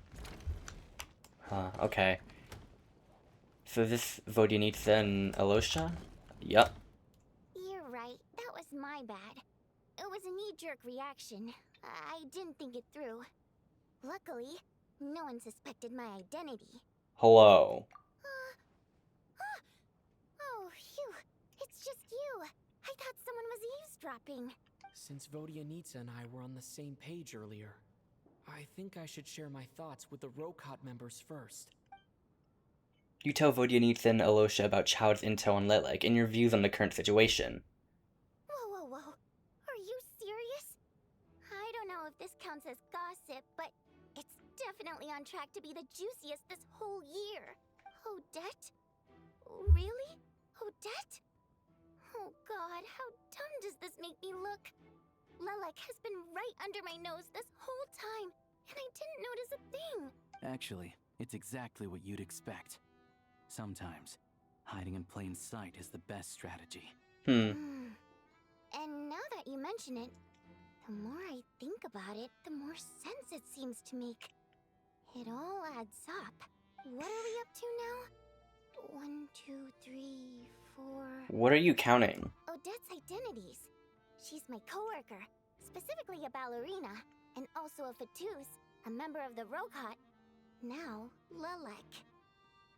5. It must be so exhausting. I just want to give her a hug. I guess since I've always known her as a member of the Fatui, it never even crossed my mind that she could be involved with the Rokot, let alone be Lelik. I don't understand. If she's with the Fatui, What reason could she have for being so opposed to Project Stusha? Probably best if you ask her that in person. Well, since you waited until now to bring this up instead of announcing it to everyone earlier, does that mean we're all on the same page here? She doesn't seem like the type to kill innocent people. Yeah. Lilac may not follow orders from the Rokot leadership, but as far as I'm concerned, she's never crossed the line. If anything, her actions benefit the poor. We need to confront her face to face. Do you think she'd really admit to being Lilac? I don't know. We'll have to see how it goes. For now, we'll work on the assumption that she didn't kill anyone, and see how much she's willing to tell us. How much are we willing to bet that she heard all of this? Oh my god.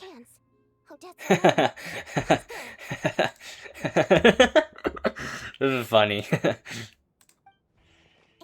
Odette. What is it, you guys? Hello. Shh. Keep your voice down. We need to talk. So, you're Lilac, aren't you? Just like that? That's how we're doing this?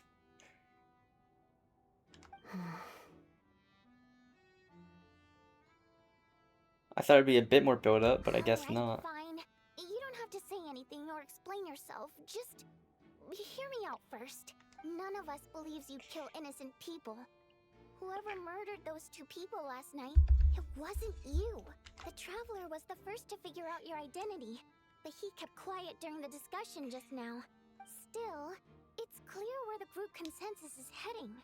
Everyone believes Lilac is the culprit. If your identity is exposed, you'll be in a really bad spot. We're your colleagues, and we know what kind of person you are. I don't want anything bad to happen to you. So, can you clue us in? Tell us everything. The more we know, the more easily we'll be able to cover for you. Alright. Yes, I'm Lilac. Okay. And no, I'm not the murderer. At least we got that out of the way. And thanks, but I don't need you to cover for me. Actually, I'm planning to reveal my identity. Huh, okay. You're gonna reveal that you're Lilac? Here? That better have been quiet. That's right. I'll admit I was surprised at first when Shuganov guessed that I was here. It was just a lucky guess, but it caught me off guard. But after taking some time to assess the situation and confirm where everyone stands, I don't believe I have anything to worry about. Are you sure you don't need a second opinion? Given the circumstances. Mr. Valeri! What? What? Wait, what? Valerie gets everyone to reconvene. I think it's like, yeah. Odette gets straight to the point, and then okay then. Wow, she's jumping. She's straight to jumping to the point. So. Okay. Odette is Lilac? I don't know what game you're playing, but you've got a lot of nerve. Yeah. It's just one identity. So what if it's exposed? I can disappear and adopt a new identity anytime I please. I made my peace with this when I chose to become Lilac. But more importantly, I promise I am not the murderer. Which means that someone else is. So, if anyone still insists that I did this, you'd best produce the evidence now. Otherwise, I suggest that you bite your tongue. Because if you really believe I killed two people without making a sound or leaving a trace, pointing fingers at me would surely only make you my next target. Is this really the truth, Miss Odette? That's confidence, all right. I believe you. A real no-nonsense attitude. I can see why Marionette said that she's on track to inherit the title of the Fair Lady. Are you seriously buying this? Hey, officer! She just admitted to being Lilac. Aren't you going to do something about this? I do have one question, Miss Odette. Why have you chosen this moment to come forward and reveal your identity? If I didn't say anything, everyone would be focusing all their efforts on finding Lilac. And that is exactly what the real culprit wants. I don't want to be the scapegoat who lets the murderer get away with this crime. Despite all the accusations, she made the smart choice. A remarkable display of rational thinking under pressure. Clearly, Odette's talent extends far beyond the art of dance. She thought so far ahead. Ugh, why do I always feel like I'm one step behind her in everything? She's just 2 steps ahead. You've convinced me. Dealing with the murder case remains the top priority right now. Let's put the name Lelik and all related incidents aside until further notice. Nevertheless, the group still considers you the prime suspect. I assume you have no quarrel with that, Miss Odette? I understand. You're welcome to keep an eye on me around the clock. I have no objections. Mr. Chuganov? For my wife and daughter's sake, I'll let you off the hook for now. But don't think you're forgiven for breaking into my house and threatening me.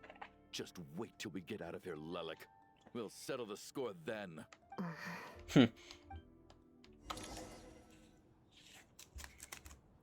Okay.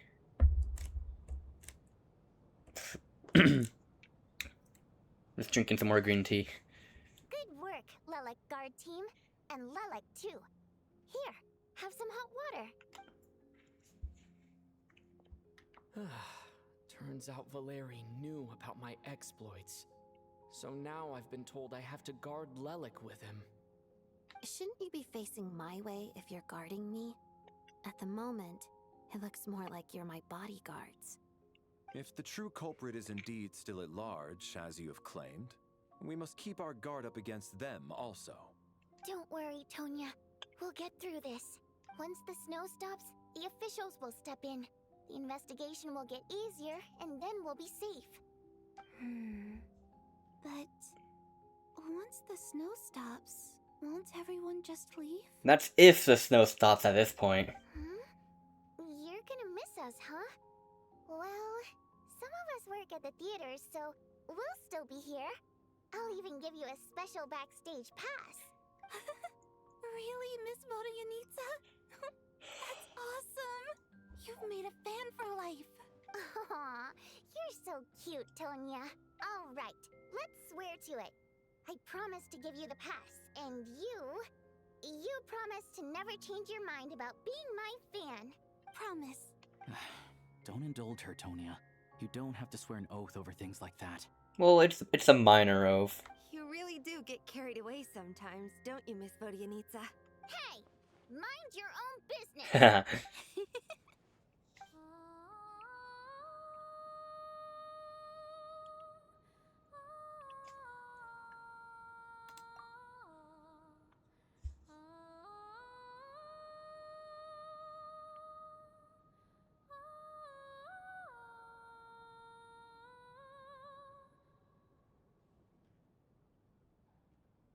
Don't be nervous, Miss Water Imp.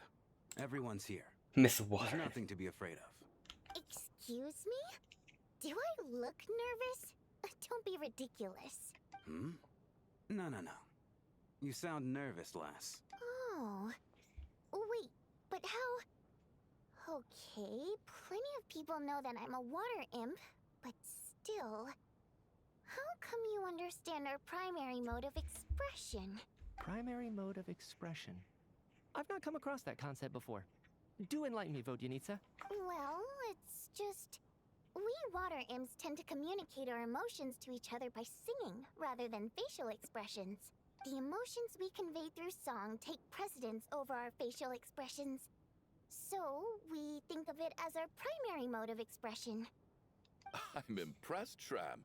I didn't take you for a man of culture, but you're clearly rather learned. It's not about being cultured or not. The thing is, this mode of expression can usually only be understood by other water imps.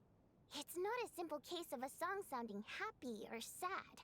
And yet, you're clearly human, Mr. Shram. It's really not the big deal you're making it out to be. I think I just have a knack for it. Plus, I have a... very close friend who's a water imp. A delightful lady. But keep that a secret. Anyway, we spent so much time together that before I knew it, I noticed I could understand her expressions. Oh, I guess that makes sense. Still, the fact that you have a water imp friend is even more surprising. I'd better watch what I'm singing when I'm around you from now on. Hey, what are you implying? You're not secretly insulting the audience in your songs, are you? Heavens! Why would I do a thing like that? It's getting late. We should discuss our sleeping arrangements for tonight. It's a guard against the killer. Someone needs to keep watch. I suggest that we don't sleep in separate quarters tonight. It will be safer if we all stay together. That's gonna turn into a Squid Game lights out. As long as someone keeps an eye on Lelik, I'm quite sure we won't have any trouble. Are you saying that you wish to bet your life on Miss Odette being the killer? Nonsense. Of course not. Then I propose the following arrangement for tonight. The Traveler, Odette, and I will form the Night Watch. We'll sleep in shifts, but 2 of us must be awake at any given time. Fine by me. An excellent idea. This allows us to handle the night watch while also keeping an eye on Lelik. Meanwhile, the rule of taking shifts in pairs resolves the other issue.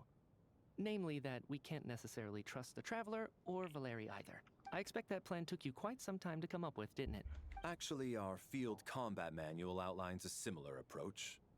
Although the scenario there involves guarding prisoners overnight during field operations. That being said, I must clarify that I harbor no disrespect towards you personally, Miss Odette. In fact, Lelik's numerous covert operations make fine textbook examples for military agents.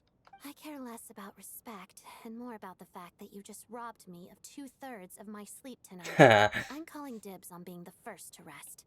Good night.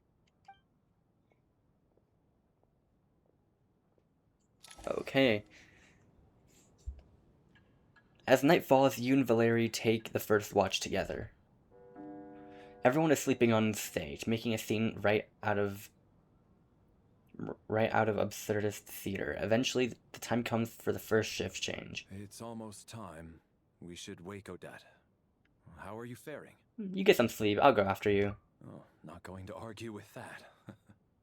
I'll take a quick nap. If you start to feel sleepy, wake me up anytime. It's finally time for Odette and I to share the night watch. I should wake her up.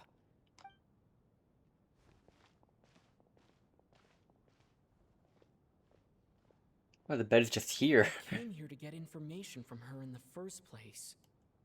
Maybe I should think about what questions I want to ask before she wakes up. Well, she's already awake. How long are you gonna keep staring at me? You're awake, but I didn't even wake you yet. Couldn't sleep. My mind's been running haywire. Plus, there's something I've been meaning to talk to you about. You too? I had a hunch that you wanted a conversation too. Let's take this chance to clear the air, shall we? Okay. I feel like we're about to get a lot of info here. For you, really. It's, Rosaline. In her final moments, did she have any last words or anything? Not that I remember. It happened so fast. Even myself, she didn't... nothing. They were just words of aggression, really.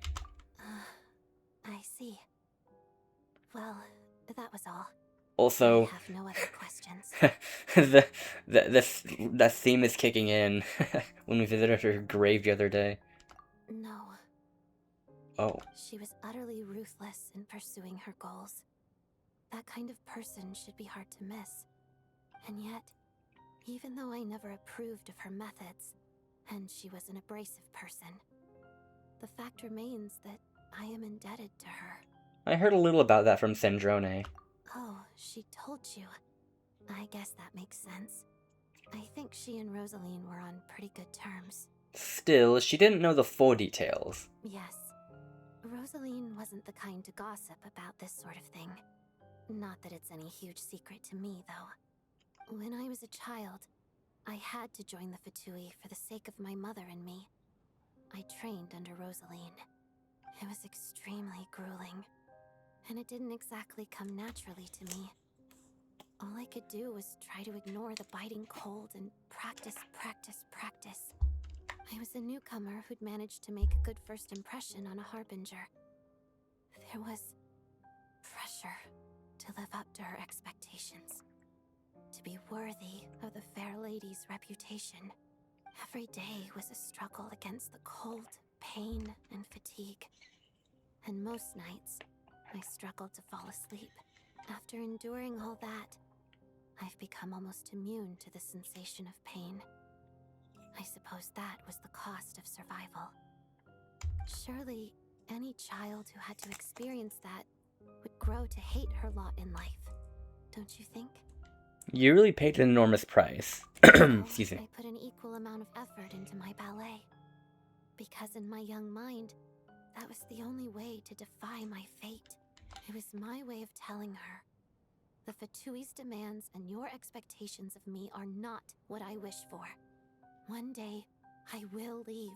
I think she probably blamed my poor performance in training on my passion for ballet. She knew my heart wasn't in it. One time, when I was secretly practicing a dance at night, she suddenly showed up. I knew she was there to catch me red-handed. I told her, "You don't deserve to watch the dance I learned from my mother." She looked stunned. I guess she was surprised that I lashed out first, before she had the chance. But strangely enough, on that occasion, she wasn't fierce with me like she was during training.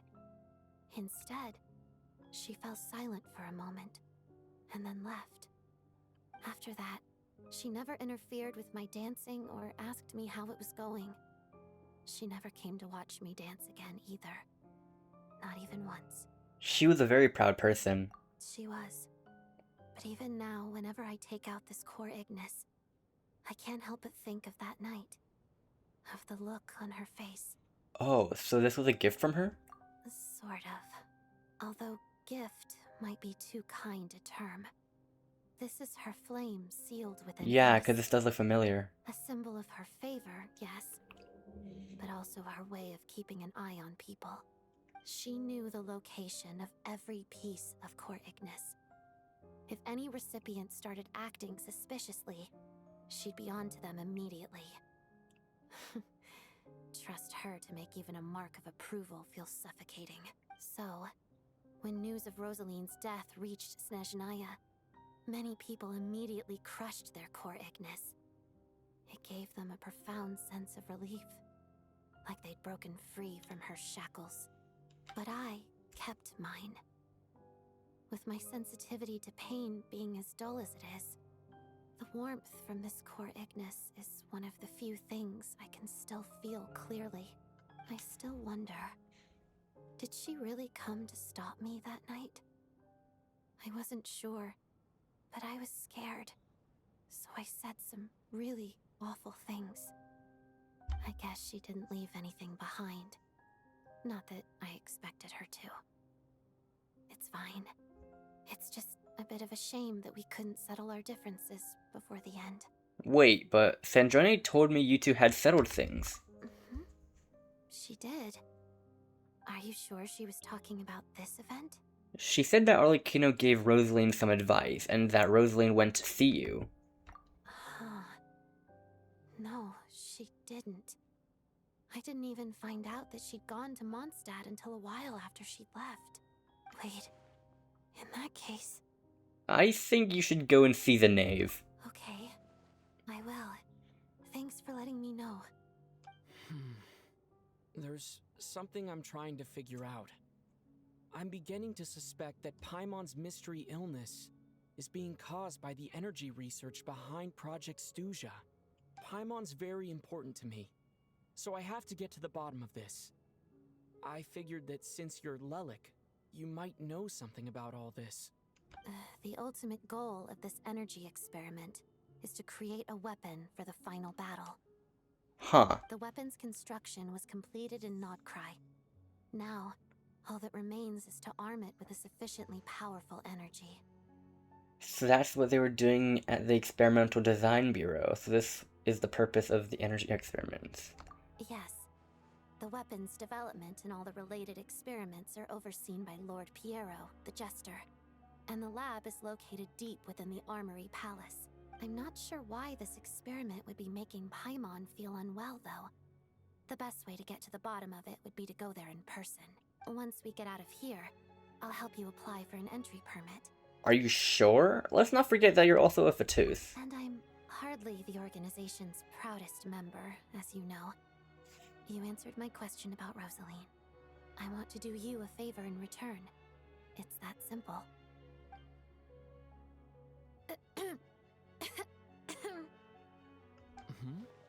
What's wrong? Are you not feeling well? You two seem to be hitting Whoa. it off. Phew, you made me stay calm, just act normal. I thought you were sleeping. Of course I was. In the military, one learns to fall asleep quickly, even in the most inhospitable environments. It's vital to staying alert and energized. I feel like there's something going on here. I just... Something wrong? I'm not sure. No, nothing. Nothing. Even if he was awake, he can't have overheard us, right? Well, thank you both for keeping watch. Traveler, I'll take over for now. It's your turn to get some sleep. Sure. Alright, well, we're sleeping. This is our second night here, but at least I found out a little more about Paimon's condition. I hope she's been sleeping well the past couple of days. Why do I feel like I'm being watched? Oh, actually, why did that make me jump? What? Seriously? Is this payback for when I stared at her earlier? But I thought she was asleep. I mean, to be fair, we weren't asleep. We weren't asleep just now either. Never mind. I'd better try and get some sleep myself. We're not gonna... Okay, never mind. Oh, back here. Okay.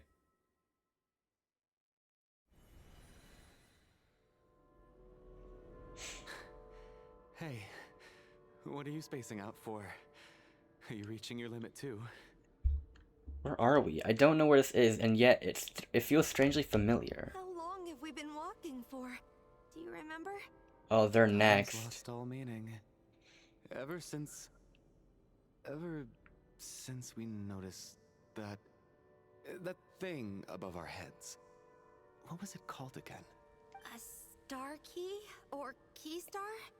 Anyway, the person who named it was swallowed by the black mist. Whatever it's called, ever since we noticed it, we've been walking up and up, hoping that as long as we reach it, we can find a way out of this place. But it seems like no matter how far we walk, we never get any closer. Well, we've come this far. You never know. Maybe we're almost there? Come on, enough moping. Let's go. The black mist is catching up.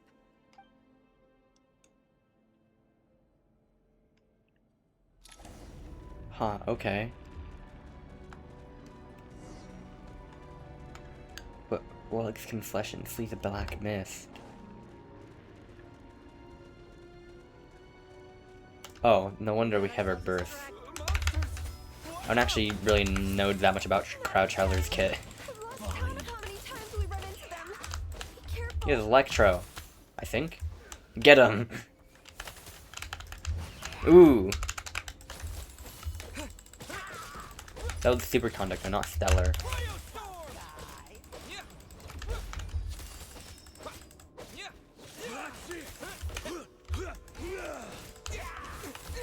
Okay, they're kind of beating me. Okay, this is gonna take a little bit.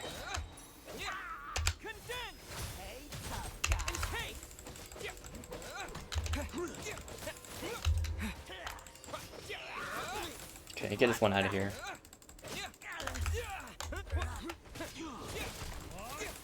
Oh, he's out of here. He just went flying. Shut up. Run faster.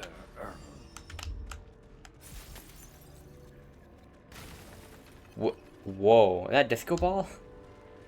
Looks like shards of a disco ball, or maybe it was just. Actually, no, it's the window pattern. Never mind. Oh, more. Can we stellar these guys? We can.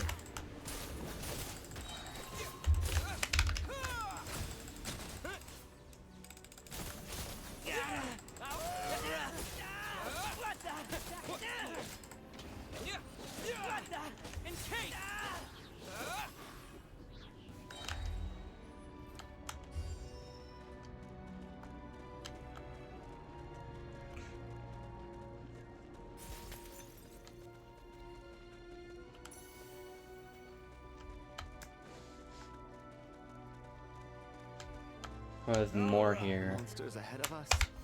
The black mist behind us. It feels like there's no escape. Fine.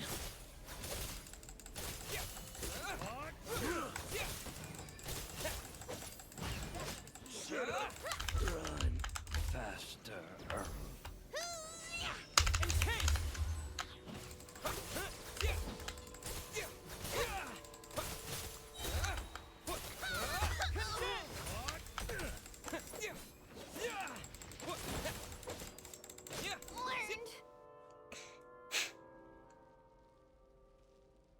Are you hurt, Coolish? No. I'm fine. It's just... Suddenly I don't want to walk any further. I get you. In fact, I reached my limit a long time ago. Sometimes it feels like there's hope where there shouldn't be. Yeah. The hope that the star gives us is the only thing keeping us going. But I'm not sure it's real at all. It may just be a collective illusion. Otherwise, why would it always be out of reach? I actually feel like we're slowly getting closer to it. We know you mean well, but you're only saying that to try and encourage us to keep going, aren't you? Oh, she caught on. Thank you, friend. But enough is enough. Please don't give me any more false hope. Hope is poison in this place. You're going to continue, aren't you? I admire that. I've given up, but I wish you the best. May there come a day that you catch up to the star and leave this godforsaken place. Well, they're gone. Excuse me. Oh, wait, it's right there. Oh wait, we're not getting sucked out. We really are getting closer to the star. Oh, but they're already dead. Okay, well, let's see what this is. I thought this was way higher up. Huh. What? Congratulations. You are the first person to make it here. I actually made it. But how did she get here? The closer you get to the star, the more familiar it looks. I'm the star's envoy. The black mist has stopped rising. Its hunger is satisfied for now, having devoured your two companions. This is a good opportunity. I'll let you get some rest before we continue. Continue? Aren't we going to leave? What do you mean, leave? The star represents the starting point. It's the waypoint for the beginning. Congratulations on reaching the starting point. Once you are ready, we will head out and walk upwards. I will be right by your side the whole way. After everything I went through to get here, this is just the start? Huh? What? What's wrong? Hey, don't give up before the journey's even begun. I think we're waking up. Dang it, I got a work join request. Okay, excuse me for a moment, I need to blow my nose. I'll try, oh. Yeah, they're dead. Okay, hold on, let me get with my mic real quick.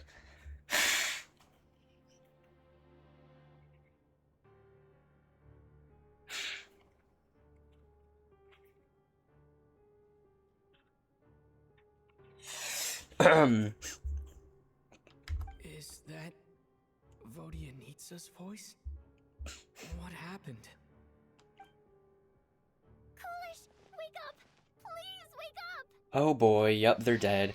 A drama about sleeping, which began as a joke the other day, is now playing out on the stage. No one counted on it being a tragedy. Everyone is gathered around the two sleepers in the center of the stage, without even inspecting the scene. You already know what has happened, as if someone had told you in advance. Oh my god! Click anywhere in the blank area to continue. Staff member in the club. Oh, wow. Cease during night. Cease during the night. The situation is identical to that of the two casualties yesterday.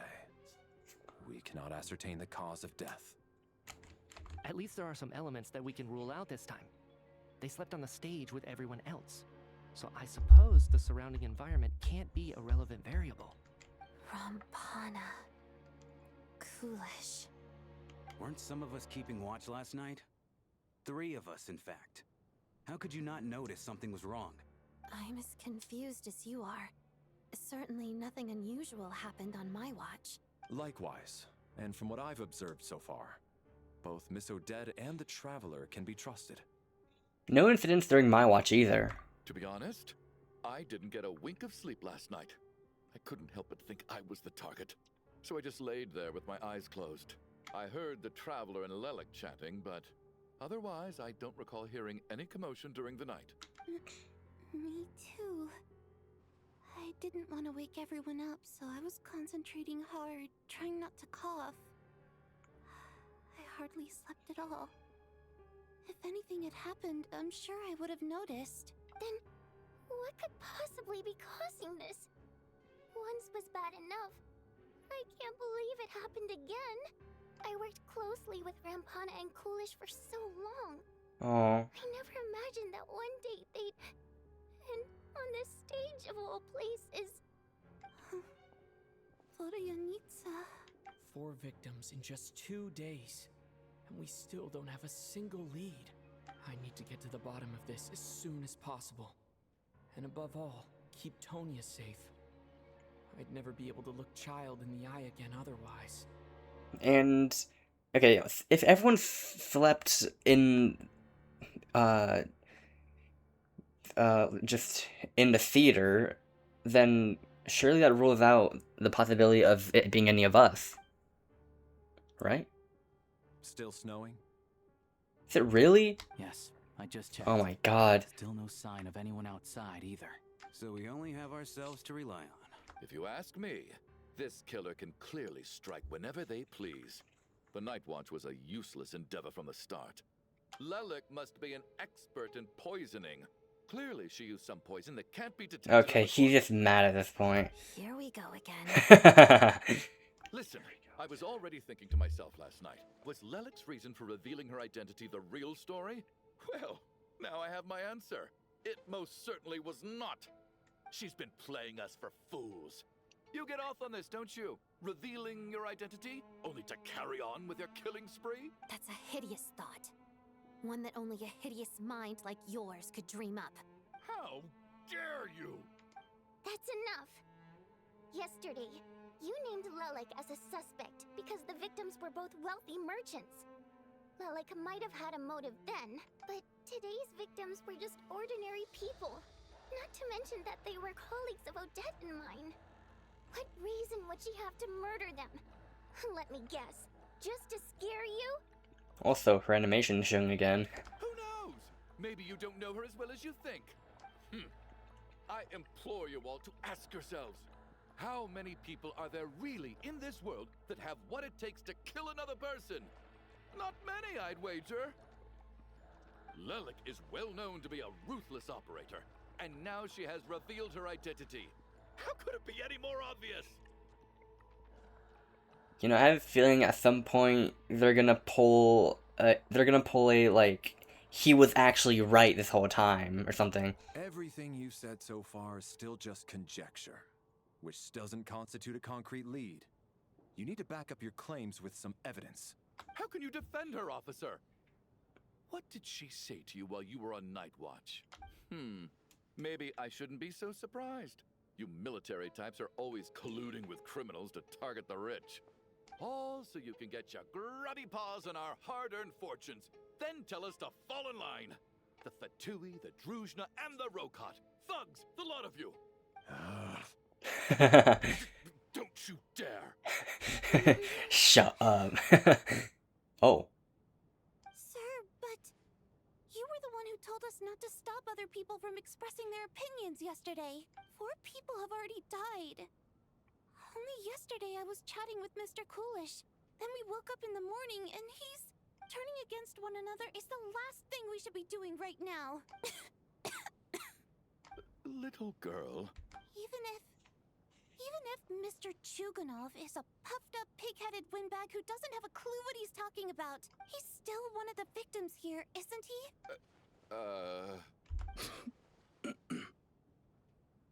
I had no intention of resorting to violence. But you're right, Miss Tonya. I ought not prevent him from speaking his mind. In any case, I believe Mr. Chuganov has calmed down a little now. We may resume our discussion. I don't think there's any need for that. What is there to discuss? Nothing about this situation is normal. Did you have an idea, Mitya? You're the brainiac here, right? Come on, clue us in. I've been mulling something over. All the leads we have so far concern things from outside the theater. Miss Odette's alter ego, the threats Mr. Chuganov received.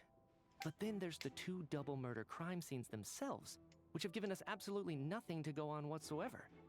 That's highly unusual.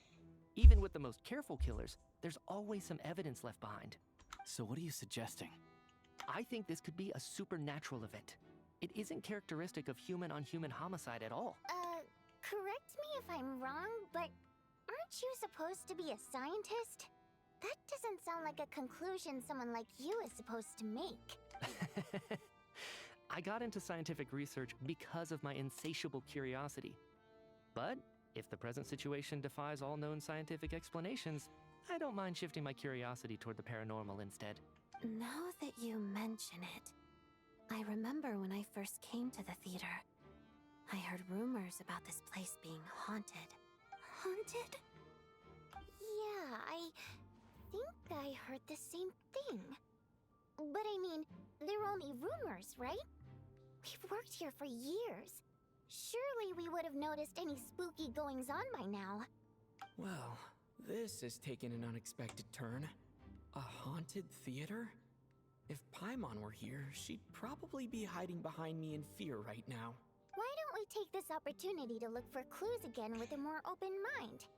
Maybe a different perspective will help us see something different. Very well. Whether it's criminals or ghosts we're looking for, the same rules apply. Everyone needs to tread carefully. I'll move the bodies into the same room for now. Wow. So it really just... Oh my god. Oh, wait. Oh. You can actually look at the details. Alright, so yeah, we got Alosha, Shrum, Chuganov, Tonya, me, Odette, Valeri, Vodyanica, Mitya. Huh, okay.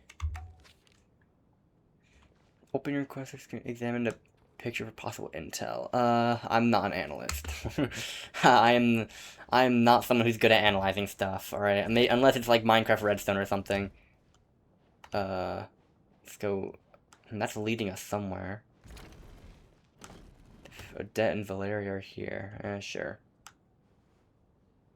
Valeri, come take a look at this. You too, Traveler. Some sort of notebook.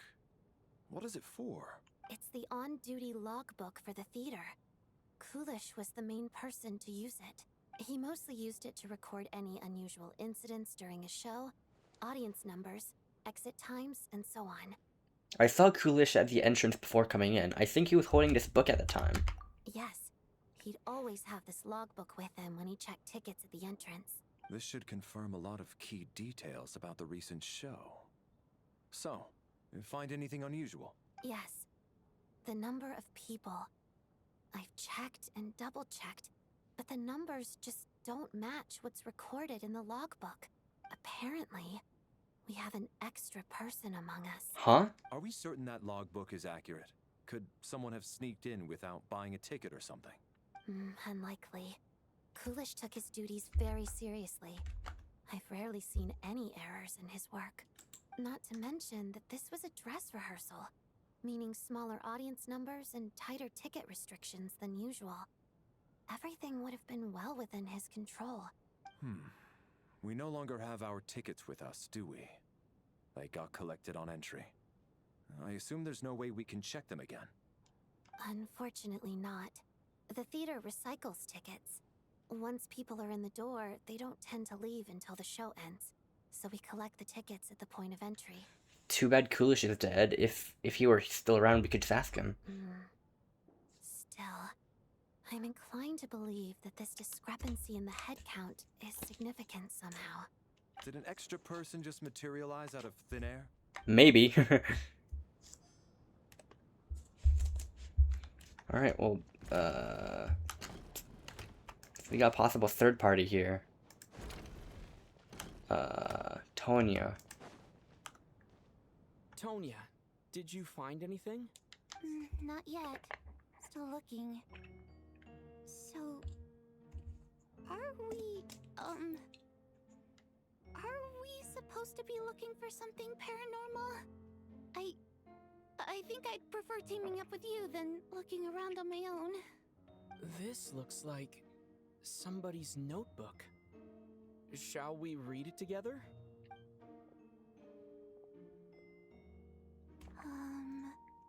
Well, it doesn't look scary or anything. So I guess it should be fine. Alright, let's read it together. Whoa. Okay, I'm just gonna skim through this. I'm sorry, I'm a Genshin player. You expected me to read? Water Imp Nobles. Oh.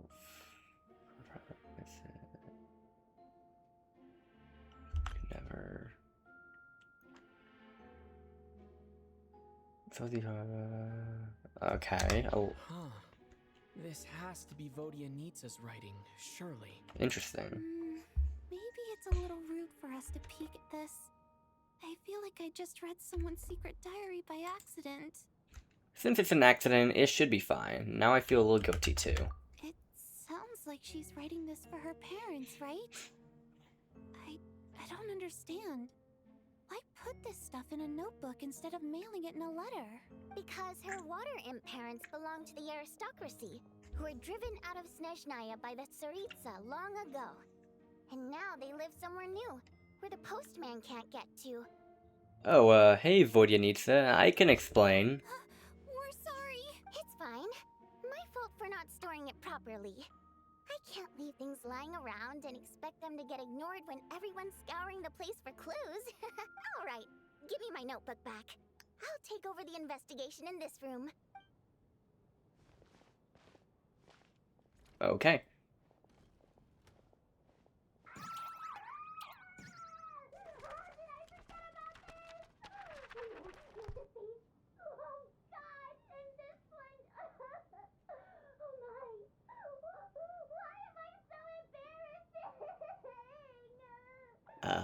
I think she is embarrassed about that.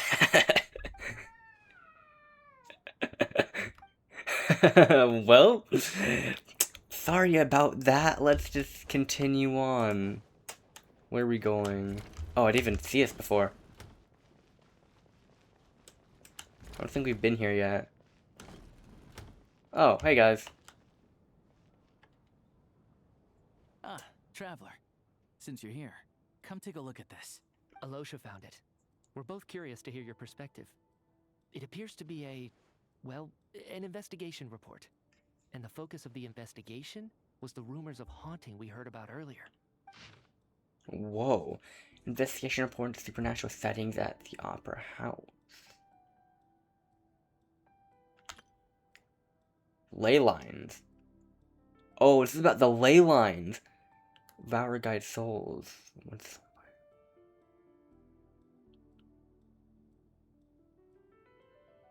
Wait. Evidence shows that a connection between the theater area and the ley lines have been obstructive.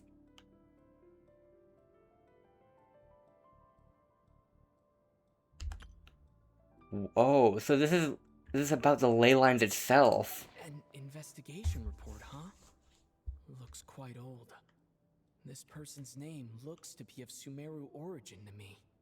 Was the investigator from Sumeru? The theater manager must have hired an investigator once specifically to look into this issue. But it doesn't look like anyone ever looked at the report.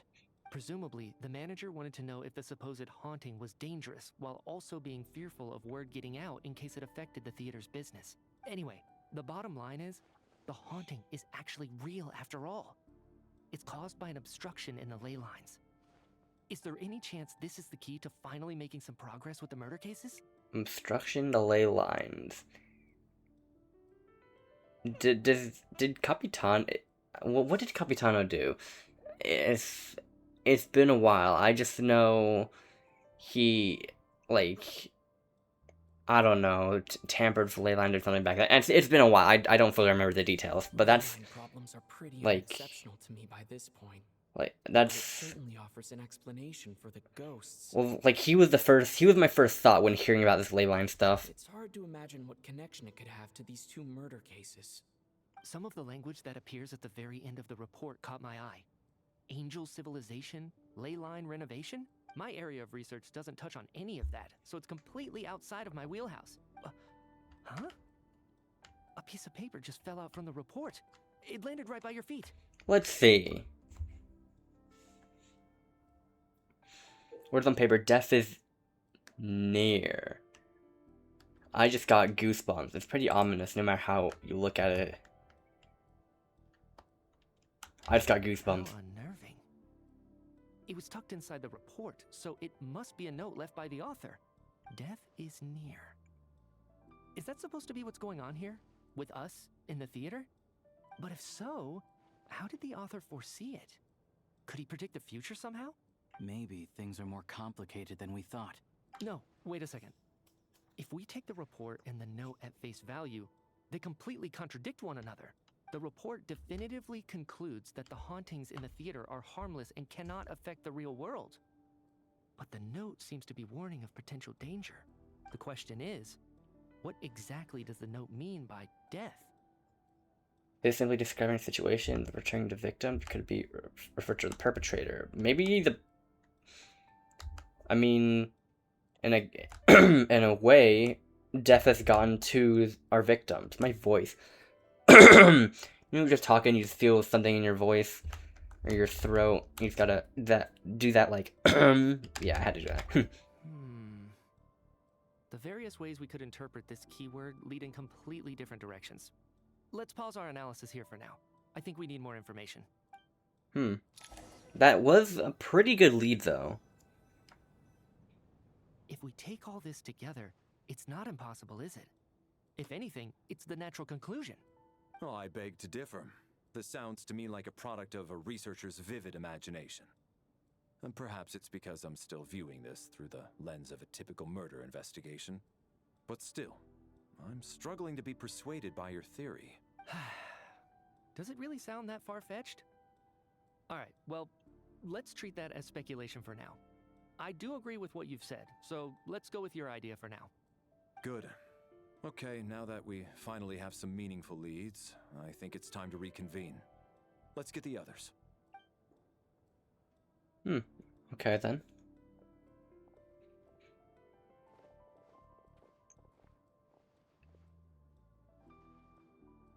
So, that's about everything we've discovered so far. I'll share my theory first. Based on what we've learned from the logbook, I believe the extra person among us is most likely the killer. If the killer had simply bought a ticket, it would have greatly increased the risk of their identity being exposed. I expect he or she either hid in the theater ahead of time, or found a way to slip past the ticket inspection. They then blended in with the group and waited for an opportunity to strike. What about the note found in the investigation report? Any thoughts on how that fits in? The killer may have simply planted it there as some sort of sick joke. I've seen my fair share of psychopathic killers. They love playing cryptic mind games. So, it has nothing to do with the haunting of the theater after all. This theory makes sense to me. If we have an audience member unaccounted for, chances are they didn't come here to watch the show. Could it really be that simple? So, in other words, all we have to do is find out who got in here without a ticket, and all our problems will be solved? Then let me make one thing clear. All the theater staff should be well aware that I came here for the rehearsal legitimately, yes? There's no way I'm the one who didn't have a ticket. Great. It's true. I hear you used every trick in the book to get a hold of that ticket, too. Everything short of throwing a temper tantrum and rolling around on the floor at the entrance. I most certainly did not degrade myself in such a way. Probably a stupid question, but I might as well ask. Did anyone here get in without having their ticket checked?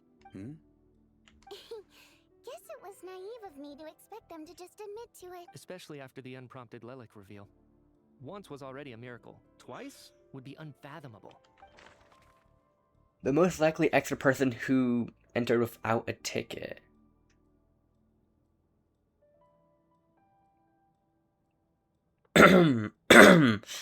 Without, well, okay, let's go one by one. Alosha, probably no, probably not. Shram, I wouldn't say. Okay, no, Chuganov definitely got his ticket from his tantrum. Tonya, why is she here? Really don't remember. I mean, actually no. She probably could have just had Chow to get her ticket for her. There's us VR ticket. Valeri and Mitya. Let's see. No, Mitya definitely got his. He's a fan. Right.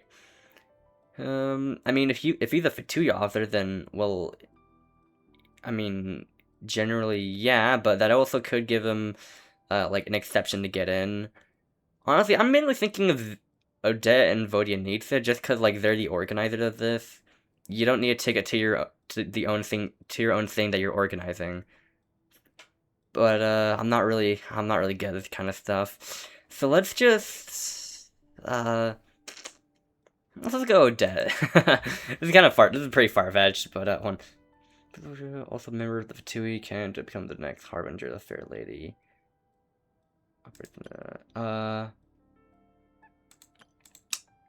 Me, the 4th December. Come on. Probably should have read on this a little bit. A hunter, member of the road call. Extra part-time job. Actually, oh yeah, if he's a part-time job here, then he probably doesn't need a ticket. Interesting. Penitent mercenary, unaffiliated with any mercenary organization, flexible in the job he takes. He often works for Snezhnaya nobles, outgoing and humorous, endless supply of mercenary jokes. He's often out and about, but for the most part, he's a normal person. Chuganov.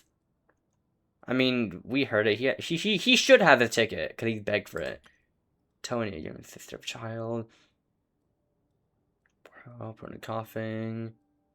Sitting that way from home. Us. Principal ballerina. Armored palace. I mean, if he was assigned here, then chance maybe yeah he was. There's a chance that he was like let in here for free.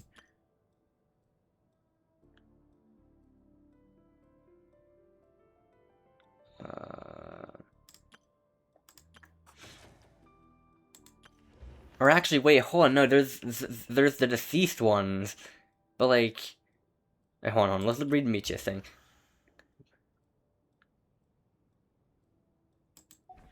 So one of the deceased could have entered without the ticket. How would that help us though in our third party? Because they're dead.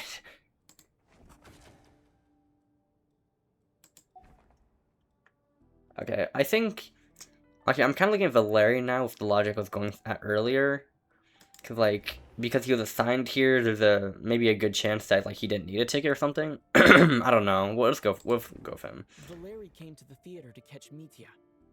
Those two should be able to vouch for one another, and their motives are clear. So not him. Okay, yeah. I doubt that. As things stand, the audience head count doesn't add up. I guess we can rule out the theater staff members. The most likely extra person who entered without a ticket. I think I brain farted that extra person. But you might as well rule her out. As things stand. Yeah, rule I guess rule Alosha out as well. As things stand. Yeah. And then probably have the same voice line for Mitya as I did for Valeri. Valeri came to the theater. Yeah. What about us? I got my ticket from Child. It was all above board, and my ticket was checked at the entrance. Sure. Tonya received her ticket the same way I did. I assume Child okay. got both of them. I mean, Chugunov got his ticket from... He was bankrupt, we know that. Coolish. They're a staff member, we'll rule them out. We have to catch this extra person, even if only for the victim's sake. I'm about to sneeze.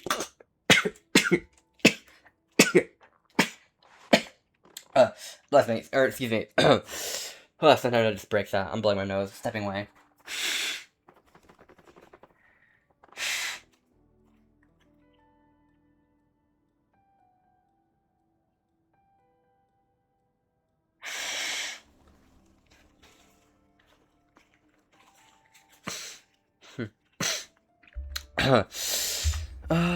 And let's try to rule out...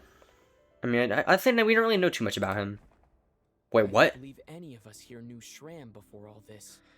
If no one can verify Shram's identity... Yeah, no one really knew about him. Mr. Interesting. Shram, did you really go through the ticket inspection to get in here? Huh? Me? Why am I being singled out, my friend? Do I seem that suspicious? It's not that you stand out as suspicious, more that everyone else has been ruled out as trustworthy. Okay. Well, we spent the best part of 2 days together now, so I'm sure you can all tell what kind of person I am. I'm a true gentleman. I never dream of doing something like sneaking to the theater without a ticket. Yeah, I have no doubt that you're a good person. But the problem is, none of us here actually know you, so no one can say for sure that you are who you claim to be. Although, actually, what was it you said last night? Yeah, you're friends with that water imp, which is why you understand our primary mode of expression. Last time I checked, there were barely any of us remaining in Snezhnaya, since most of the water imps left. Could you tell me a little bit more about your friend? There's a good chance I actually know her. And I suppose it's also kind of a way for everyone else to get to know you a little better. Oh boy. Good grief. Are you blushing? Pull yourself together, man. Stop giggling like a teenage boy. I'm gonna sneeze. Excuse me. Hey, revolting is a little strong. Alright, fine. I'll admit it. Water imp friend of mine, I was just the bodyguard hired by the family. But the stars must have aligned, because sparks began to fly between me and their daughter. Never in my wildest dreams did I think I'd be so lucky. Excuse me, or bless me, yeah. Just excuse me.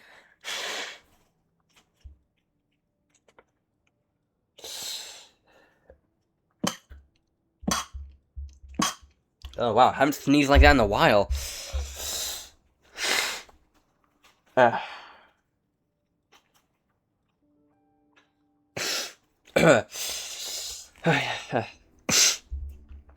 My nose is quite sensitive, so that type of sneezing isn't uncommon for me, but it's been much better this summer since I haven't really had to go outside that much. So my body hasn't really reacted, but all of a sudden it's just going off.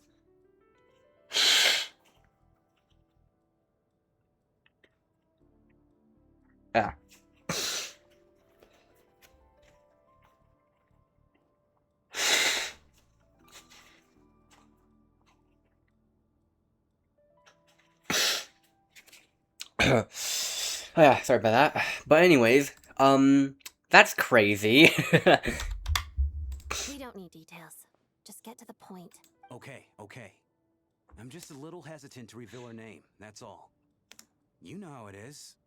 These are delicate times, even with me to protect her. If word gets out that she's dating a human, both the Fae and human factions will give her a hard time. Really? Wait, no. That can't be.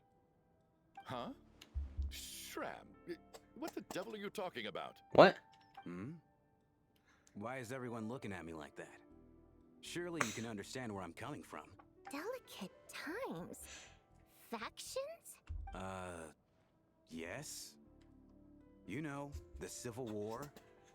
Last time I checked, the Fae and the humans were still at each other's This throats. guy isn't real. If I'm not mistaken, the last significant civil war in Snezhnaya in history was over 400 years ago, when Her Majesty the Tsaritsa had just taken the throne. Oh, he's super outdated. Consolidating her reign. He's super outdated.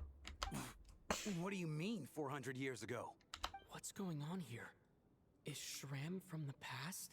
All right, Mr. Mitya, you win this round. As far-fetched as it is, it appears that your theory may be correct. I'm just as amazed as you are. I didn't even believe it myself, to be honest. Took a sip of my green tea. Nose is going off a little bit. Feeling better. Is someone going to explain what's going on here? From the look on your face, you figured it out too, haven't you, Traveler?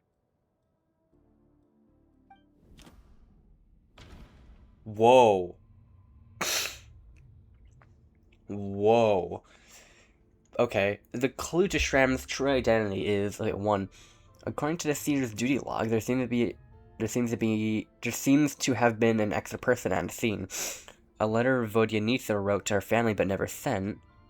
A clue that is yet to surface, or an investigation report into the alleged theater haunting.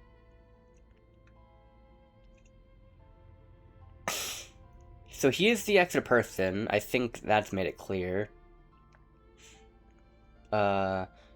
We did think it was haunted. That definitely does correlate. A clue that has not yet surfaced. I'm not quite sure what this letter means. Oh wait, or maybe this is the letter of his lover. Maybe it might be. Let's go with this. Never mind. Vodyanitsa's private letter touches upon the history of the Water Imp aristocracy's exile, but reveals nothing about Shram's identity. Huh, okay. I'm see if you can get it.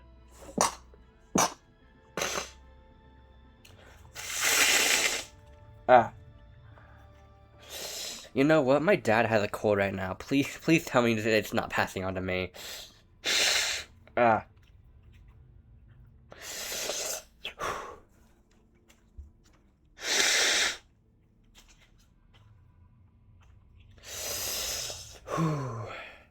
Alright, I just breathe in and out.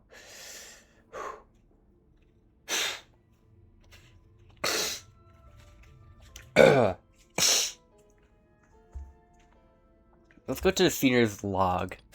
Nope. That seems to be the case. Shram's the extra person, but there's no way of learning his identity from this clue. Then it'd probably... Okay, I think it's this. Let's go with this. Never mind. The theater's ley lines have been modified to block souls within its grounds from returning to them. Oh, wait. Never mind. Okay, Alright, that makes sense. That makes sense. Mr. Shram's statement proves he is from hundreds of years ago. And according to the investigation report on the theater hauntings, Mr. Shram is very likely a lost soul wandering the theater. Why is he the only one here then? Out of the lost souls. Soul of the wandering theater, they killed who hid in the theater ahead of time. Ordinary maybe just an ordinary ticket dodger. Never mind. That's not it. I still want wait. The true natures, like their intentions?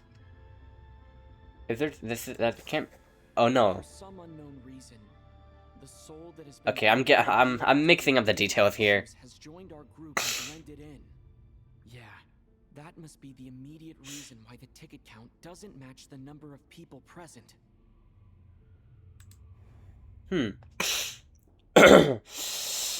Death is near. In this case, death most likely refers to...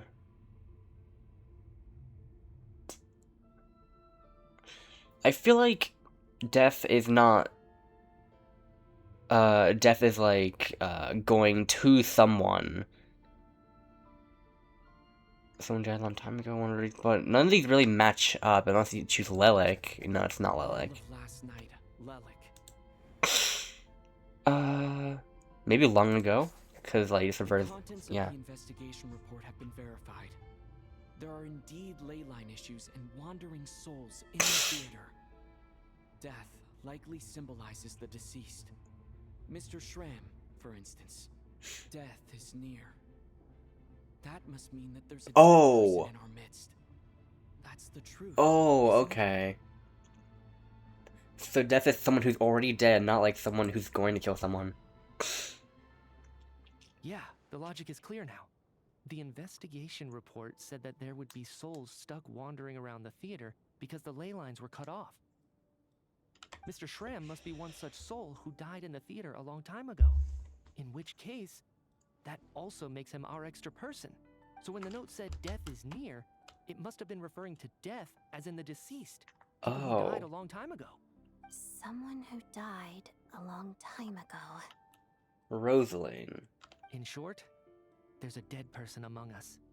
The extra person we've been searching for is a ghost from the past. But, like, that doesn't... How does that... That still doesn't line up with, like, how, we've had 4 victims so far. You mean I'm a ghost? No. Don't make jokes like that, my man.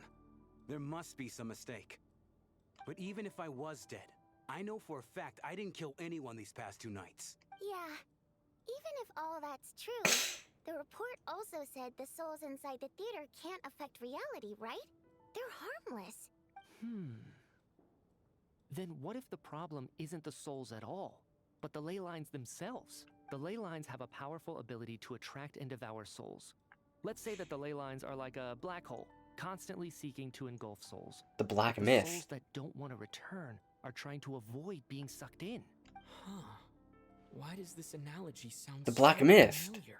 What happens when the black hole can't achieve its goal? I'm only speculating here, but what if it ended up swallowing innocent souls by mistake, or intentionally taking other souls to compensate? That could explain why we weren't able to determine a cause of death. If you're right, and their souls were devoured by the ley lines, it does make some sense. It does seem to explain a lot of the things we couldn't make sense of. Does that mean it's true? Except there's no concrete evidence. Mitya's relying on a lot of logical leaps. Still, it seems like the best explanation we have under the circumstances. Alright, so how could Shram not know that he's dead? Seems a little unlikely that he hasn't noticed anything unusual even after several days interacting with us. On the contrary, it's perfectly normal for a soul to wander the theater for centuries without questioning their existence or reason for being there. It's simply what's natural for them. Wait. You know what, Mr. Brainiac? I think you might actually be right after all. I'm trying to remember and... even though my head feels like it's going to explode, I think... it's all coming back to me. What?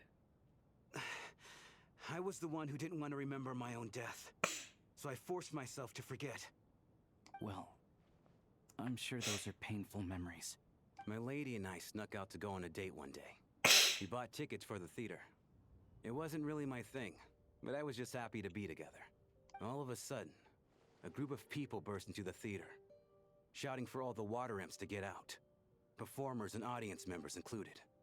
It was clear the conflict between humans and Fae had reached a boiling point. This time, the extremists were even coming after the water imps who had nothing to do with the war.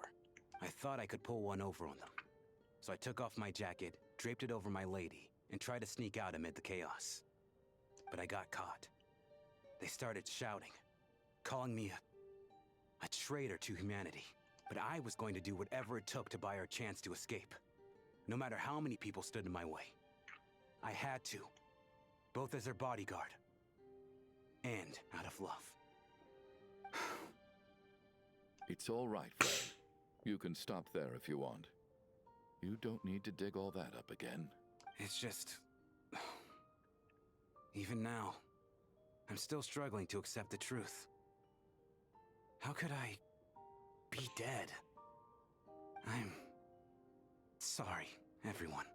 If I'd known I was a dead man walking, I wouldn't have dragged you down with me. If I'm the cause of all this death, then punish me however you see fit. Well, we don't really have any evidence for that. But, Mr. Shram... No. I refuse to be a burden. I know what I have to do. You said I've been wandering the theater for centuries, right? I guess it's high time I got a breath of fresh air. Out there, I mean. I'll leave this place and take all this death with me. Go out on my own terms. Mr. Shram, I'm sure we can figure out a different course of action. My good sir, we both know I'm not supposed to be here. I should have accepted my death long ago. One way or another, this has to end. Unless you're saying this goes against another one of your military principles somehow. No, I'm speaking on a personal level this time. Let it go, man. Oh, wait. One last thing. Miss Wateramp. My lover. Her name was Litia. Litia Ozarova. Do you know what happened to her? Ozarova. Oh. Auntie Ozarova. That's what we all called her. I remember her as a very kind elder. She had a bunch of kids, too. Wait. Oh. I'm so glad she survived. And she had lots of kids? Good. That's good. I could hardly expect her to stay single just because of what happened to me, right? As long as she went on to be happy. That's all that matters. Besides, I'm dead. My soul's been wandering around here for so long because I was worried about her. But now, I can go without regret. There's no need to see me off, my friends. I've enjoyed our time together over these past few days. Perhaps we'll meet again in the next life. So he's just going like that.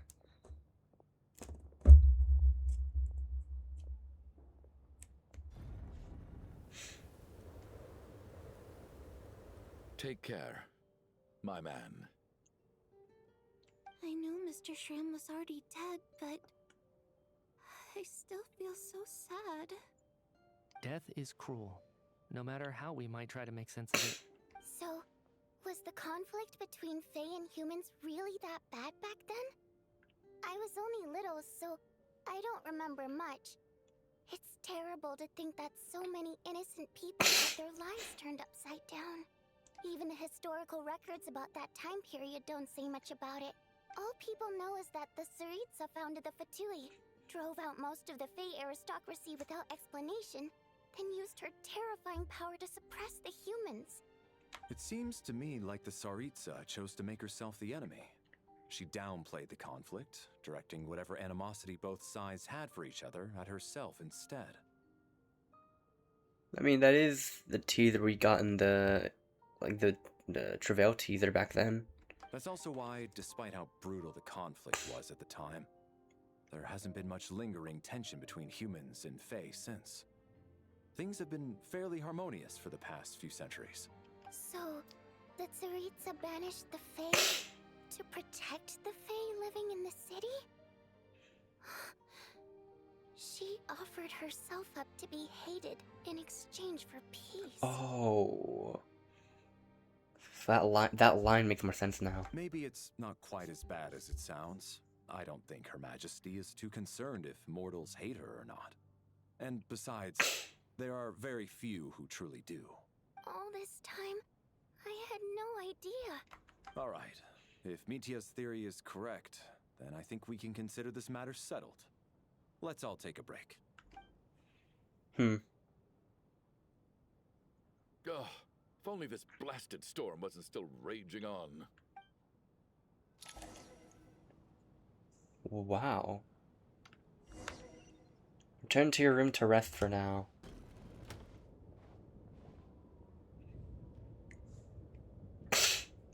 Looks like now we can just rest until the snowstorm stops. I still can't believe Shram turned out to be a ghost who'd been in the theater for hundreds of years. To think he was dead this whole time. What a strange turn of events. Yeah. Knock knock. What? Huh? Knock knock. You know the door isn't closed, right?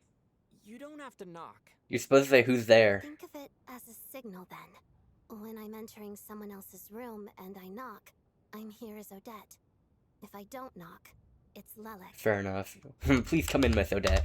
Thanks. So, why did you come to find me? Is there something I can help with? Vodyanitsa said you knew about my secret identity from the start. But when everyone was discussing who Lelik could be, you were worried that revealing what you knew would be unfair to me. So you kept it to yourself, right? You came here just to thank me? Yes. I'm extremely grateful for that. It's nothing. I mean, you didn't hold what happened with Signora against me, so I should thank you for that as well. Actually, there's something else as well. I found myself in a situation similar to the one you were in when you helped conceal my identity. So I thought I'd come and ask you for advice. What's the situation? It's about Mitya. There is something about him. Before all of this, the last time I saw him, he was dead. What? As I'm sure you know, my goal as Lelik was to stop Project Stuja. Well, when I found out the tech lead for the experiment behind Project Stuja was Mitya, I immediately started planning to track him down and threaten him to back out. I often saw him around the theater, but I soon concluded that making my move there would risk exposing my identity. So I decided to infiltrate the Armory Palace and go directly to his lab. That way, the threat would be much more effective. If you manage to infiltrate it, you really do have what it takes to be a harbinger. Well, I suppose there was a bit of luck involved. But I am a Fatus, so I already had some familiarity with the building's layout. But when I finally made it to his lab, Mitya seemed to be dead. Are you sure he wasn't just dozing off? I checked his breathing and his pulse. He had no vital signs whatsoever. I'm certain of that.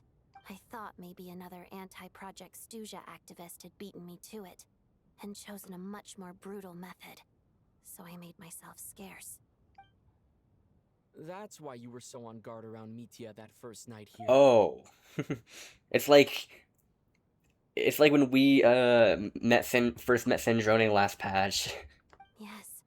When I saw him sitting in the audience during the performance, I could barely contain the shock.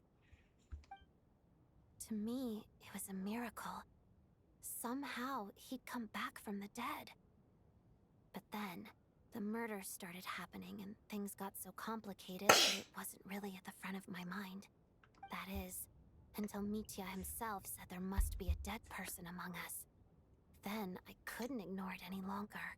And yet, you thought that bringing it up right away would single Mitya out. Just like when everyone was suspecting Lelik. Exactly. I thought there could be something else missing. Besides, we soon figured out that Mr. Shram was a ghost. And we knew there was only one extra person. So we thought he had to be the one. But now, it seems like there's another candidate. I understand why you kept it to yourself. There was so much information being thrown around during that discussion. Bringing up Mitya would have just introduced more confusion. So, what do you think we should do? Let me confirm one thing first. When was it that you found Mitya dead? Around a week ago. Sometime in the afternoon. A week ago? That's earlier than I thought. I saw him just a few days ago at a restaurant. That definitely would have been after you found him dead. He seemed completely normal to me. Chatting with Vodyanitsa, trying to avoid Valeri. So he was definitely alive on that day. Huh. Well, all I can say is I know what Excuse me. Here's a thought. The reason we even suspected a dead person could be among us was because of the problem with the theater's ley lines.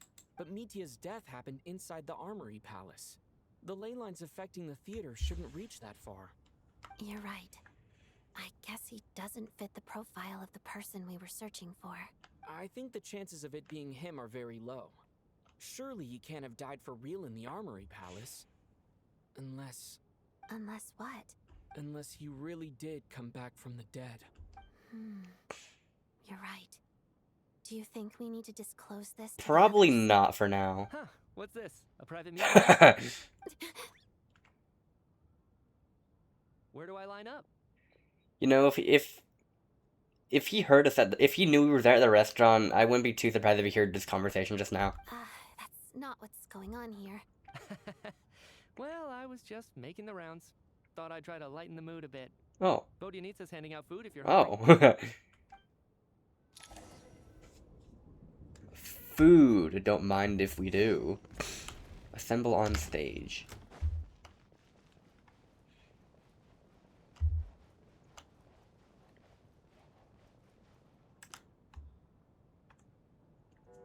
Outside, the snowstorm continues to rage, and before you know it, night falls once more.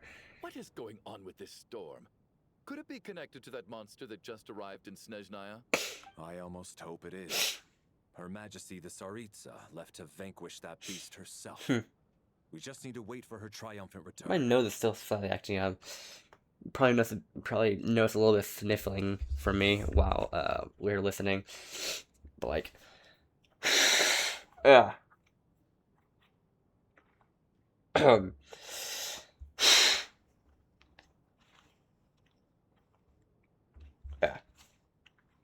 It's just the aftermath of my sneezing. A bit of, as you could say, a residue. Then just let it calm down. I'll be fine. Do you think people still feel the cold after they die? I'm wondering about Shram. Oh, maybe we should have given him a coat before he went out there. Death itself is cold, isn't it? I'm sure the storm will embrace him. Well, I hope he has a safe journey. I'm going to miss him, I think. It's not like we can blame him for Rampana and Kulish's deaths. Thinking back on it, we barely made it out alive ourselves. Once we get out of here, how are we going to explain what happened to their families?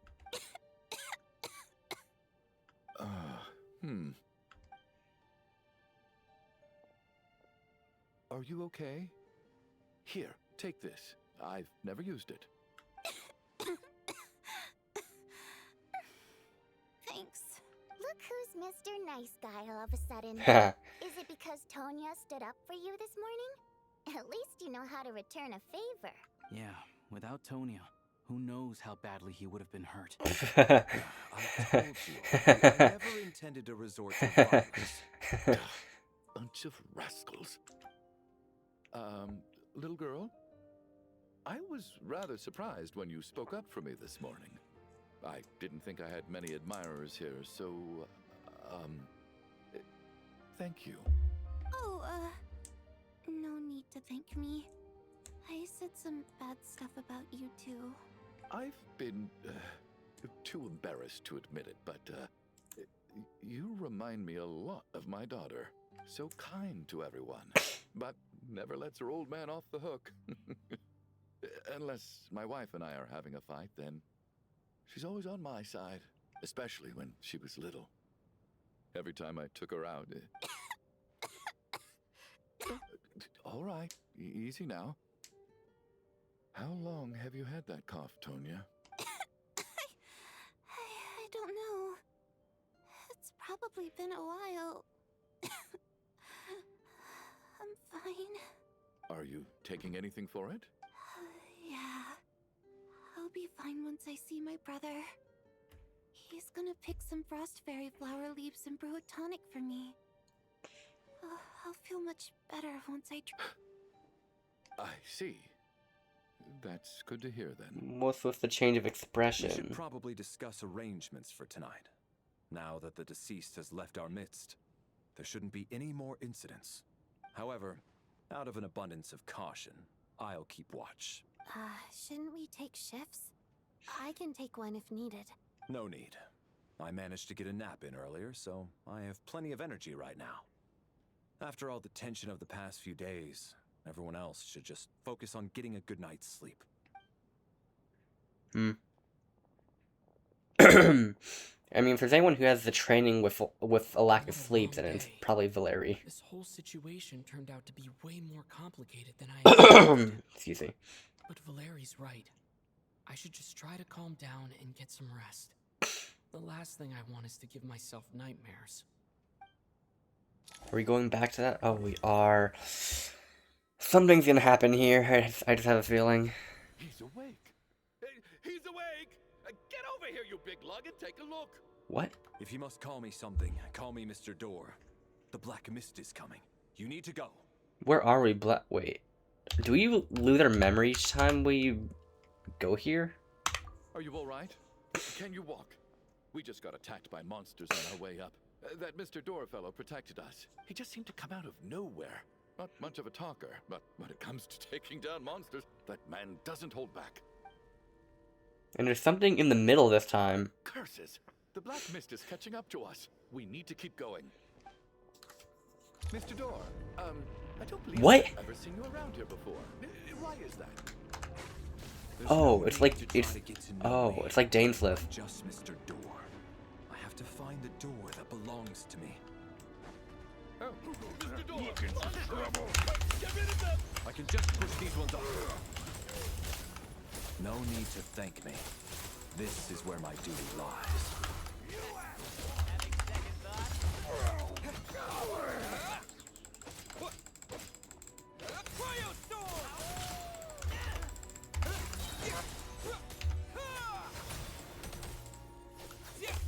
Wait, there's more? Oh, never mind. Okay. Yeah, what is... Yeah, the structure here in the middle this time. So we're doing this the hard way. How?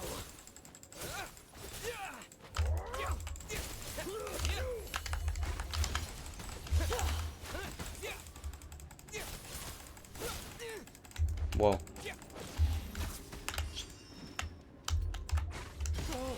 There we go. Remarkable work, Mr. Door. If I had your muscles, I'd do the same. So I guess... I mean, based on what we had before, I'm guessing Chuganov is gonna die this time. Are none of these doors the one you're looking for? Oh, those are the doors. Okay.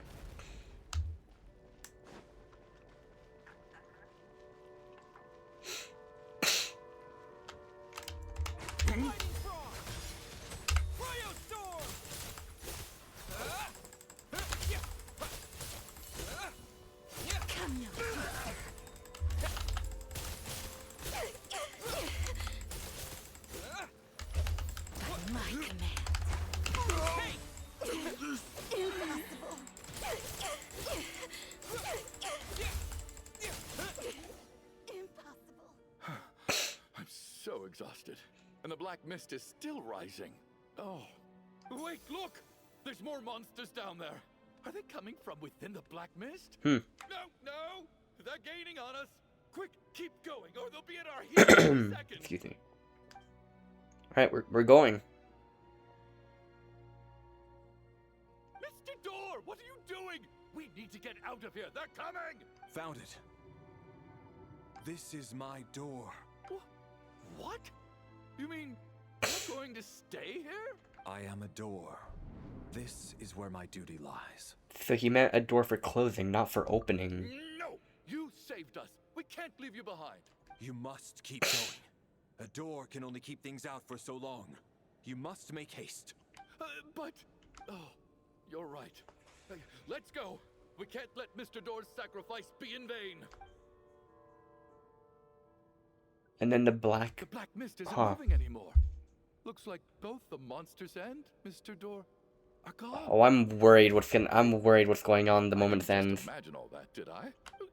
Surely I wasn't so scared out of my mind that I hallucinated a door as a human being. No, I remember Mr. Door too. Oh, okay, good. There's no way we both hallucinated the same thing. Getting sleepy? Well, looks like we're safe for now. Oh, great. Oh no, what's happening? What's gonna happen? Oh, dude. This cannot be good. What time is it? Is it morning? I think I had a nightmare. I guess everyone's still asleep? These past 2 days have been exhausting. Valeri's keeping watch though, so he's probably the only one awake. Valeri? No, wait, what? Check your environment. He looks calm and composed as ever. Even now, it seems as if there is no burden he couldn't shoulder. Yet around him, time seems to stand still. As if the gods, in their mercy, finally granted him a moment of respite. Wake up! Everyone needs to wake up! What? What? What? Just like the last 2 nights. No clear cause of death.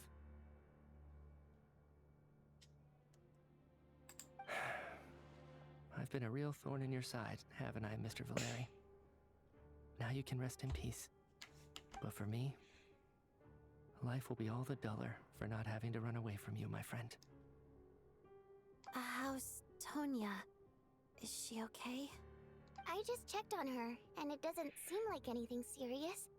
She's just exhausted from the past couple of days, and she's still recovering from her illness.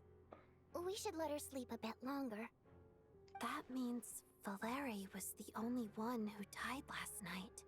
If Valeri was awake and keeping watch, it would have been impossible to kill him without waking everyone else up. That much is certain. This is so frustrating. Why has nothing changed since yesterday? I thought we already dealt with the dead person causing all this.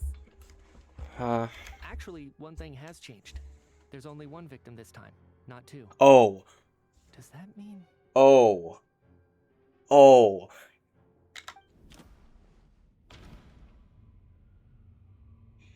There was only 1 victim last night instead of 2. Perhaps that was because the number of victims each night corresponds to the number of deceased around us. This has got to be it. After the deceased Shram left, there was 1 less victim last night. That more or less tracks. It's a reasonable conclusion, considering the only variable that changed.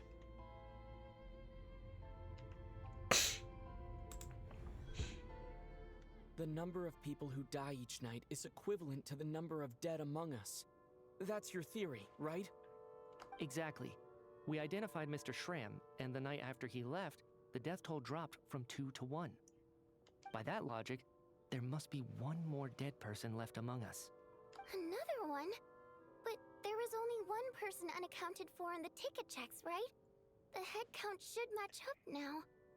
Having an extra person was definitely a cause for alarm, but being 1 person short isn't nearly as unusual. Someone could have left in the middle of the show, or made it out before the storm hit. 1 more dead person among us. If Mitya's theory is right, then what Odette told me seems a lot more relevant. Yeah, we're both thinking what she's thinking. It's just, at the time, we had no reason to think there was more than 1 dead person. If only we'd taken it more seriously as a possibility. Maybe this could have been avoided. I'm sorry. This is my fault. I had information that could have been helpful, but I held back. I should have brought it up right away. I'm partly to blame as well. I was too quick to dismiss Odette's concerns. What is this about? What have you two been getting up to behind my back? Sounds like there's some big news you've been keeping from the rest of us. Well, we're all ears. Okay. Odette tells the group about finding Mitya dead in your discussion yesterday. I'm the dead person? Allegedly. Wow. That's certainly news to me.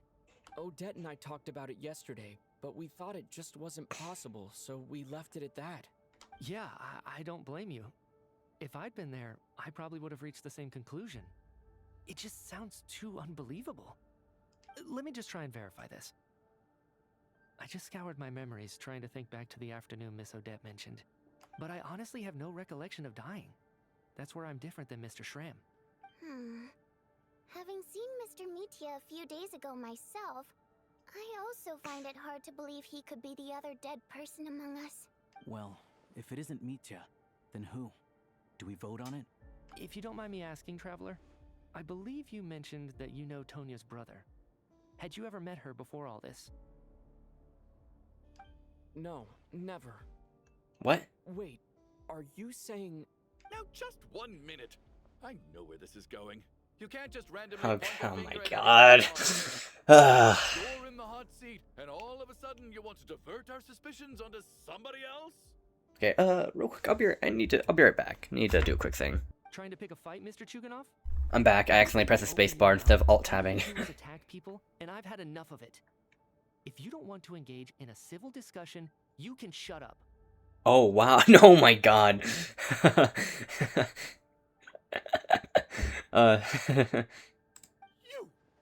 little brat!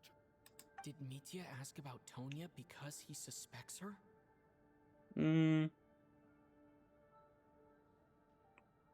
I mean, if she was dead, we could have easily checked, because they've been checking, like, their pulses or something. I suppose I only identified her by age, and nothing else. Could that mean... I'm just saying, you're going around casting suspicion on people for no reason. How could Tonya be dead? I can vouch for her, if nothing else. I've seen her before. She's the sister of that Harbinger, isn't she? The one called Child. Oh, really? You're telling the truth? Since being here, I don't think I ever mentioned she was Child's sister specifically. Does Chuganov actually know her? If Chuganov can vouch for her, then it can't be Tonya either. In which case, it seems unlikely that there's another dead person among us at all.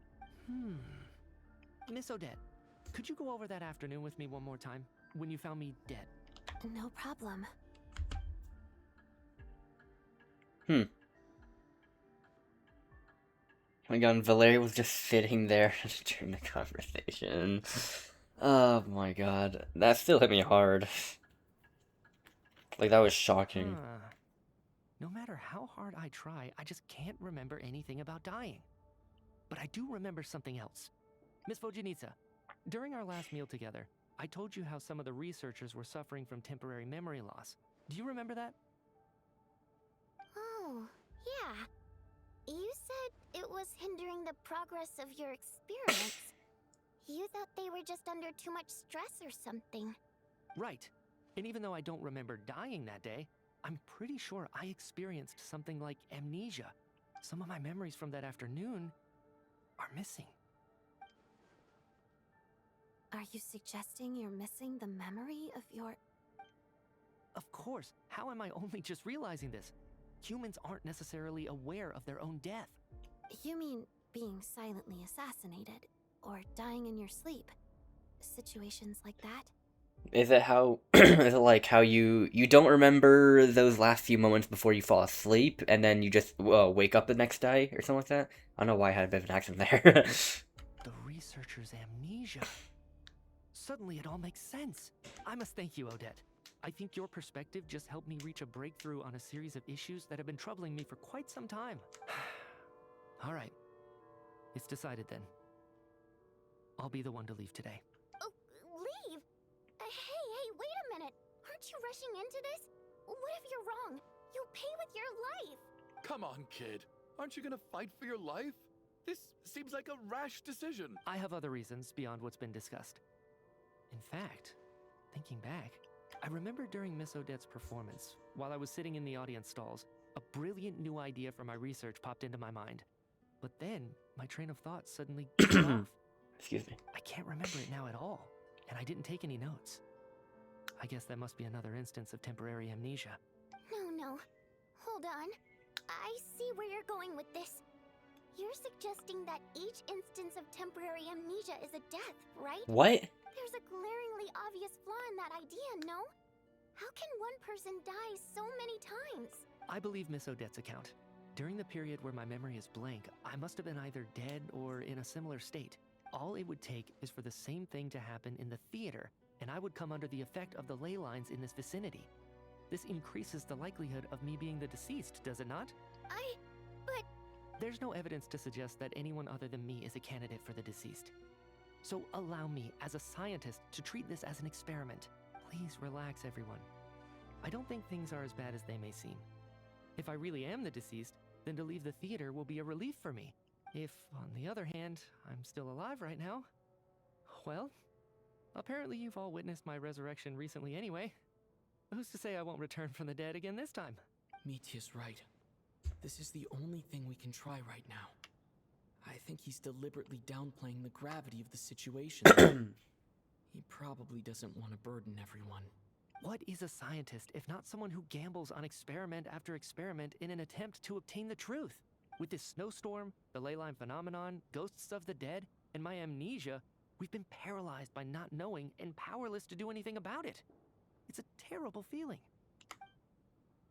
But if I do get resurrected, you can be sure that I'll come back with the truth of all this. Just you wait. Well, I guess we don't really have any other choices here. Is the scarf waving a little bit? Oh, well. As night falls, the theater is filled with a heavy silence. More than half of the group is gone since the first night here. Well.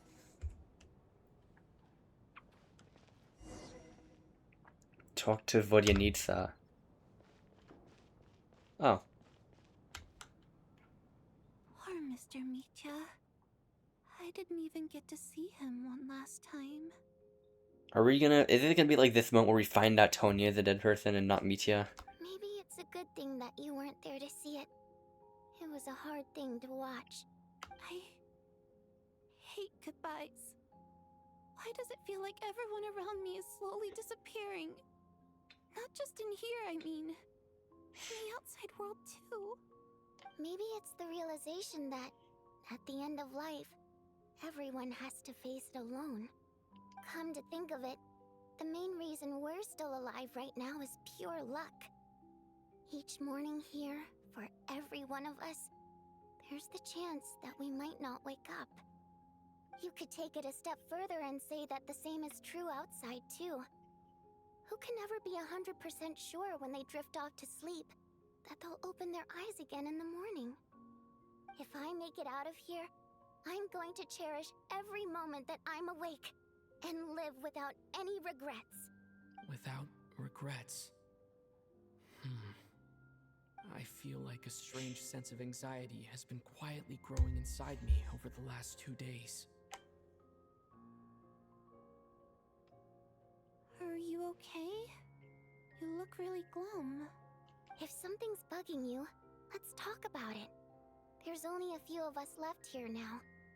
After everything we've been through, what's the point in keeping things bottled up? I have a travel companion named Paimon. Alosha and Odette have met her before. She's been feeling unwell recently. You're worried about her, aren't you? That makes sense. We've been trapped in here for days. To be honest, I used to feel like I was just a spectator in this world, watching everything that happens from the sidelines. Maybe it's because I'm a descender. A descender?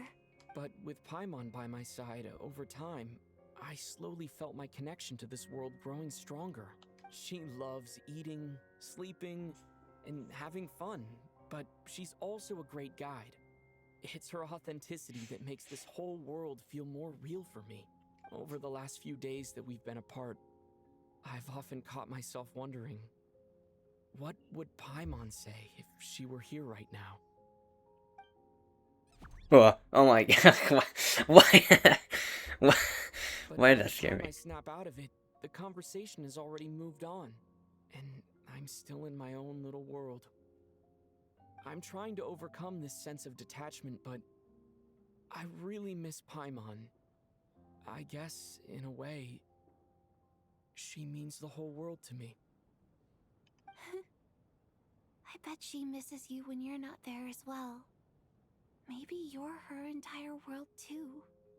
I don't know if this will make you feel any better, but back when the water imps left Snezhnagrad in droves, I also felt like the whole world was suddenly empty. I could be surrounded by people all smiling and having fun, and still feel completely separate from it. So, I totally understand how you feel. Yeah. Excuse me. I just felt a sneeze kicking in again. It's not as sloppy as the previous ones, though. Maybe I should blow my nose, though. Give me a second.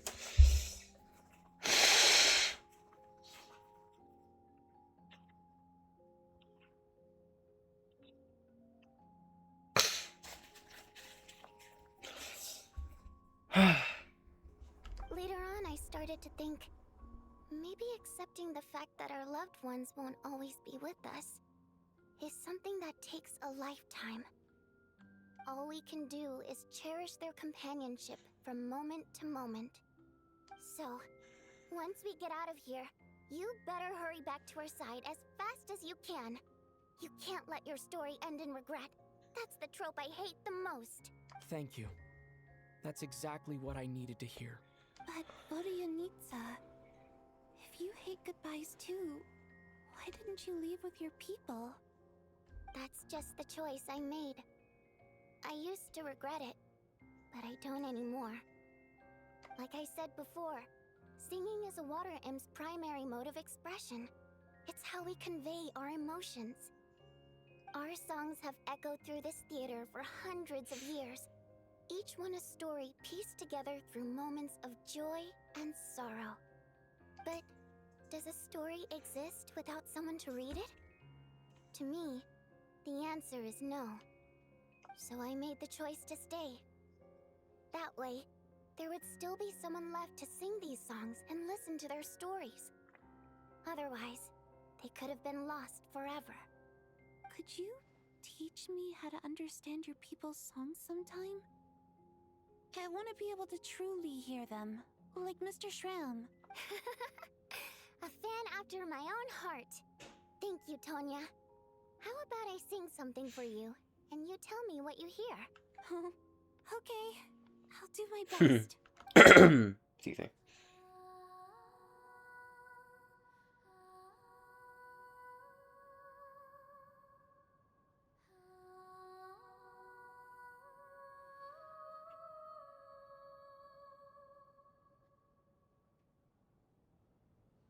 I've never heard that one before. I feel like I can hear a sense of longing somehow.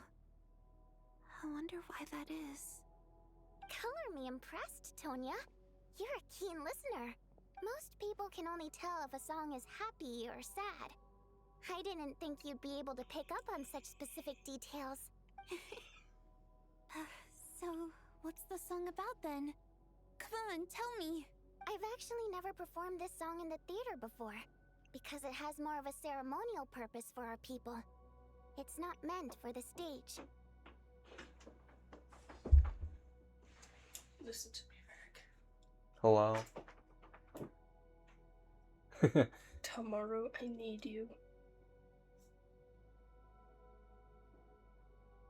to clean the kitchen faucet. Oh. The under part where the water comes out. Because I just looked at it. It's filthy. That's where we drink from. That's where I drink from. Oh.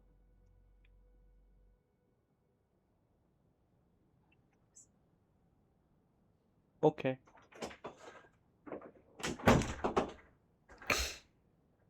It means something like, may those we have lost watch over us, and follow this song back home in the night, so that we might be reunited once more. Excuse me. So it's kind of like a requiem. No wonder I could hear that sense of longing. You sing it for loved ones who have passed away. I hope it reaches them. It's getting late, Tonya, and you're not well. We should all turn in early. I suppose there's no reason to keep watch tonight. Okay, but, before I go to bed, could you sing that song a couple more times for me, Vodyanitsa? Of course. Anything for my #1 fan.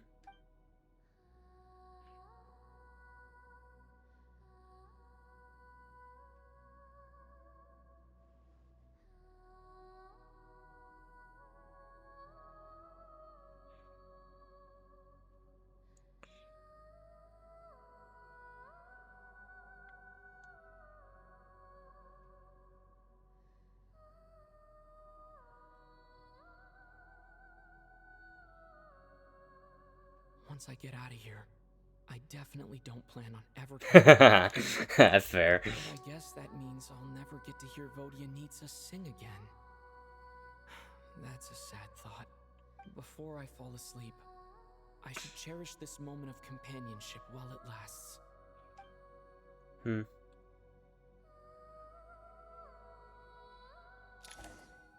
Alright, and back here. We can only hope that Mitya was the dead person. Whoa. It's so dark in here, and I feel kind Whoa. of dizzy. Am I alone?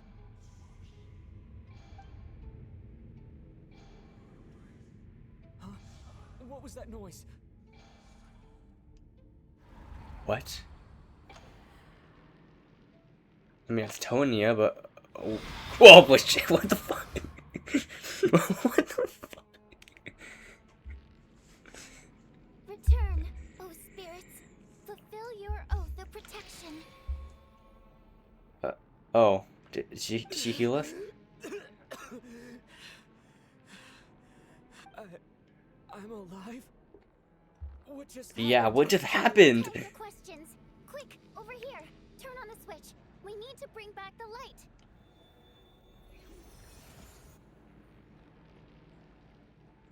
All right, we're safe. The spirit just now is called Night Prayer. The light subdues her, but she'll attack without a second thought in the dark. Is she a ghost? Sort of. I know it's hard, but you can't let this place go dark, or she'll kill you again. She really just killed me? Yep. Luckily, I was here to resurrect you. Otherwise, that'd have been a real bummer. A bit more than a bummer, I'd say. Wait, so you have the ability to resurrect people? Sure I do. I'm your guardian spirit after all. I specialize in soul recall. Oh, it's nice to meet you, by the way. Thanks. It's nice to meet you too. All right, there's no time to waste. The black mist is already catching up. We need to avoid it at Night Prayer at all costs. Come on, let's go. Please don't have Vodya needs to be the victim of the black mist. If we bring the light back, Night Prayer won't be able to get to us. Flee the black mist, beware of attacks from Night Prayer. Sweet, sweet light! It's back! Now that's a sight for sore eyes. Oh. It's Night Prayer. We need to move quick, but don't let her notice you. Don't mind if... Bruh. Look out! Nope, got a blast. You can't catch me. She's just walking. Okay, now she's just walking. Alright, no, we're fine, we're fine. Okay, she disappeared. Okay. We're still on stamina a little bit. Does the filter on my screen, like, grow a bit more red when she's nearby or something? The next switch is over there. Activate the thing.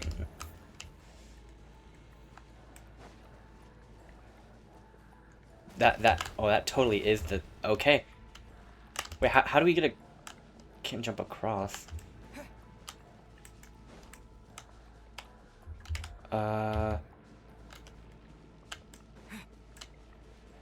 Can we jump across? Or no, we just... Oh wait, no, we go down there. You don't see me. Let's go. Got a blast. Whoa.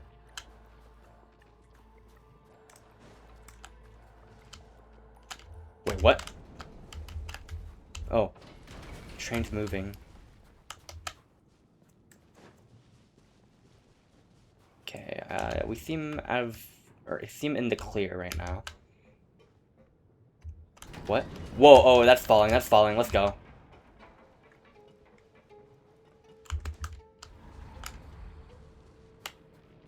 No, Night Prayer is here too. Uh-oh. This can't be the only path. Let's head up there and take a look. Up there. She's up here, then there, up there. Okay, so we go above? We do. Okay. Alright, got a blast. The switch is just up ahead. Hurry! Don't want anything with you. Don't want anything with you, Night Prayer. Whoa. It's too dark. We're not gonna make it. Come on, faster! Why are you walking? Why are you walking? Okay. And we're dead again. I won't let you die like this. Not on my watch.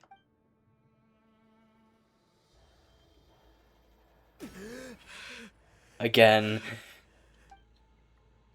Even though it's not permanent, Dying is definitely not a pleasant experience. Great. You're back. Yeah, thanks to you. Time for you to get out of here. Quick, before the light runs out. What about you? You're not coming with me? I can't. I've already been used up. Used up? What does that mean? A guardian spirit's skills are finite. I can only resurrect someone so many times. Okay, that makes sense. I might not look any different, but my essence has been exhausted. Now, I will slowly start to fade away. I can go no further. The black mist is where I belong. No. It's okay. Why didn't you tell me sooner? Because it wouldn't have changed anything. That knowledge would have just burdened you.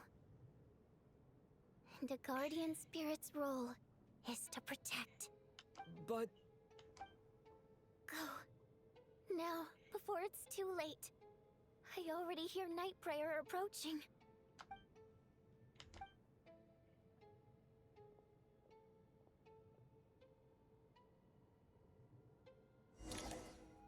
And that's that. Oh, now what's gonna happen? I mean, based on the previous event. Oh. How could this happen? Well, I guess there's no need to inspect the body. You're beginning to grow numb to the tragic death that await each morning. Before long, the lament of countless water imps seems to resound around the theater, full of deep affection and sorrow for Vodyanitsa. Your emotions begin to respond in kind, leaving a heavy feeling in your chest. Dude. This wasn't supposed to happen. You lied to us, didn't you, Chuganov? You've been lying from the start. Take a long, hard look at yourself before you go around accusing other people. I suspected you on day one, Lelik, and now look where we are. By some strange coincidence, you've never been targeted. You just happen to have survived this long?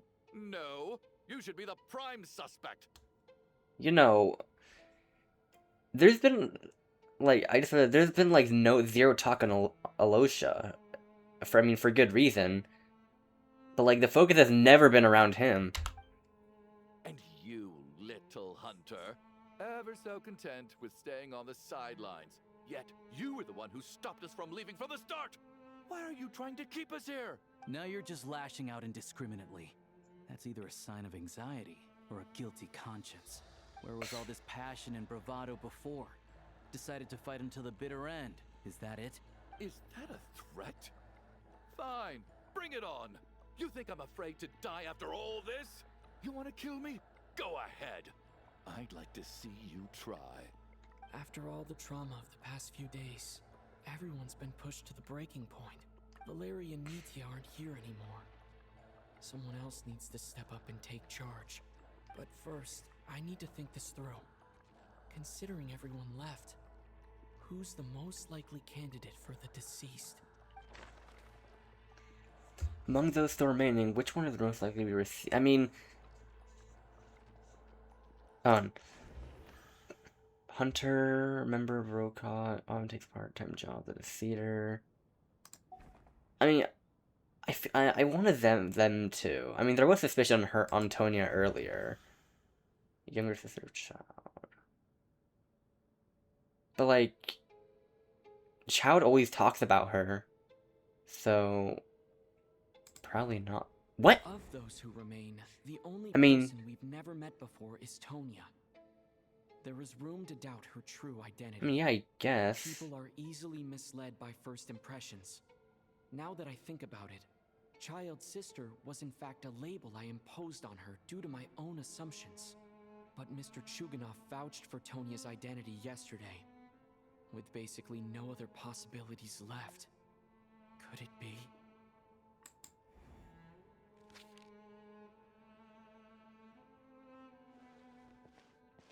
Tonya, how's Tusser been lately? Tusser? Oh, what? Your brother Ajax must have mentioned me in his letters home, right? Did he say anything about a blonde traveler? No. And my This brother's name is a different Tonya. not Ajax. or maybe okay, well maybe it is maybe she is dead, but either that or it's a different Tonya. Chuganov, looks like it's your turn to do some explaining. Yesterday, you said you could vouch for Tonya. Why did you give us a false testimony? I knew you were behind this, Chuganov. You've been lying through your teeth from the start. I mean, he's always been quite the scum. Everything about you is fake. Down to the wife and daughter you're always talking about. Your entire family man persona is a charade, isn't it? That night, when I infiltrated your place as Lelik, I noticed you were home alone. Didn't think much of it at the time. Just thought everyone else was out. But thinking back on it now, that doesn't seem very likely. My guess is, you live alone, don't you? Even that was a lie? But why would he lie about having a family? Curses! Oh, why is there no end to this blasted snowstorm? If it would just stop! I think I remember now. I know how I ended up here. It feels like a distant memory. Huh. But at the same time, it's just like it was yesterday. The reason I'm always coughing is because I got sick with frostbite. The locals usually call it the snow cough. It's not a very common illness. It's partly genetic and partly caused by the cold climate, but it can be fatal. They sent me to the hospital as soon as they found out I had it, and I spent so long lying there in that hospital bed. After a while, I felt myself growing weaker and weaker. Nothing seemed to be working anymore. Neither the treatment that the doctors were giving me, nor the medicine my brother was brewing from frost fairy flower leaves. So one day, I told my brother that I wanted him to take me outside for once, so things could be like they used to, just for one day. I wanted to meet loads of friends, experience new things. He agreed. He snuck me out of the hospital, and we escaped. We got to the theater, bought tickets, and went inside. Oh, it was all so exciting. I remember the show very clearly. It was amazing. But I found myself getting sleepier and sleepier. Oh, Tonya. When I woke up, I couldn't find my brother anywhere, so I guessed he'd already left. But there's no way he'd leave me behind. So I decided to stay here and wait for him. At the time, I figured he'd probably gone to brew some more medicine for me. I was planning to chew him out for abandoning me when he got back. Tonya, it sounds like by then, you'd already... Yeah, I know. I understand now. Dead, aren't I? This cough and the feeling weak, it's probably just my body's memory. After all of that, it turns out I can't blame my brother after all. I was the one who abandoned him. I'm sorry, everyone. I realized this much too late. It seems like death skewed my perception. And now I've dragged you all into this mess. Your name probably isn't even Tonya, is it? Didn't that ever strike you as odd over the last few days? Well, when I was little, my brother and I read a storybook, and Tonya is the name of one of the characters. When we escaped from the hospital, our family and the hospital security were looking everywhere for us. So when you first approached me and said my brother had sent you, and called me Tonya, I thought he must have chosen a fake name that only the two of us would know. Because he was afraid of getting caught. Now... Oh. It seems like that was just wishful thinking. At least your memory of death isn't painful. That is a small comfort. Now it's your turn, Chuganov. Talk to us. I believe no lie is ever told without a reason. You're right. I was lying. I happen to know that the Harbinger child and his sister Tonya managed to get tickets, so I lied to you and pretended I knew them. And yes, I was lying about my family too. The truth of the matter is, I lost them a long time ago. I just refused to accept reality. And now I've spent the second half of my life living a lie. I'm a joke. My daughter's name was Iskra. And before you ask, Oh. yes, Iskra, as in Iskra Manufacturing Plant. She also died from the snow cough. She was just 6 years old.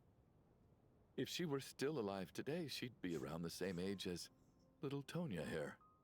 After Iskra passed, my wife couldn't bear to face those memories either. So she chose to start a new life without me. One day when I came home from work and saw the empty room, I felt like I couldn't breathe. Subconsciously, I started to imagine that they were still there. I soon discovered that this was the only thing that made me feel any better, so I just embraced the delusion. Nothing more than a pathetic means of escapism, I know. But at least it's not a crime. So explain your false testimony then. The night before last, when I was chatting with Tonya, she mentioned that her brother would brew medicine for her from frost fairy flower leaves. Combined with her various symptoms, I suddenly understood everything, including the fact that she was deceased. The snow cough used to be an incurable illness. I would pick frost fairy flower leaves to brew medicine for Iskra too. It took hours and hours on the stove. But the year after my daughter passed away, the jester of the Fatui announced that a cure for frost blight, also known as the snow cough, had finally been developed. It turned out that all previous treatments were completely ineffective. No better than random concoctions. That was the final straw for me. I just couldn't take it anymore. Just one more year. One more year, and everything would have been okay. So, more than anyone, I know full well that in this day and age, no one in their right mind would still be using frost flower leaves to brew medicine for the snow cough. Poor Miss Tonya, therefore, had to have been from an era when snow cough was still a terminal illness. So, you projected your daughter onto her? Even though you knew she was one of the dead? Even though you knew that protecting her could get you killed? That doesn't make any sense. You knew she was already dead. What did you hope to achieve by protecting her? Probably just self-grief. I just don't believe in your crackpot theories. Nor do I approve of your actions. How can you just declare a living person dead and throw them out into that snowstorm? Nitia's gone. My good buddy Shram's gone. And now it's Tonya's turn. Well, Shram was already dead. The others I can make my peace with. But little Miss Tonya, here she is, standing right in front of us, alive and breathing, and fighting her own battles. Yet you're quite happy to say she's dead? I just want her to live. Once this snowstorm is over, the very moment it stops, I'm going to march out that door and find someone who can fetch the very best medicine for her snow But she's cough. already dead. I'll be damned if I'm gonna let you cast her out into the snowstorm before I have the chance to cure her. Not again. Not this time. Not when the cure is right within our grasp. I'd never be able to forgive myself. Mr. Chuganov, stop. I can't let you do this. Tonya. By the sounds of it, you've known I was dead since the night before last, right? I really liked Mr. Valeri, Mr. Mitya, and Miss Vodyanitsa. And now they're all dead because of me. I'm not happy about that. The reality is, you've been trying to fight your own demons through me. But all you've really done is trap me inside your delusion along with you.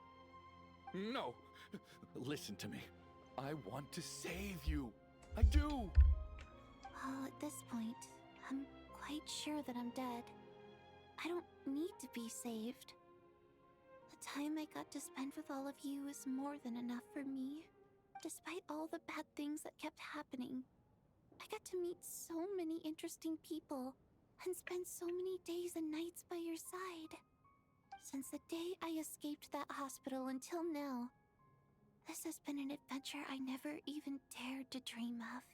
I'm very fond of you all. If it were only possible, I'd trade my soul to bring back the ones who died. If it meant things didn't have to end like this. And that's why I'm not fond of you at all, Mr. Chuganov. I'm sorry. It's them that you owe an apology to, sir. Not me. Well then, I suppose this is it. It's time for my adventure to end. I've caused enough trouble. You're leaving already? It's still early. Don't you want to stay a little longer? No thank you. Oh, and by the way, my name is Patashka. It was nice meeting you all. Patashka.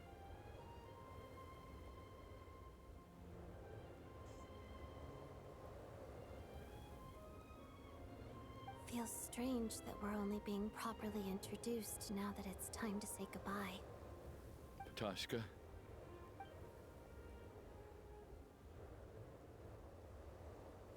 What are you doing, Chuganov? Are you crazy?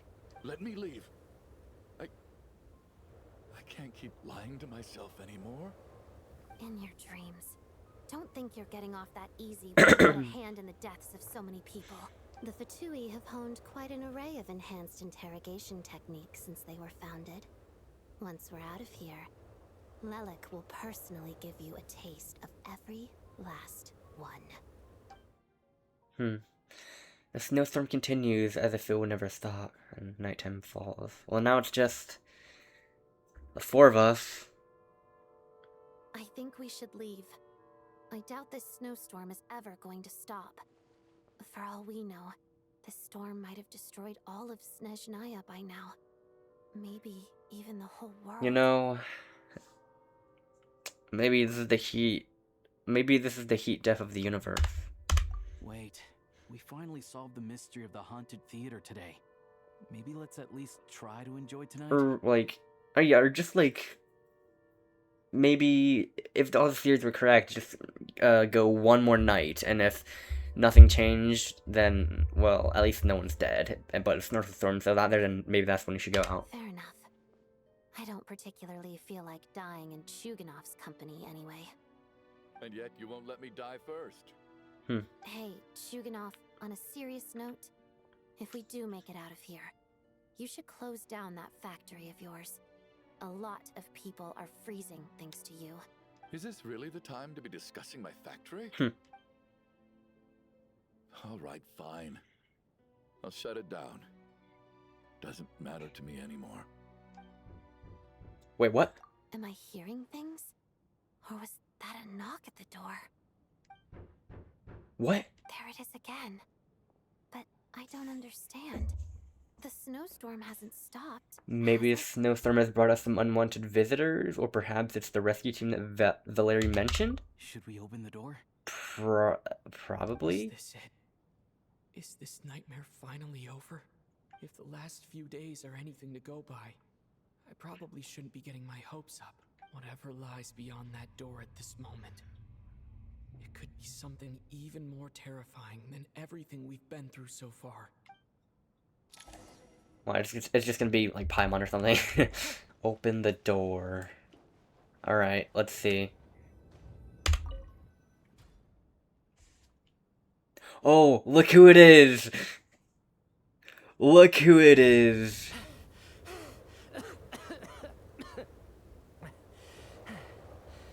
Hey everyone, I'm back. How are you doing? Feeling any better? Much better, thanks. Whew, it is so good to have you guys here. I was a little worried that the theater would be empty by the time I got back. Let me see. Tonya and Vodyanitsa are missing, which means... Yeah. Vodyanitsa died last night. And then you discovered that Tonya was the other dead person. Am I right? Not Tonya. Pitashka. First, tell us how you made it back here. Given the conditions outside, no one should be able to return alive.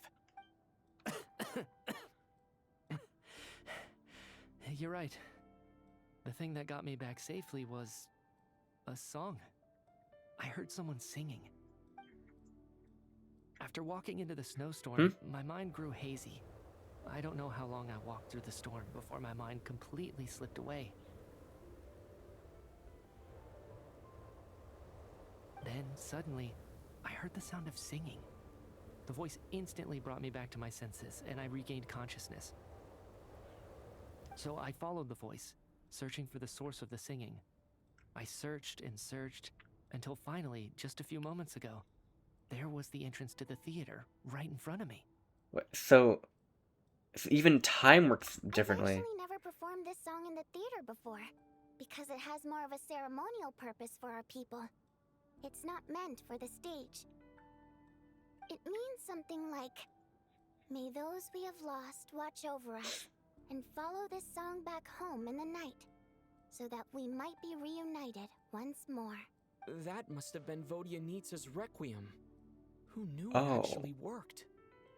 That song is meant to guide the souls of the dead. So he did die. That must mean that you... Huh. No kidding. Huh? Seemed like I guessed right then. This is what I've been so desperate to tell you about. When I first stepped out of the theater, I was still quite lucid. My memory of it is still pretty intact. I remember the outside world being completely different than what I'd expected. It was like this was a world where only the snowstorm existed. There wasn't a trace of any humans or buildings ever having been there.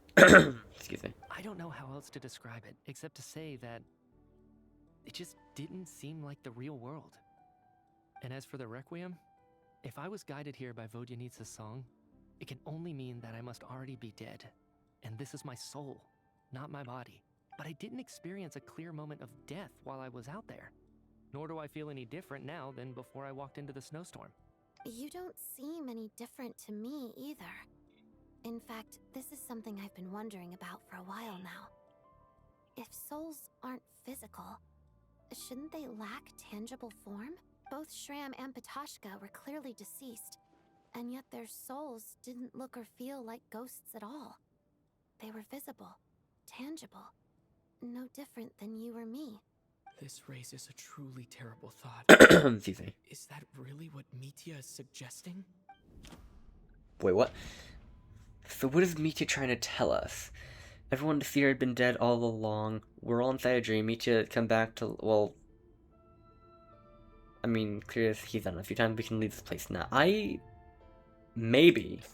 Oh, spot on. Mitya's soul was summoned back by the Requiem, confirming that he is indeed already dead. And yet, he looks no different from us. Of course, if even the long deceased like Mr. Shram can blend in with us undetected, then maybe we've all been dead from the very start.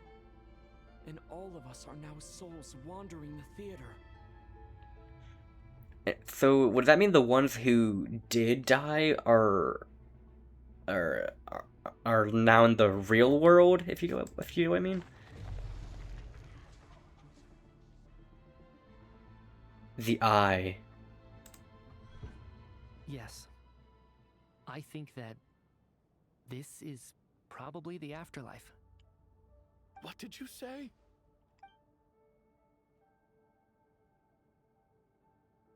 You heard me. We died in the theater. All of us did. But due to an obstruction in the theater's ley lines, our souls are trapped here, while an endless, infinite snowstorm rages outside. It's ironic, really.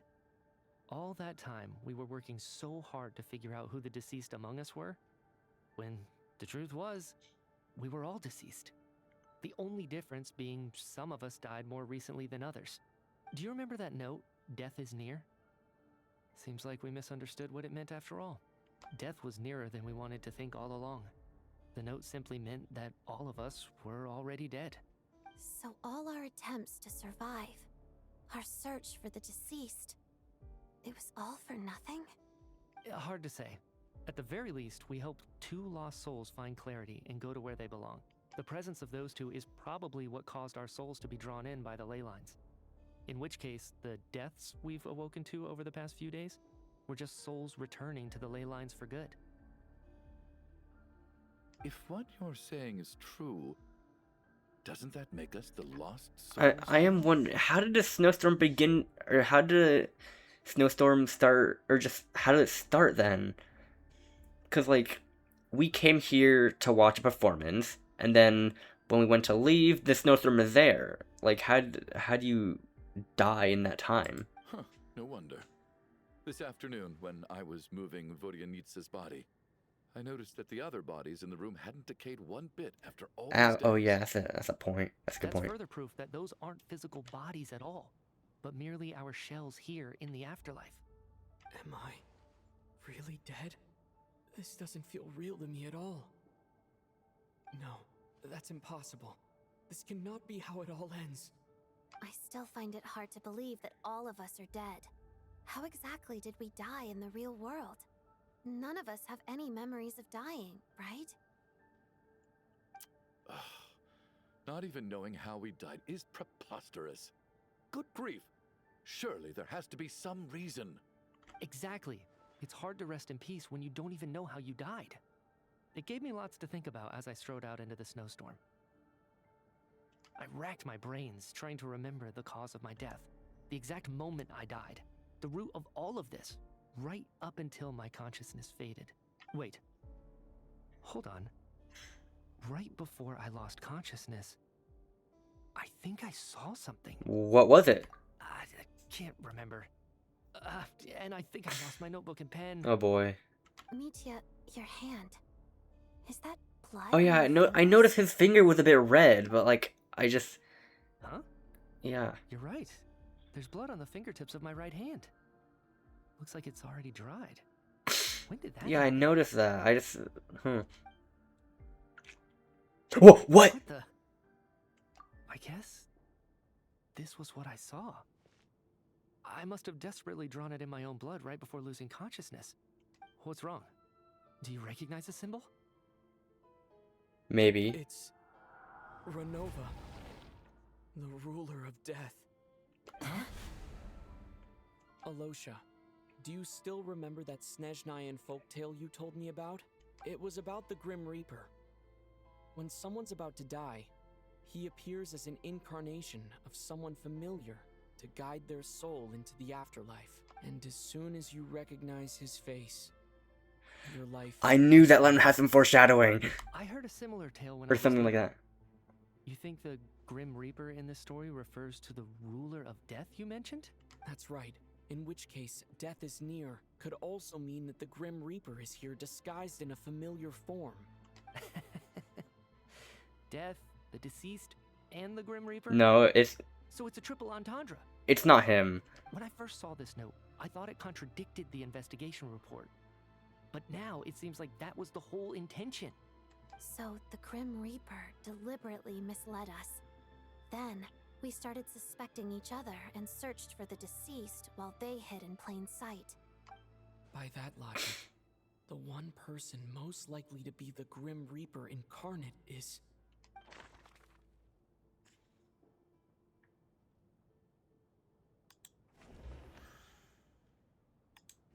Identifying the Grim Reaper is a major decision to make. I should think it over carefully.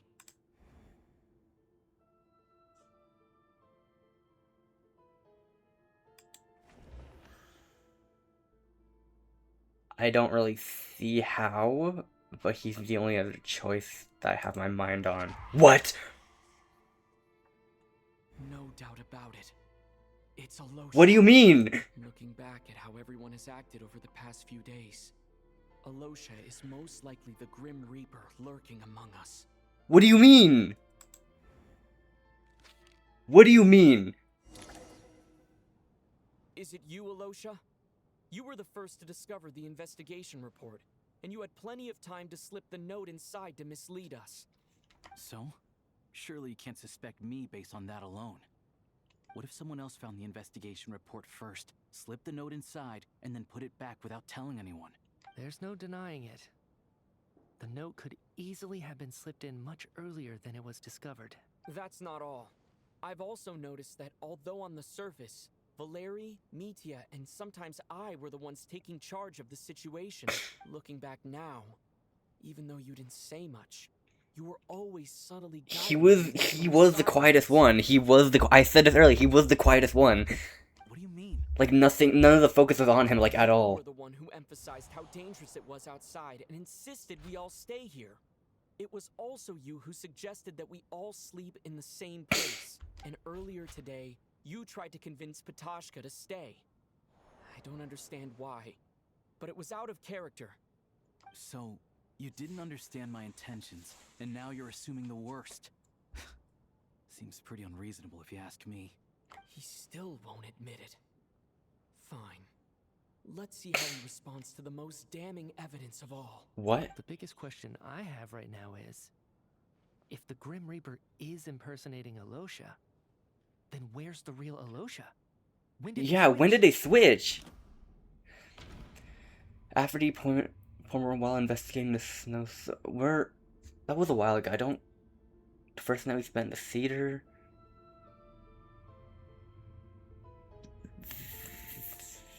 I really don't know, honestly. We'll go when we discovered the report. No. No. The Ruler of Death added a note to the investigation report at the time. This indicates that Alosha had been switched out even earlier. Earlier? So it can't be this then. First night? The first night? No. Nothing related to Alosha happened that night. After... Was it? That's right. This was the moment. Right at the start. Before any victims had even emerged, Alosha was switched with the Ruler of Death while everyone's guard was still down. Why? Why him? What the hell? What the hell? What the hell? What the hell? When all this began, right after the performance ended and the snowstorm began to pick up, no one suspected anything unusual. We just assumed we were snowed in. It wasn't until we discovered the bodies the morning after that we realized something out of the ordinary was going on. But it's clear now that the oddities actually started earlier than that, when Dimov walked into the snowstorm and never came back. Right. So Mr. Dimov was the first victim, not Sobolova and Torgov. And if we pinpoint that moment as the beginning of this incident, then one thing becomes clear. Alosha, you are the only person who walked into the snowstorm and came back without the help of Vodyanitsa's Requiem. More precisely, Alosha never came back at all. The one who came back was the Grim Reaper. What? What? Not bad. Oh! Well, since you've backed me into a corner, I suppose there's no point in keeping up the end. Oh my god. Oh my god. Alosha? You're the Grim Reaper? I am no such tired cliché. Mortals should address me as the Ruler of Death. Before being wiped out for good, you identified the two deceased, and even sensed my presence. A commendable achievement. Far beyond what I expected. I heard you can ferry souls. Those deaths each night. Were they your doing? Your initial conclusion was correct. Due to the existence of the two deceased, the ley lines yearned to reclaim those long-lost souls. Every night they devoured an equal number of souls to fill the void. This required no intervention from me. Though, of course, ferrying souls is indeed my authority. Here, take a look. What do you mean? What? What?!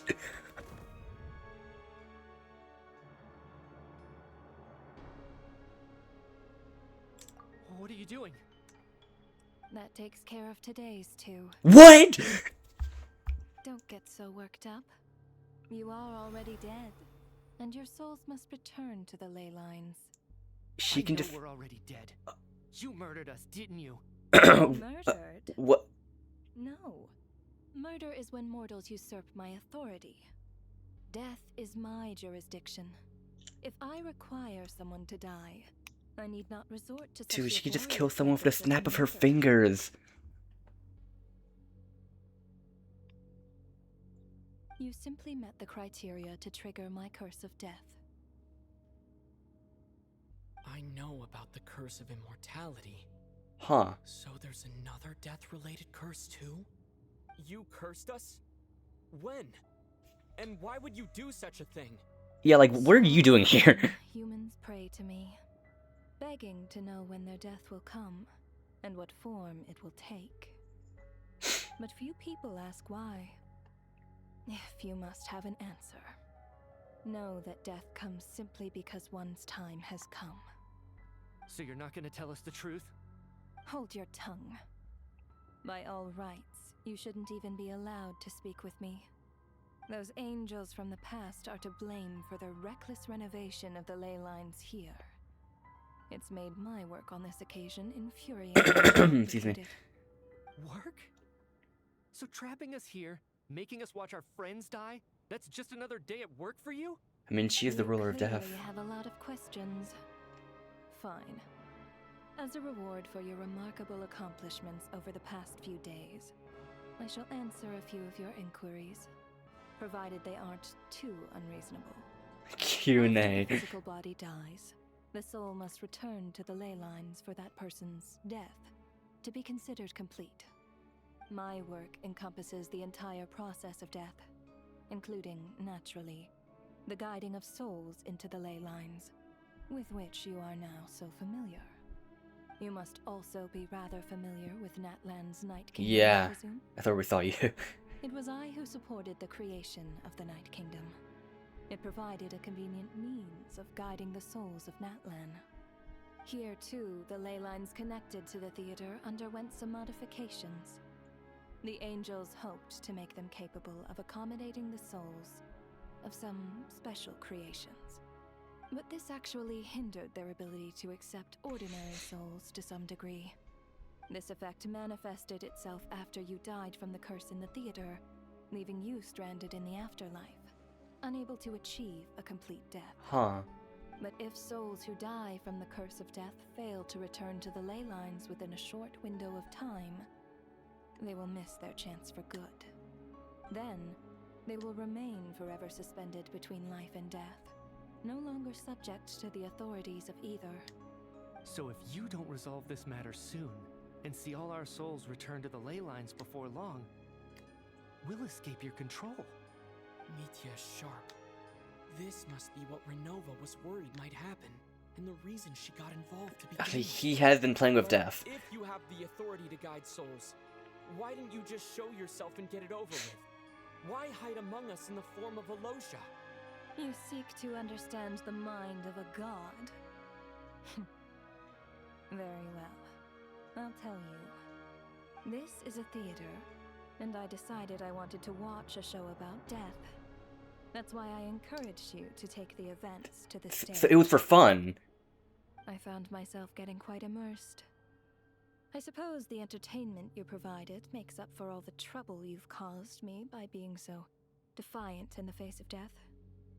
There. So it was just for fun. Can't say I am. Really? But it fits the stereotypes you humans have about gods. Just moments ago, you were complaining about how infuriatingly complicated your work here has been. Work is work, I get it. There are times when it's a huge pain, but you just have to get it done, right? That's a rather unique perspective for a human. You are in fact correct. There is a pain point in this case. Due to the obstruction in the theater's ley lines, there is a hard limit on the number of souls they can receive each day, making it impossible for me to ferry all your souls at once. Revealing my identity too soon would inevitably have led to futile resistance, and there was a risk that any souls who chose to run would disappear. Then there was the issue of the 2 lost souls you called the deceased. The way you resolved that quandary was all part of my design. That's what I don't understand. If all of us were souls of the dead, what made their presence among us special? For centuries, they have refused to return to the ley lines, exploiting the issues created by the angel civilization to resist being drawn in. Centuries of obsession accumulated during this process. You may think of this obsession as the resentment of the dead, and in this quantity, it was a bomb that could have detonated at any moment. It reached the point where I could not afford to leave it unchecked. But the only way to fix it was to help them acknowledge their own deaths, make peace with their regrets, and willingly walk into the snowstorm. Only then, with my guidance, could they finally return to the ley lines. Otherwise, you would not like to know what the consequences would have been. I vaguely remember seeing Batashka, but in the most terrifying form. Was that in a dream? Is that what would have become of her if she hadn't returned to the ley lines? I see your dreams brought you many revelations. So you see, death in fact grants wisdom to mortals.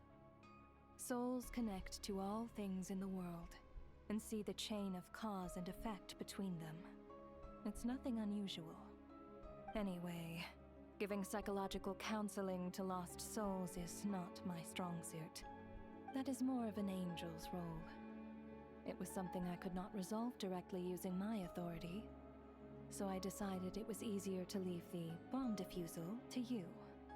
Meanwhile, of course, their presence caused the souls of other members of your party to return to the ley lines each night. From where I stand, that was killing 2 birds with 1 stone. As both issues slowly resolved one another without me having to lift a finger, all I had to do was stay close by and keep the situation under control. Then use my authority to wrap things up at the end. And, of course, while I was at it, I thoroughly enjoyed watching this drama, dealing with death from a mortal perspective, play out on the stage. Sounds like you had it all figured out, Grim Reaper. I just did the math. You said there's a hard limit to the number of souls the ley lines here can receive each day. It's 2, isn't it? That much is obvious, even to a fool. It's time to review this whole affair. If the ley lines can only take in 2 people per day, I need to go over the deaths from these past few days again. What do you mean? Oh my god, that is creepy! Deduction begins. Select each day's deceased in order. Looking back now, none of us had the faintest idea at the time. From the moment that staff member named Demoff walked into the snowstorm, the incident had already begun. So who died on day 1? It was... actually I can click, can I? Yeah, I can. It was these 2, wasn't it? Pretty sure. No. Let Wait, me what? go over this again.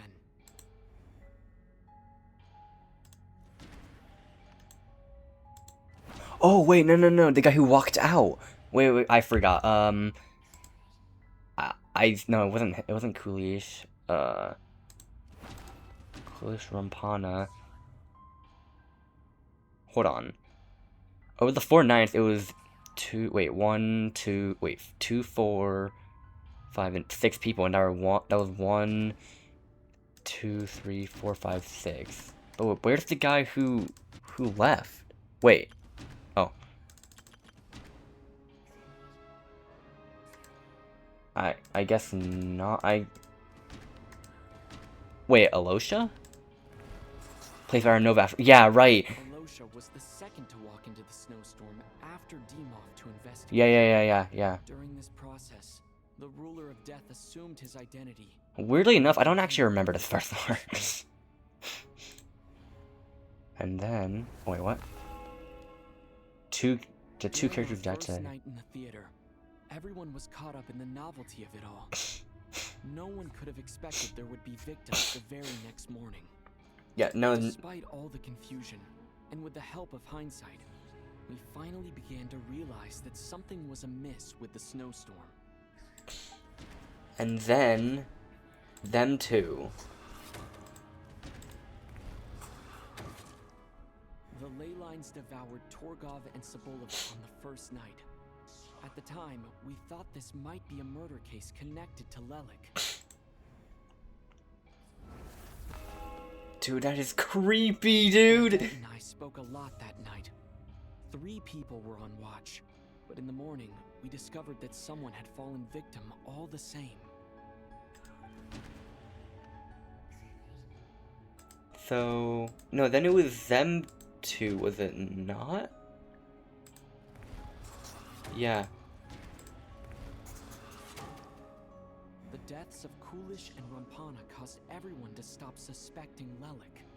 Unexplainable phenomena occurred one after another, leading Mitya to suspect that we were caught up in a supernatural event. Wait, wait, Later, oh. we discovered that there seemed to be an extra person among us, and subsequently discovered the existence of the deceased. So, you know, that was Shram, but who, was it Valeri after? But didn't he die the next, or he died that night? Okay, well, it was definitely him. Mr. Shram realized he was the deceased, and walked into the snowstorm to return to the ley lines of his own accord. It turns out there really was a dead person among us. Then was it, what, he died in the night, but I'm not sure if that counts as the same day, we'll see. Yeah. He thought it was all over, but Mr. Valeri's death was a rude awakening for everyone. The ley lines consumed him during the night regardless. A lot happened today. Mr. Valeri's death led us to discover the connection between the number of deceased and the number of victims during the night.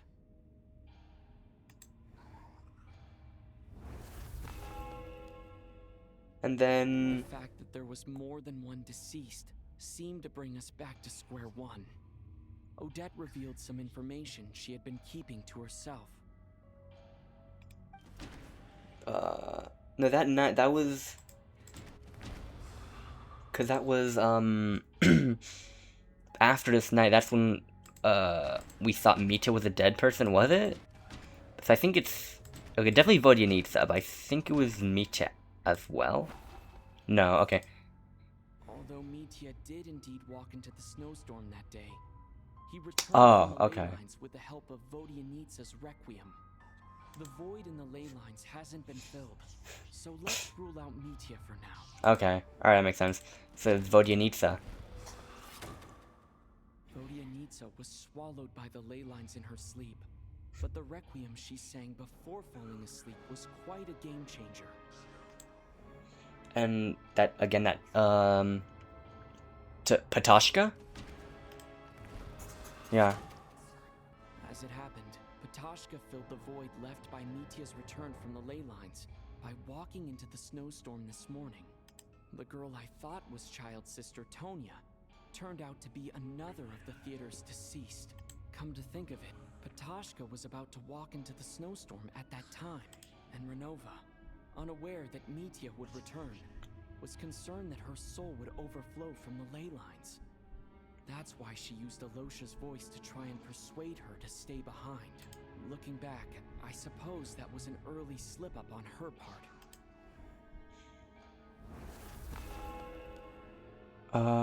No one could have expected anyone who walked into the snowstorm to return. But just after nightfall, Mitya returned, bringing crucial information with him. Various truths began to surface, including that all of us were already dead, and that the ruler of death was here among us. Then, after revealing her true form, Renova callously claimed 2 souls. Yup. So so Mitya just doesn't count. He has methods, whatever. But, Chuganov. And Odette. In fact, everyone was already dead by the time we took the photo. And in the days since, we've experienced many more partings in the afterlife. Now, only Mitya and I remain. And the true culprit behind everything still stands before us. In Mitya's eyes, I see the same anger and frustration that I feel. Man. That covers everything. It's all clear now. Your work isn't finished here yet, is it? The Traveler and I are still standing here, safe and sound. The Water Imp's song threw things off a little, but it is of no consequence. The ley lines have already anchored your soul, and the first ray of light tomorrow morning will take you back. I, meanwhile, need to review my attitude towards the Water Imp race. So the reunion in the night that Vodyanitsa mentioned, I suppose that was never meant to be a permanent reunion. That just leaves you, Traveler. My power only allows me to temporarily separate your soul from your body. The ley lines of Tevat would not accept you, and your soul is firmly anchored to your body by your will. For a descender like you, who is not bound by Tevat's rules, your death can only be brought through the most violent of means, such as directly destroying either your body or soul. Thanks for letting me know that at least I can still be saved. I have no interest in involving myself with Descenders. For now. Although, this may change if Asmodee remains missing, or you insist on interfering with our affairs. One last question then. All our struggles and sacrifices here, they were meaningless from the very beginning, weren't they? Death abides no reason. Besides, what you call sacrifice is merely a concept created by humanity. To me, it is nothing more than a self-indulgent charade in the face of death. Mere mortals fantasizing that their actions could reclaim something from my grasp. A truly laughable idea. Whoa, oh my god. Grim Reaper, you really know how to get on my nerves. I'm not here to ingratiate myself with you. I kill merely because your deaths are necessary. Oh, you've made that quite clear. But humans don't take well to being scorned. We're not fighting her. Not even by the gods. No way! No way! Oh my god, into Tugarn because she's a Alosha.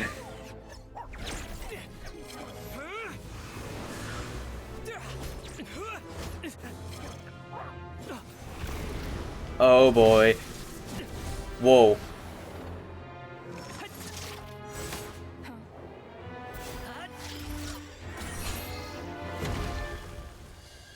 That did nothing. That did nothing. This is the ruler of death you're talking about.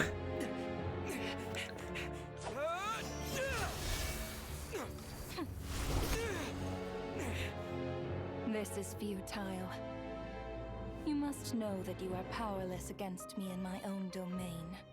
I suggest that you save your strength. For what? Maybe we can't change it. But if nothing else, we can at least teach you to have some respect for the dead. Oh boy. Oh my god.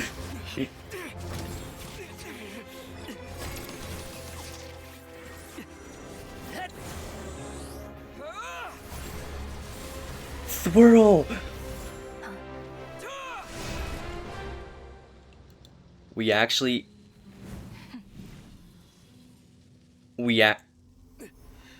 Okay. I mean, to be fair, she has no reason to go all out. Oh, that's still there. What? Are we, like, coming back or something? Oh, that's good to see.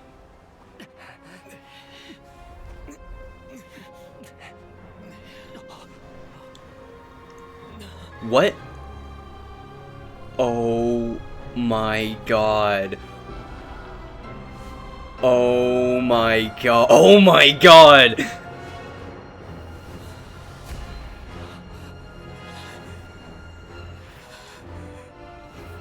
Oh my... Oh. Wait, what?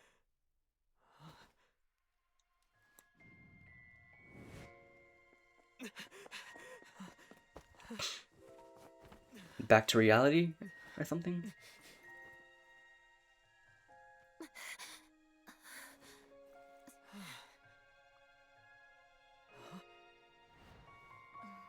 Oh, everyone. Oh, that's the... Oh, when she was performing, that's the moment, like, everyone was switched out. Or, like, the whole domain happened.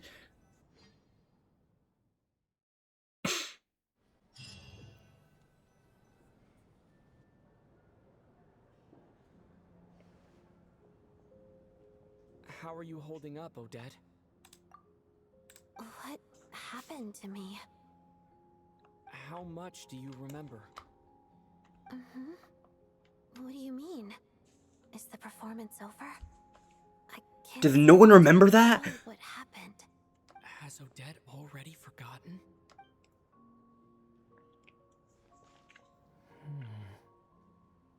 Mitya? Oh, I'm sorry. Oh Guess I my spaced out there for a god. second. Remind me who you are? Don't you remember anything? Yeah, I remember now, comrade. Looks like we guessed right. Just like me when Odette found me at the Armory Palace. For some reason, everyone killed by the Ruler of Death eventually came back to life. Just with one catch. They forgot what happened while they were dead. Odette and the others have already forgotten everything. Why were you able to remember this time? Could this be the reason? You said this is the Ruler of Death's symbol, right? I don't see anything there. You don't? Huh. Okay, I guess that makes sense.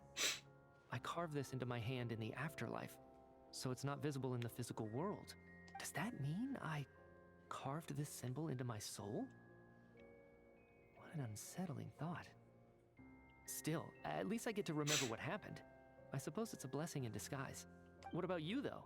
The Ruler of Death mentioned that you're a descender? Is that why you can remember? A full explanation would get complicated very quickly. But that's essentially it. Well then, now that it's all over, let's figure out what we've learned. The first thing I notice is that everything here is precisely as we left it, right before our deaths. This confirms that time passes differently in the afterlife than in the real world. They say that right before death, time slows down, and your whole life flashes before your eyes. That must be how you know you have one foot in the afterlife by that point. Anyway, clearly the few days we spent in the afterlife probably only amounted to a few short minutes in the real world. This also aligns with previous reports of widespread temporary memory loss among the Armory Palace personnel.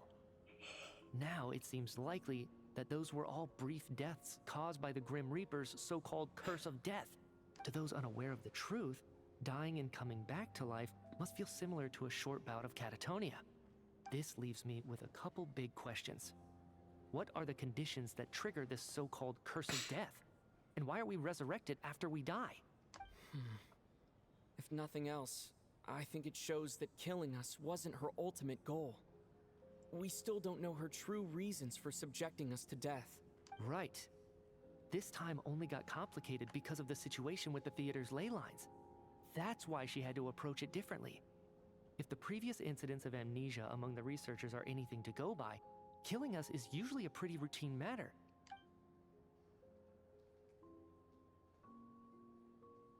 Excuse me. Think of it. Wasn't I about to note something down before I died? I can't remember what it was, but I think it was something related to my research project. Sorry, Traveler. I'll catch up with you again later. Right now, I have to make a trip back to the Armory Palace. Okay. Sir, if I may, no one of your description has ever shown up in my investigations into Mr. Mitya's friends. Yet, you two seem very familiar with each other. Huh. Could you perhaps tell me where he was Oh in my god, such and a just rush no to one get remembers that. Oh, we haven't introduced ourselves again. By the way, have we ever crossed paths? Forgive the presumptuousness, but I feel a vague and indescribable sense of familiarity about you. I can explain everything. Could you help me gather everyone in the theater in one place?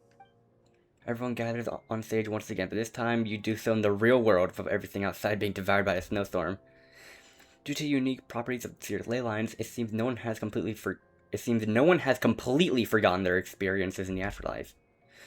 As you recount the tale of what happened, people will slowly begin to remember, as if assessing memories of a distant dream. Everyone is lost in thought. Oh, okay. Everyone confirms their own fate with each other until finally today's show draws to a close. Oh, okay. Alright, at least it wasn't completely forgotten. Because, like, that would have not been nice. So, Chuganov really is going to shut down the factory. I guess this theater incident actually did us some good after all. So, you said I promised to take you to the Armory Palace while we were in the afterlife, yes? I believe you. I think I even have a vague memory of it. I want to go back and check on Paimon first, even though not much time has passed for her. Agreed. Let's check in on her first. The whole reason for our trip to the Armory Palace anyway is to figure out what's going on with her health. Oh, and we're finally back. Oh my god. Oh my god, we're back. Oh. Yup. Oh my god. Well, wow, hold on. I spent my resin the moment we, I spent all my resin right after I hit record.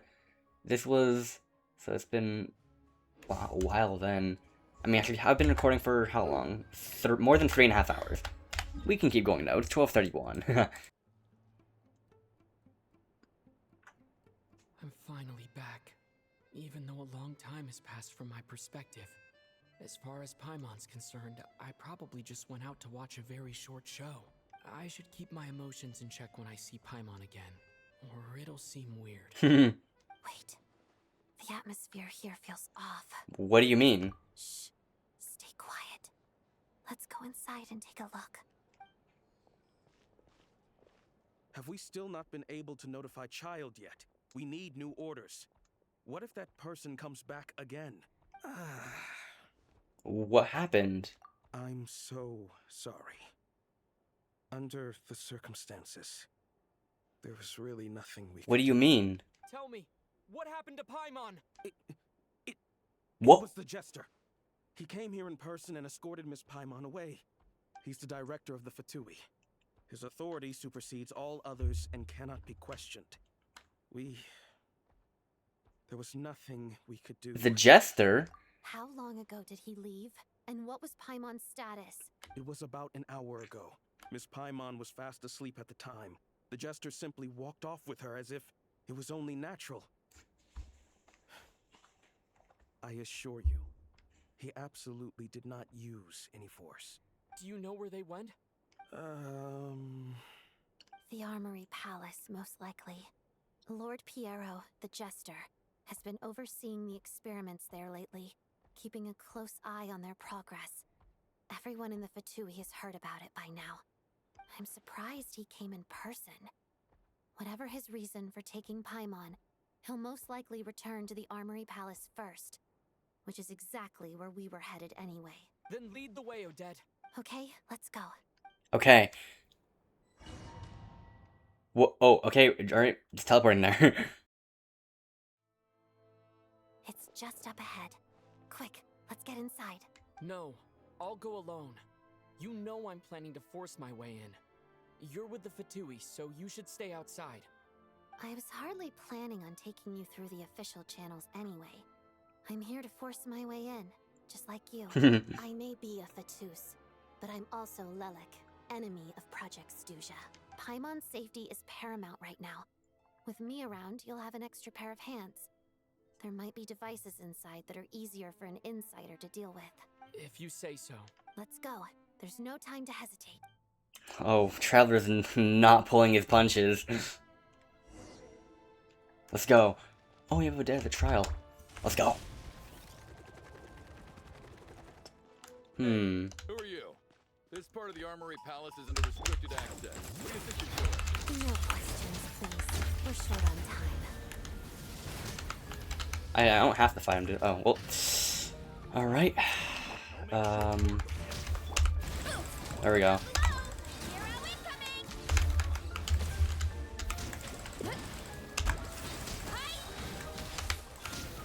There we go. Let's get in here in no time.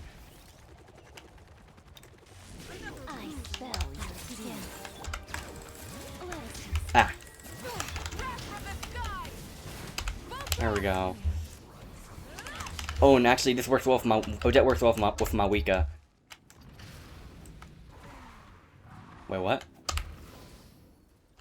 How do I open the door? Up here. Oh, okay. Wait, what?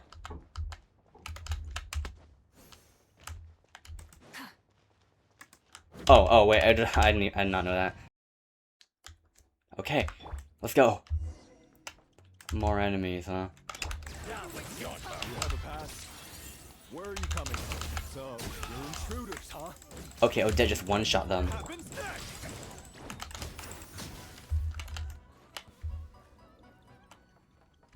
Okay, down the elevator. The Armory Palace is hidden this deep in? This place is much bigger than I imagined. They're conducting top-secret research after all. The deeper it's hidden, the better, is standard Fatui logic. Whoa. The style doesn't really look like the Fatui's handiwork, though. They must have requisitioned. Interesting.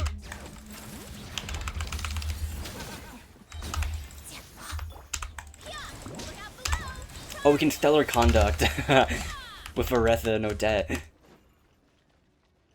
Okay.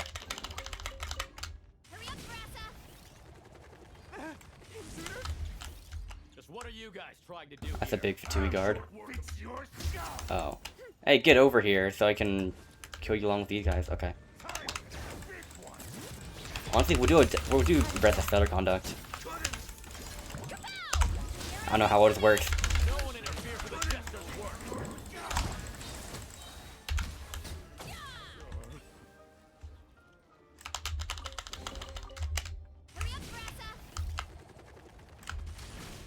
Okay.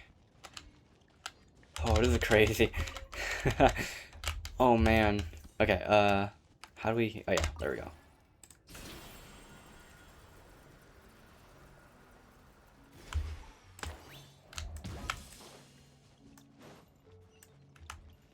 Whoa. This is a boss arena. There's something off about that decoration over there. Look out! Let's deal with these before we move on.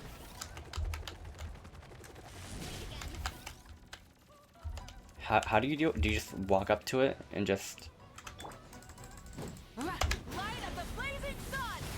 There we go. Rev the engine.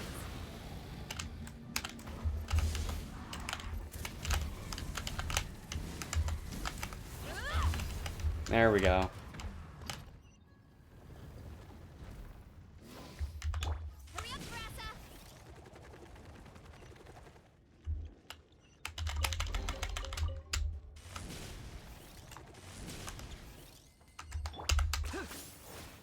The researchers here probably don't know that we're uninvited guests. Let's try not to hurt them.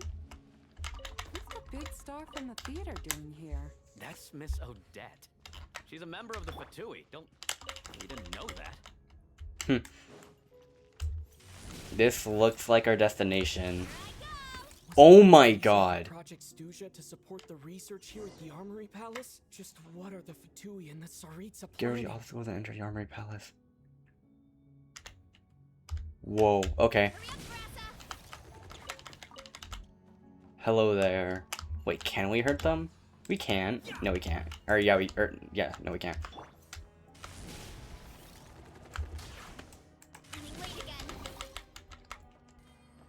This is insane. I feel like I remember seeing this somewhere. Oh my god. Who are you? Never seen you around here before. Wait, what's this? Whoa. There's a lot going on around here. Looks like there's no way through here. Maybe using the power of this prism could help?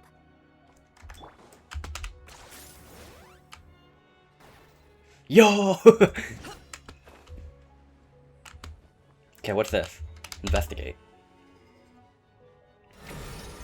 Oh, that's neat. I think I see some Oh. images. It's the prism's power at play, causing images of the past to reappear, albeit... Paimon. And the Jester. Is this another scene from the past? Yes. It looks quite old, though. I don't think it happened in the recent past. What's going on What? here? What happened? The source seems to be the Armory Palace. They must have started some large-scale experiment. Wait, what if this has something to do with Paimon? We need to Yeah, hurry. we gotta book it. And there's explosions happening. Okay.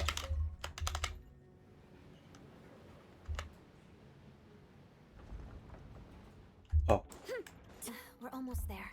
The Armory Palace is just up ahead. Paimon, Whoa. please be okay.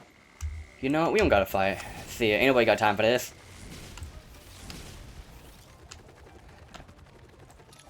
Oh. What's going on? Wait, I remember this feeling. Oh, wait, yeah. It's the curse of death. No, not now. Why is the curse of death striking again already? Odette. Oh.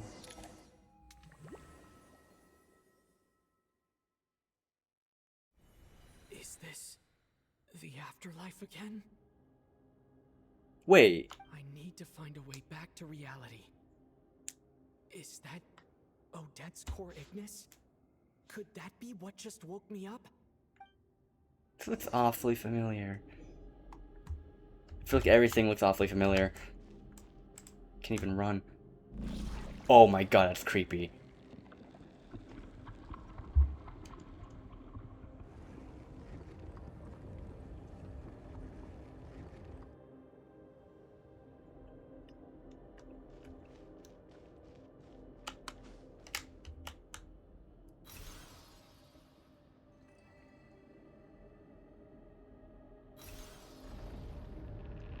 Oh, side-scrolling time. We can't fall off.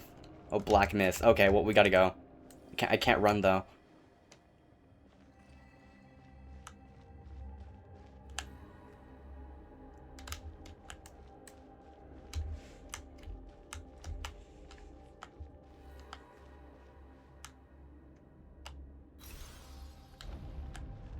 What? Whoa. Holy depth perception.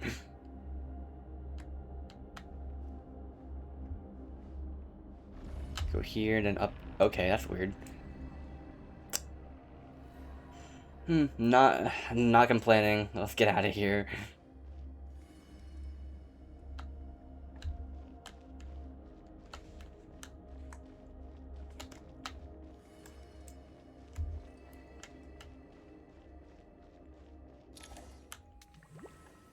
What if that was like the ruler of death?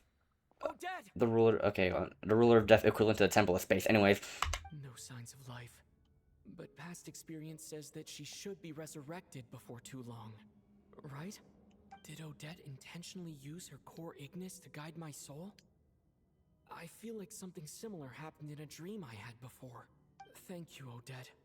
If not for you, my soul wouldn't have found its way back to my body so quickly. And I might not have woken up so soon. But I'm sorry. I don't have time to protect you. I have to use the time you bought me to get Paimon back. Oh my god. Oh. Okay. Let's keep going. Sure enough, everyone here has been affected by the curse of Oh, death. okay. At least we're not the only ones. Paimon! Paimon! Whoa. No, wait. Paimon probably didn't escape Renova's curse either. She won't be able to respond to me right now. I'll have to find her myself. That Meteor? That's Meteor! Also, this looks like the arena from the trailer. Or is that just me? Meteor! Yeah. Is this the laboratory he works in? What happened here to trigger the curse of death again so soon? Dude. I'll have to ask him when he wakes Oh up. boy. Finding Paimon has to take priority now. Okay, what, yeah. Oh, there she is! Found her. Paimon really is here. Alright, what's this?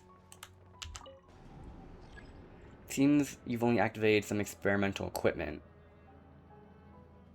Okay, well, there's other switches around the area.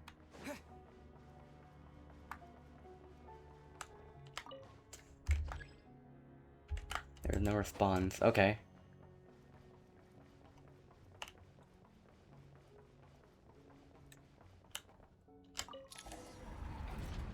Oh, it's open. Oh no. Oh no. Oh no. Oh my god.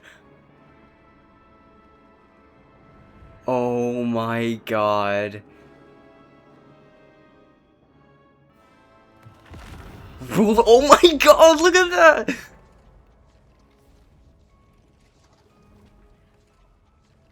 You don't learn, do you? Renova. You've already been involved in one mass death, and now you show up at the scene of another. This might have passed for a coincidence the first time, but a second time? Am I to assume you are intentionally interfering in Snezhnaya's affairs? Why do you care about Snezhnaya's affairs?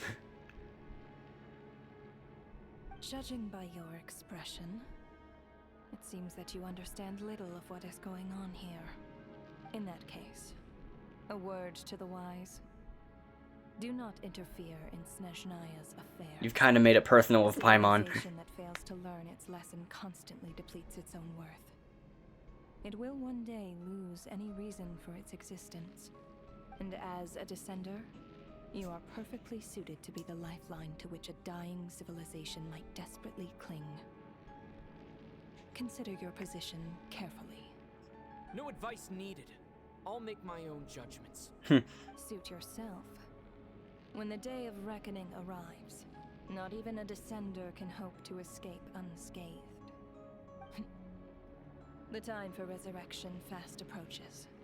The mortals here are not yet worthy to behold my form. So that will be all for today. Oh my god. No, no, no. You don't want anything. Is coming with me. Why? Why?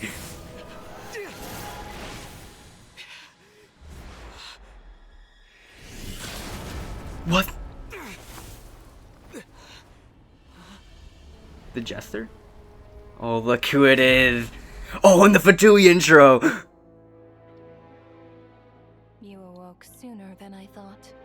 Wait, he was also affected? The curse of immortality is stubborn, unable to enter the ley lines, yet not content to remain a spirit. Ruler of death. What do you Oh, want? so he doesn't even know of her rival. You Okay. perplex me. Both you and you. That thing may be a creation of Celestia, but it possesses none of Celestia's power, let alone authority. Your obsession with it baffles me. No matter, the resurrection will soon begin. It's worthless anyway. I'll reclaim it next time. Oh. Oh, wait. Oh my god. Hey. Who says there'll be a next time? Oh my god, let's go! Let's go!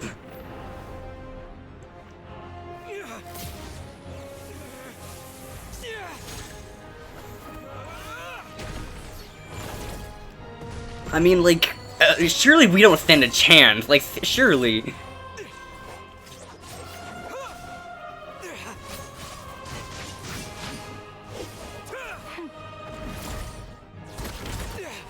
Oh, but we've definitely improved, and we've definitely improved.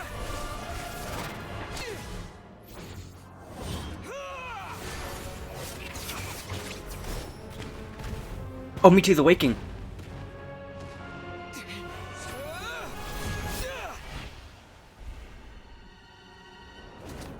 All that for a drop of blood.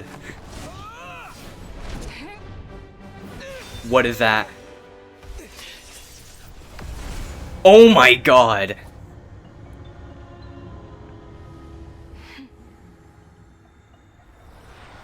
She's out of here.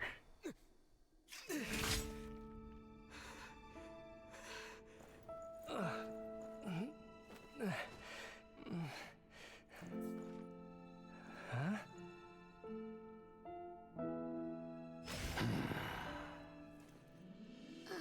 Oh, okay, thankfully she's alright.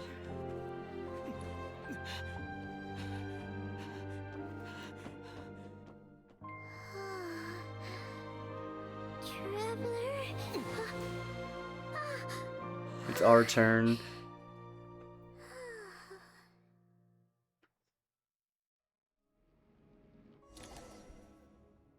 I missed you, Paimon.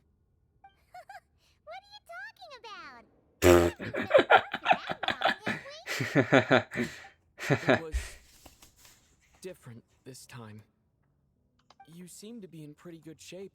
Yeah, Paimon's back in tip-top condition.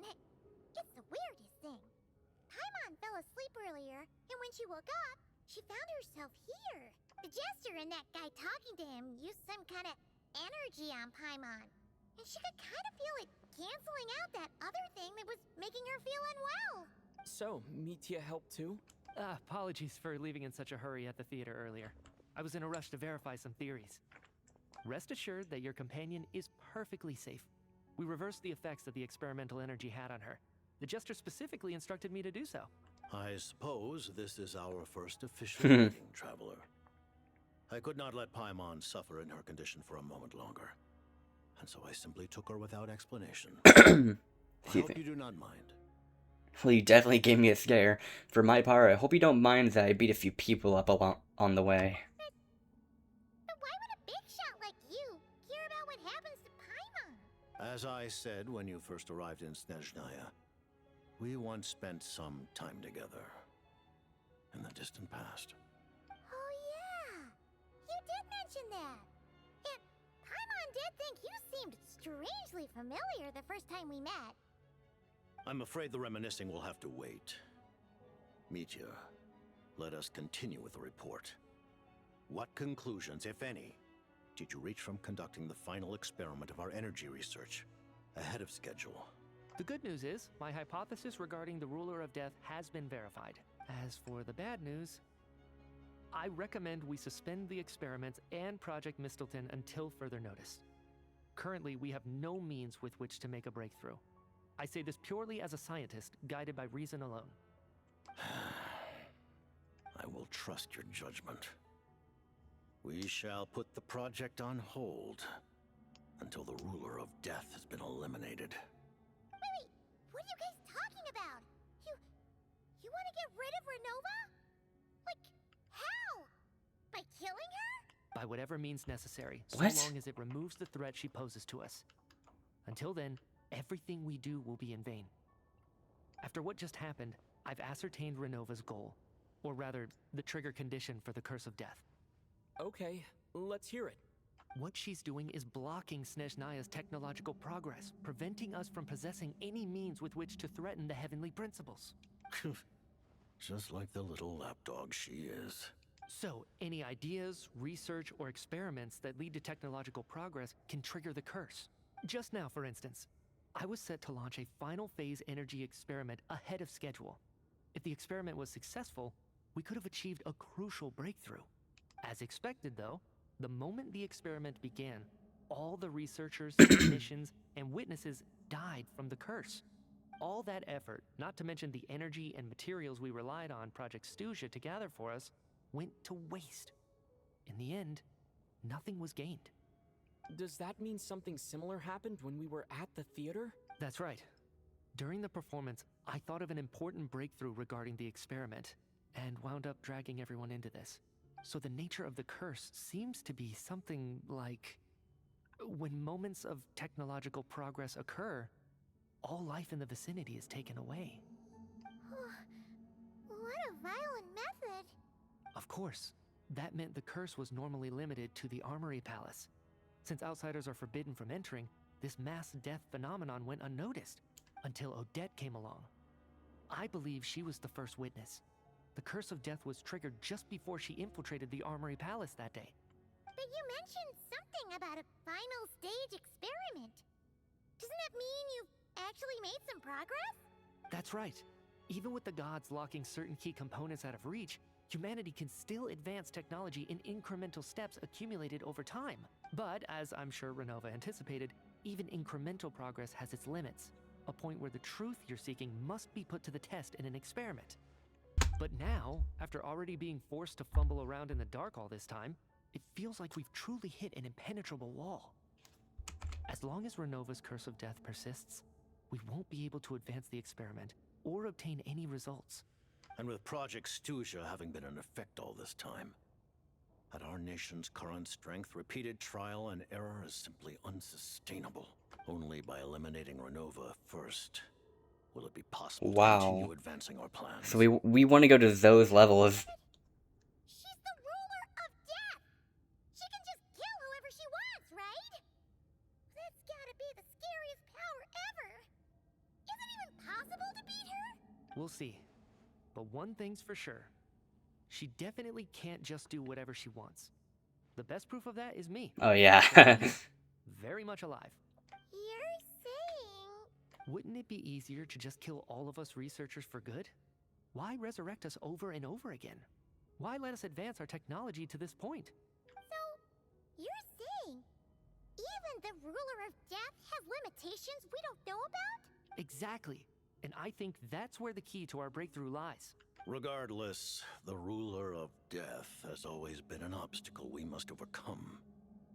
Indeed, we must face life, death, time, and space. And we are gonna see Rhine Daughter at some point. Our goal is the heavenly principles. The Fatui wanna challenge the heavenly principles? For a long time, I've had a vague suspicion the Fatui and the Tsaritsa were targeting the heavenly principles, but hearing the Jester admit it is still a shock. No wonder the Tsaritsa's goal has always been kept a secret from the people. What kind of road will that lead Snezhnaya down? In that case... Lord Jester, I would like to request some leave. I'd like some time to organize my thoughts and go over the data. Granted. Get some rest, put the experiment out of your mind, and take care that the curse of death doesn't affect any civilians.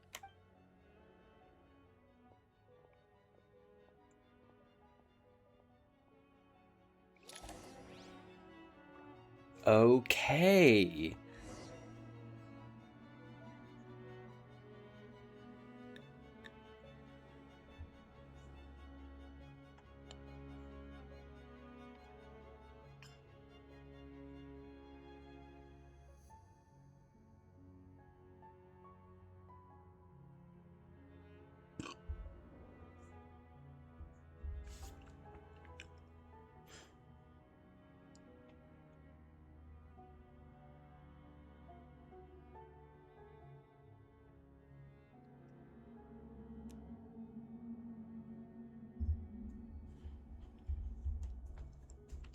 Alright, let's talk to him.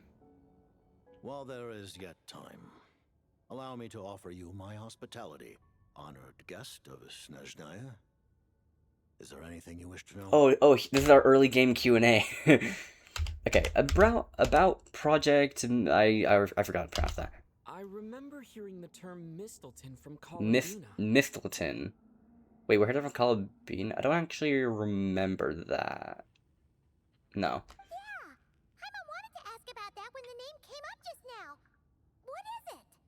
Paimon's heard of Project Snezhnaya, but not this one. As you know, Project Snezhnaya is a series of measures enacted to consolidate our nation's resources, the greater purpose of which is to serve Project Mistelton. Oh. Many of the things you have encountered thus far are essentially for the advancement of that project. This includes the Kuvaki Experimental Design Bureau in Notdry. Researching Kuvaki was merely a facade. Its core objective was to use local resources and research findings to build Mistelton itself. And that's a weapon built for the final battle against the heavenly principles, isn't it? Huh? How did you know that? I was given some intel, and I made some deductions. Wait. You must mean that thing over there. Oh, Paimon's gotta take a closer look at this thing. Especially after you guys sent so many people to Nagrai to work on it. Kuvaki alone will not break through Celestia's defenses, let alone challenge the heavenly principles. The heavenly principles are no doubt accustomed to combating the power of the light realm, and elemental energy is simply the power of the human realm, converted to that form by the heavenly principles themselves. Any attempt for now, therefore, we have set our sights on the form of energy associated with the third descender and the stellar linchpins. This may hold the potential to allow Mistleton to contend with the heavenly principles. You could say that by reverse engineering the stellar linchpins to extract the energy within, we have obtained a source of anti-Celestia energy. So this is the energy research that Mitya is in charge of. I never imagined it was such a major project. The Kuvagi Experimental Design Bureau, Project Stuja, and the new energy experiments. Huh. So, Project Mistleton is what ties it all together. So Project Mistleton is the end goal. And it looks like your plan is almost complete. No wonder the Ruler of Death came after you. About the Tsaritsa of Snezhnaya. Her Majesty the Tsaritsa has embarked upon an expedition to vanquish a monster.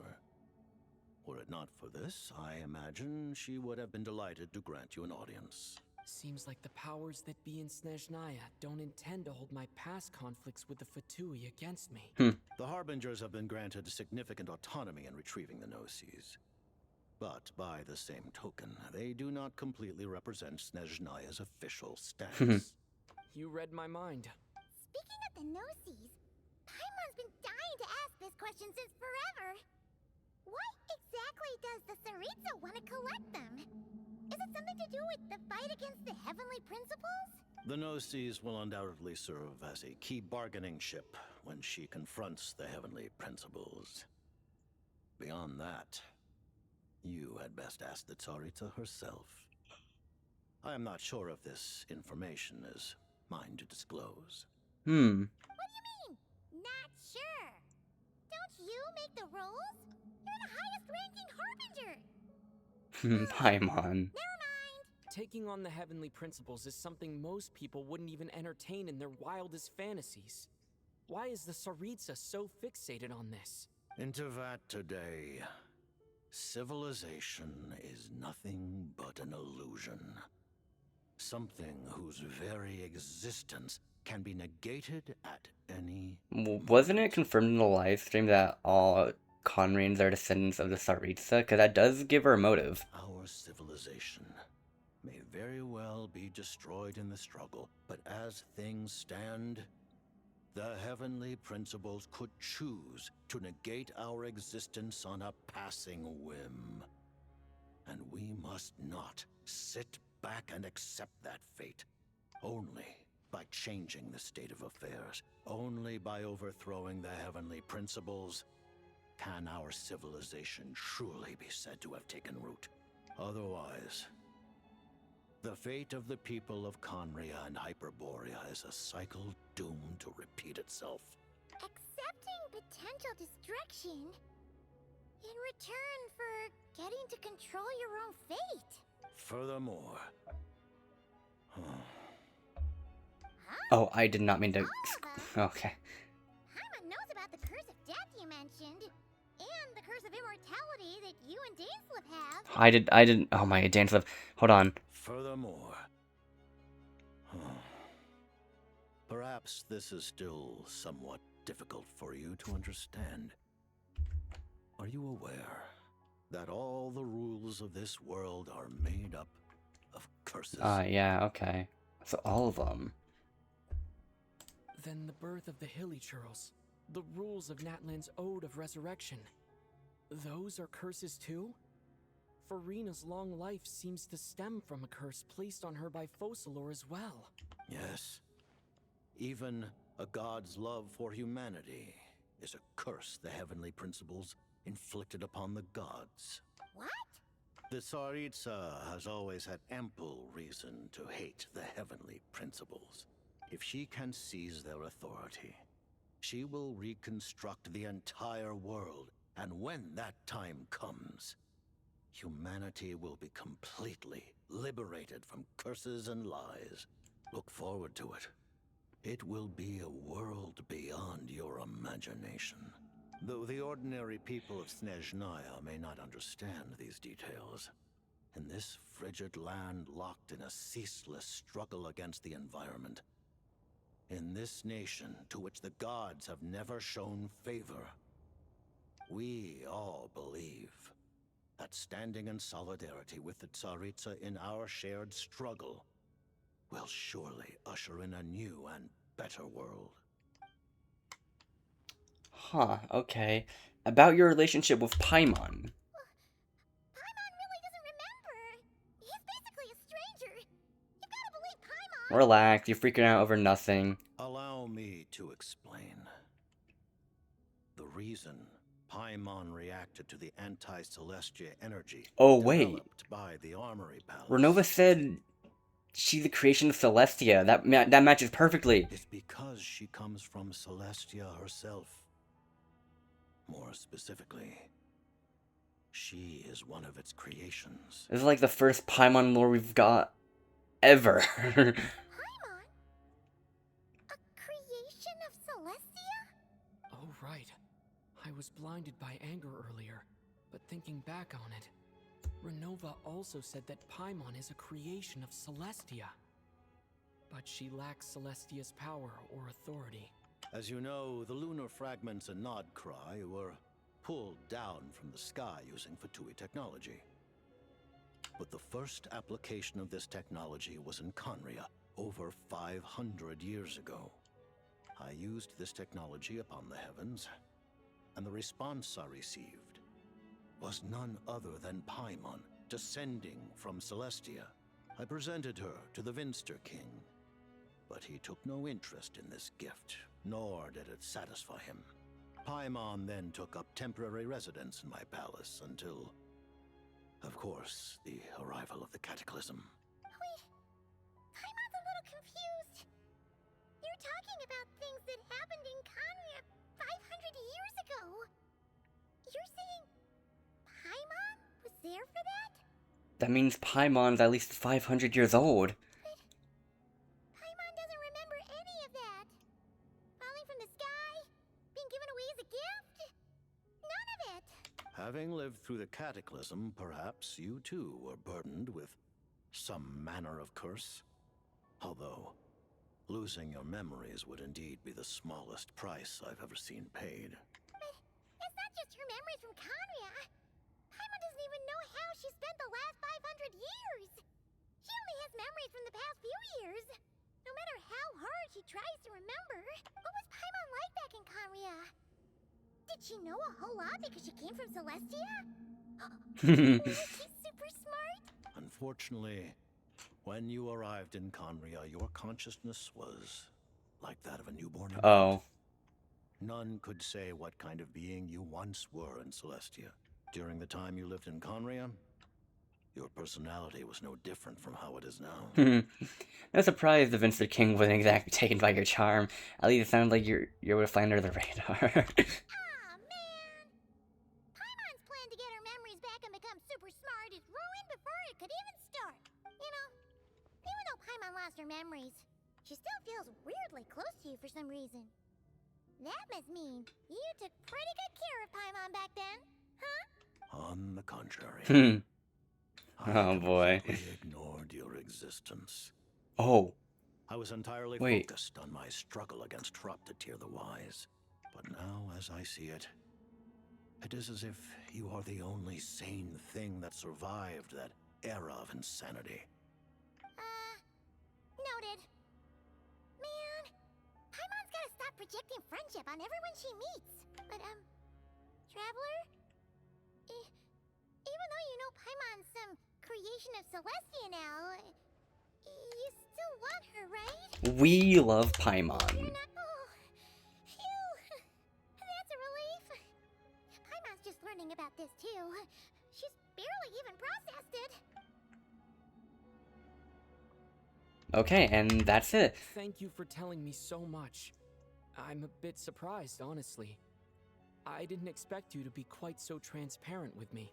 Given the circumstances, the Fatui need not hide anything from our allies. Allies? To advance Project Mistleton, we must first resolve our issue with the ruler of death. And if I presume correctly, you have no intention of letting her actions go unpunished either, do you? That's right. Ever since she said she intends to reclaim Paimon when we next meet, I figured reconciliation was out of the question. Against an opponent of this caliber, deliberating over our allegiances would waste time we do not have. We must join forces unreservedly with whomever we can, if we are to stand anything like a fighting chance. You're going to challenge the ruler of death? Just for Paimon? But Paimon's only... No buts. I won't back down when it comes to you, Paimon. Thank you! Oh, gee! Now Paimon doesn't even know what to say! Anyway, Paimon's super touched! The Tsaritsa will return in triumph in short order, and the Fatui shall hold internal discussions regarding the enemy. The time for us to meet again will come very soon. Got it. Thanks for your help with Paimon. I'll be sure to look after her for you. There was just one other thing. Well, it's just a request, really.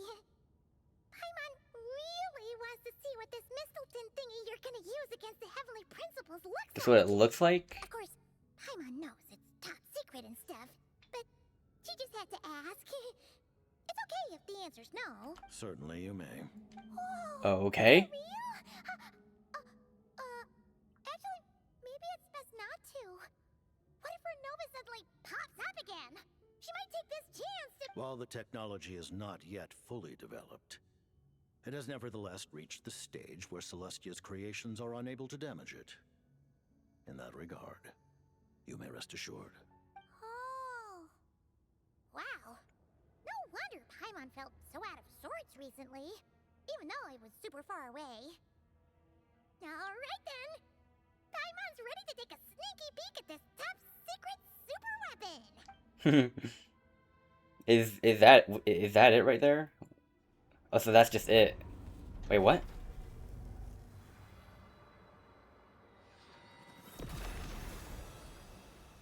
It looks like a sword.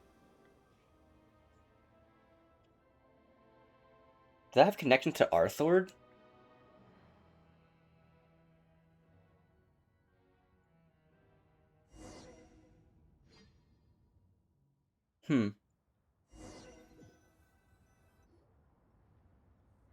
And we're out, like that. Oh, she's alright. You're okay. Thank goodness. You look well. Have you recovered? Long story short, yep, Paimon's all better. What are you doing here? Were you waiting for us? That's right. When I woke up, I wanted to go in after you, but the guards had woken up as well.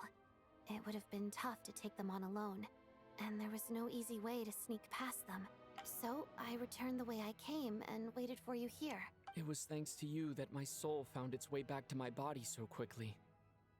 Thank you. Huh. That actually worked? Nice. I just figured I'd try my luck when that ominous feeling struck me. Really, you should be thanking this thing instead. Anyway, and now that things here are all taken care of, I have other things I should get back to. Wow, that was... How long have we been going for? 4 hours, 4.5 hours. We just received notice that Project Snezhnaya has been suspended, so we've convened an emergency All meeting. right. This is the preliminary plan. In addition to expanding production capacity, we've also discussed feasible layoff plans to optimize revenue and expenditure structure. Our calculations indicate that the factory's profits will increase by at least 30%. Just give the word, Director. That won't be necessary.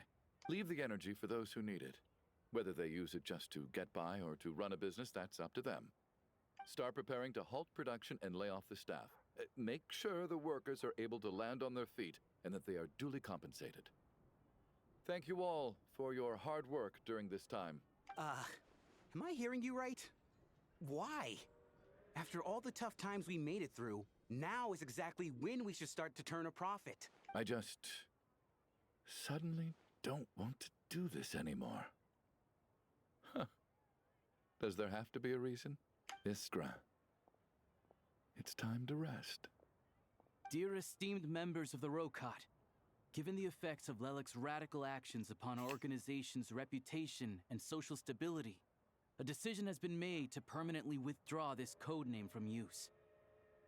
Considering that Lelik did what they did for the benefit of the people, the Rokat has nevertheless negotiated with the authorities, ultimately securing a waiver for all penalties due to them.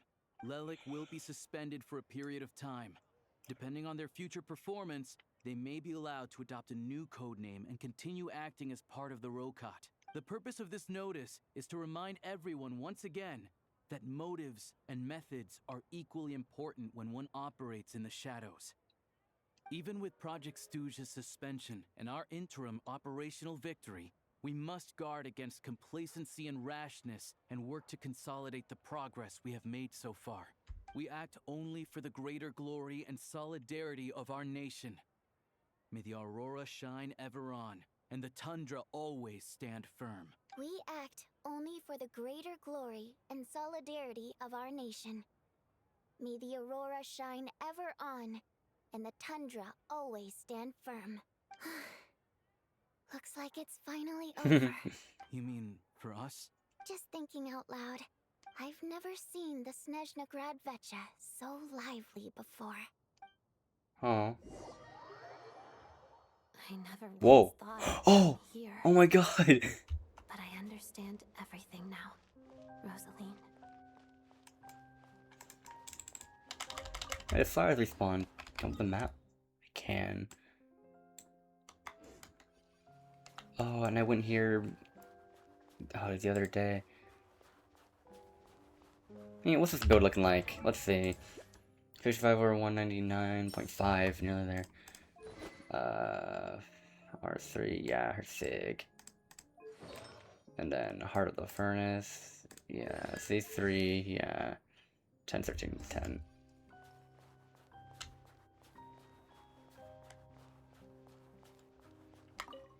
Oh my, wait, this is earlier. I've seen Spirit Seeker performed many times, including by your mother.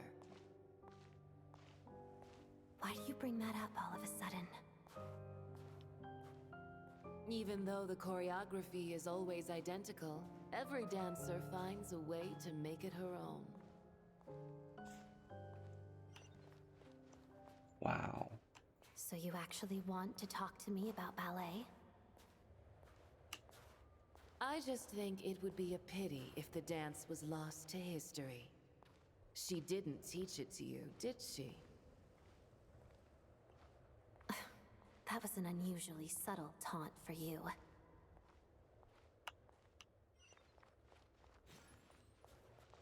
Wow. We embraced one another on the snow-swept plains, melting the ruthlessness of time. But when our bodies, in pieces, are cast to the winds, what of our love will remain behind?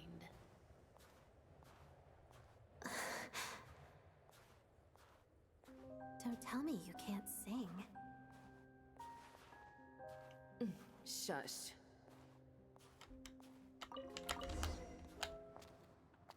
Oh my god! Oh! It's one of these! I understand her hatred. The Fatui robbed her of the life she should have had. I never opposed her dancing. Yet still I became an enemy of her ballet.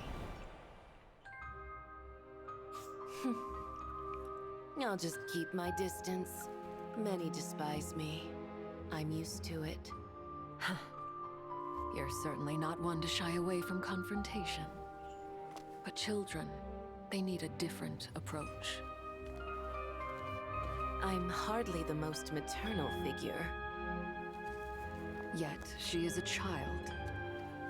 In my experience, while a father commands authority, he must still yield to love. You should tell her what you think about her dancing.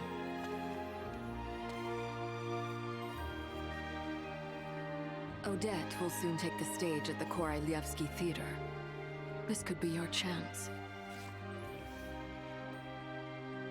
Geonosis secured. It went smoothly. I'll be there. Have them send me an invitation.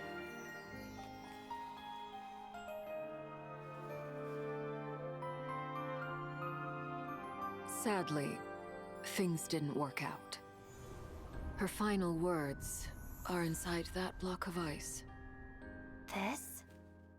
Aren't these for monitoring her subordinates? Not yours. This one isn't her witch's flame, but my two worlds' flames. The two worlds' flames can burn away memories. It was my parting gift to Rosaline.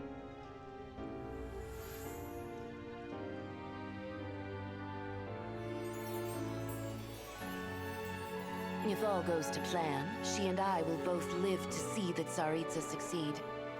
I believe she'll find peace. But if anything happens to me, she needn't follow in my footsteps. The cryo energy will fade away in time. Then the two worlds' flames will burn away all memories of the Fatui. She'll be free to dance.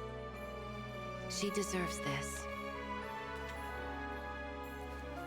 I will handle the aftermath. The choice is yours, child.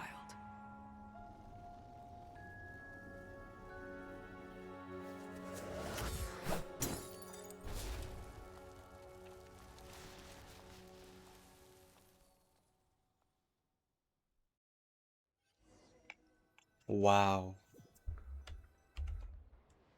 Fresh air at last!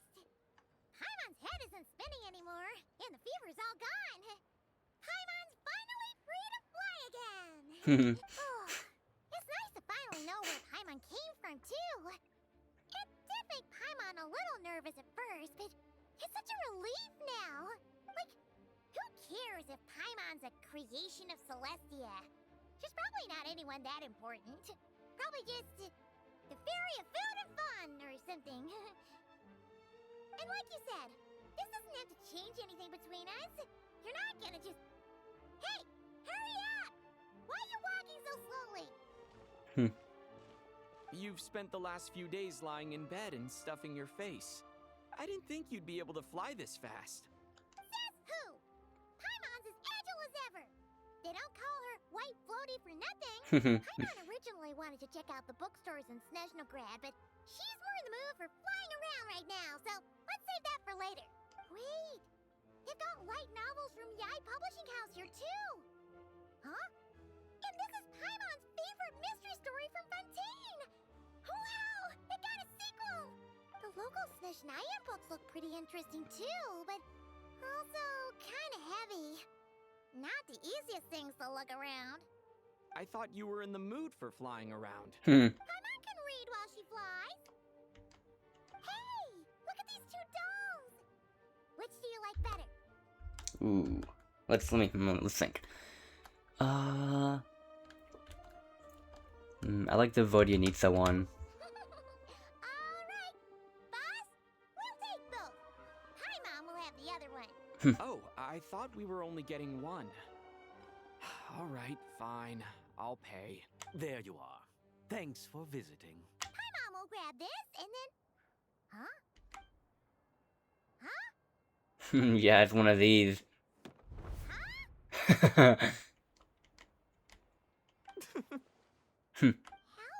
layers does this thing have? And what are you laughing at? You knew all along, didn't you? Oh. A whole bunch of people are gathered over by the plaza. Hey, look! That looks like Tartaglia! Hey, Tartaglia! I know that voice. Of course. If it isn't Paimon and my old comrade. Whoa. You're looking well, Paimon. I accidentally put on my microphone wire a little bit, or my headphone wire attaching to it. Yeah! The jester knew I was wrong and fixed Paimon right up. thanks for sending someone to keep Paimon safe, too. Oh, yeah, about that. That was kind of embarrassing. Who could have known that our director would go looking for you in person? Oh, right. Let me introduce you.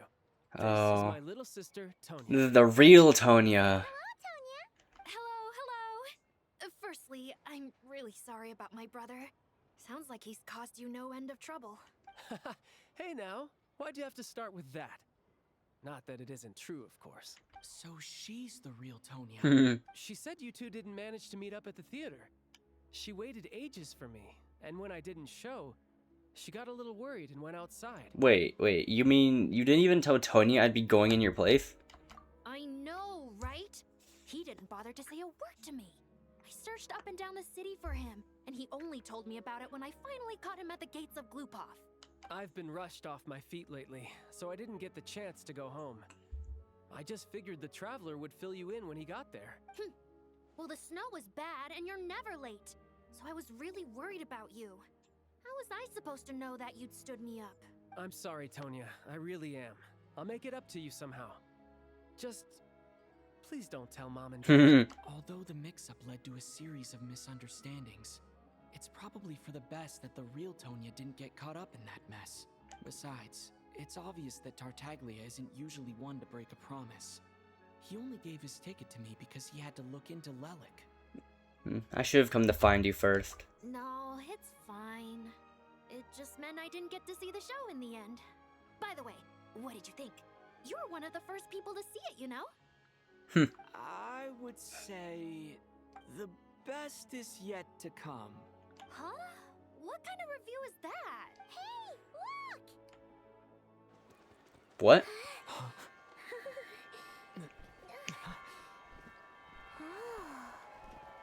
Oh wait! Oh wait! This is it.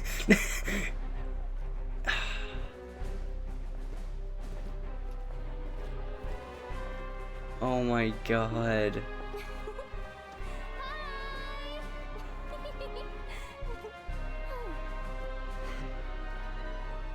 Oh my god.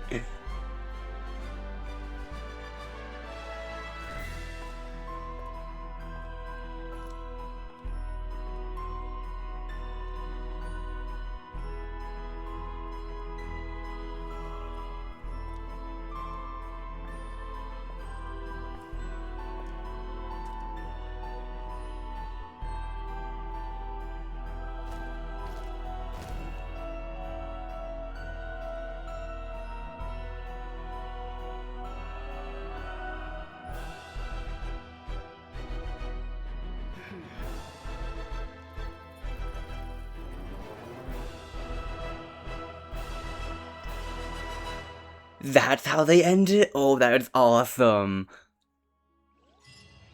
Oh, that was awesome. Yeah, that was awesome. Go to Druzhina HQ? What? Oh, probably, I mean, I was in focus mode, so probably something else that now I'm out of, oh, never mind. Okay, you know what, it's 1:30 a.m. 1:30 a.m. Oh, I can claim this now. 1:30 a.m. It's, yeah, definitely time to end things. Earlier, my mom walked into my room to remind me that, it's my birthday. Because, you might remember, at the start of me recording Act 2, it was the 15th, my birthday is the 16th. But my birthday is actually at like 12 a.m. I think it's like 12:11, 12:14, around there. So yeah, I aged in the process of recording this, so that's nice. That's cool. I'm 1 year older, I feel the same, but, well, that was a nice thing to happen. But anyways, yeah, it's 1:30 a.m. I should go to bed. That was a really good Archon quest. Goodbye.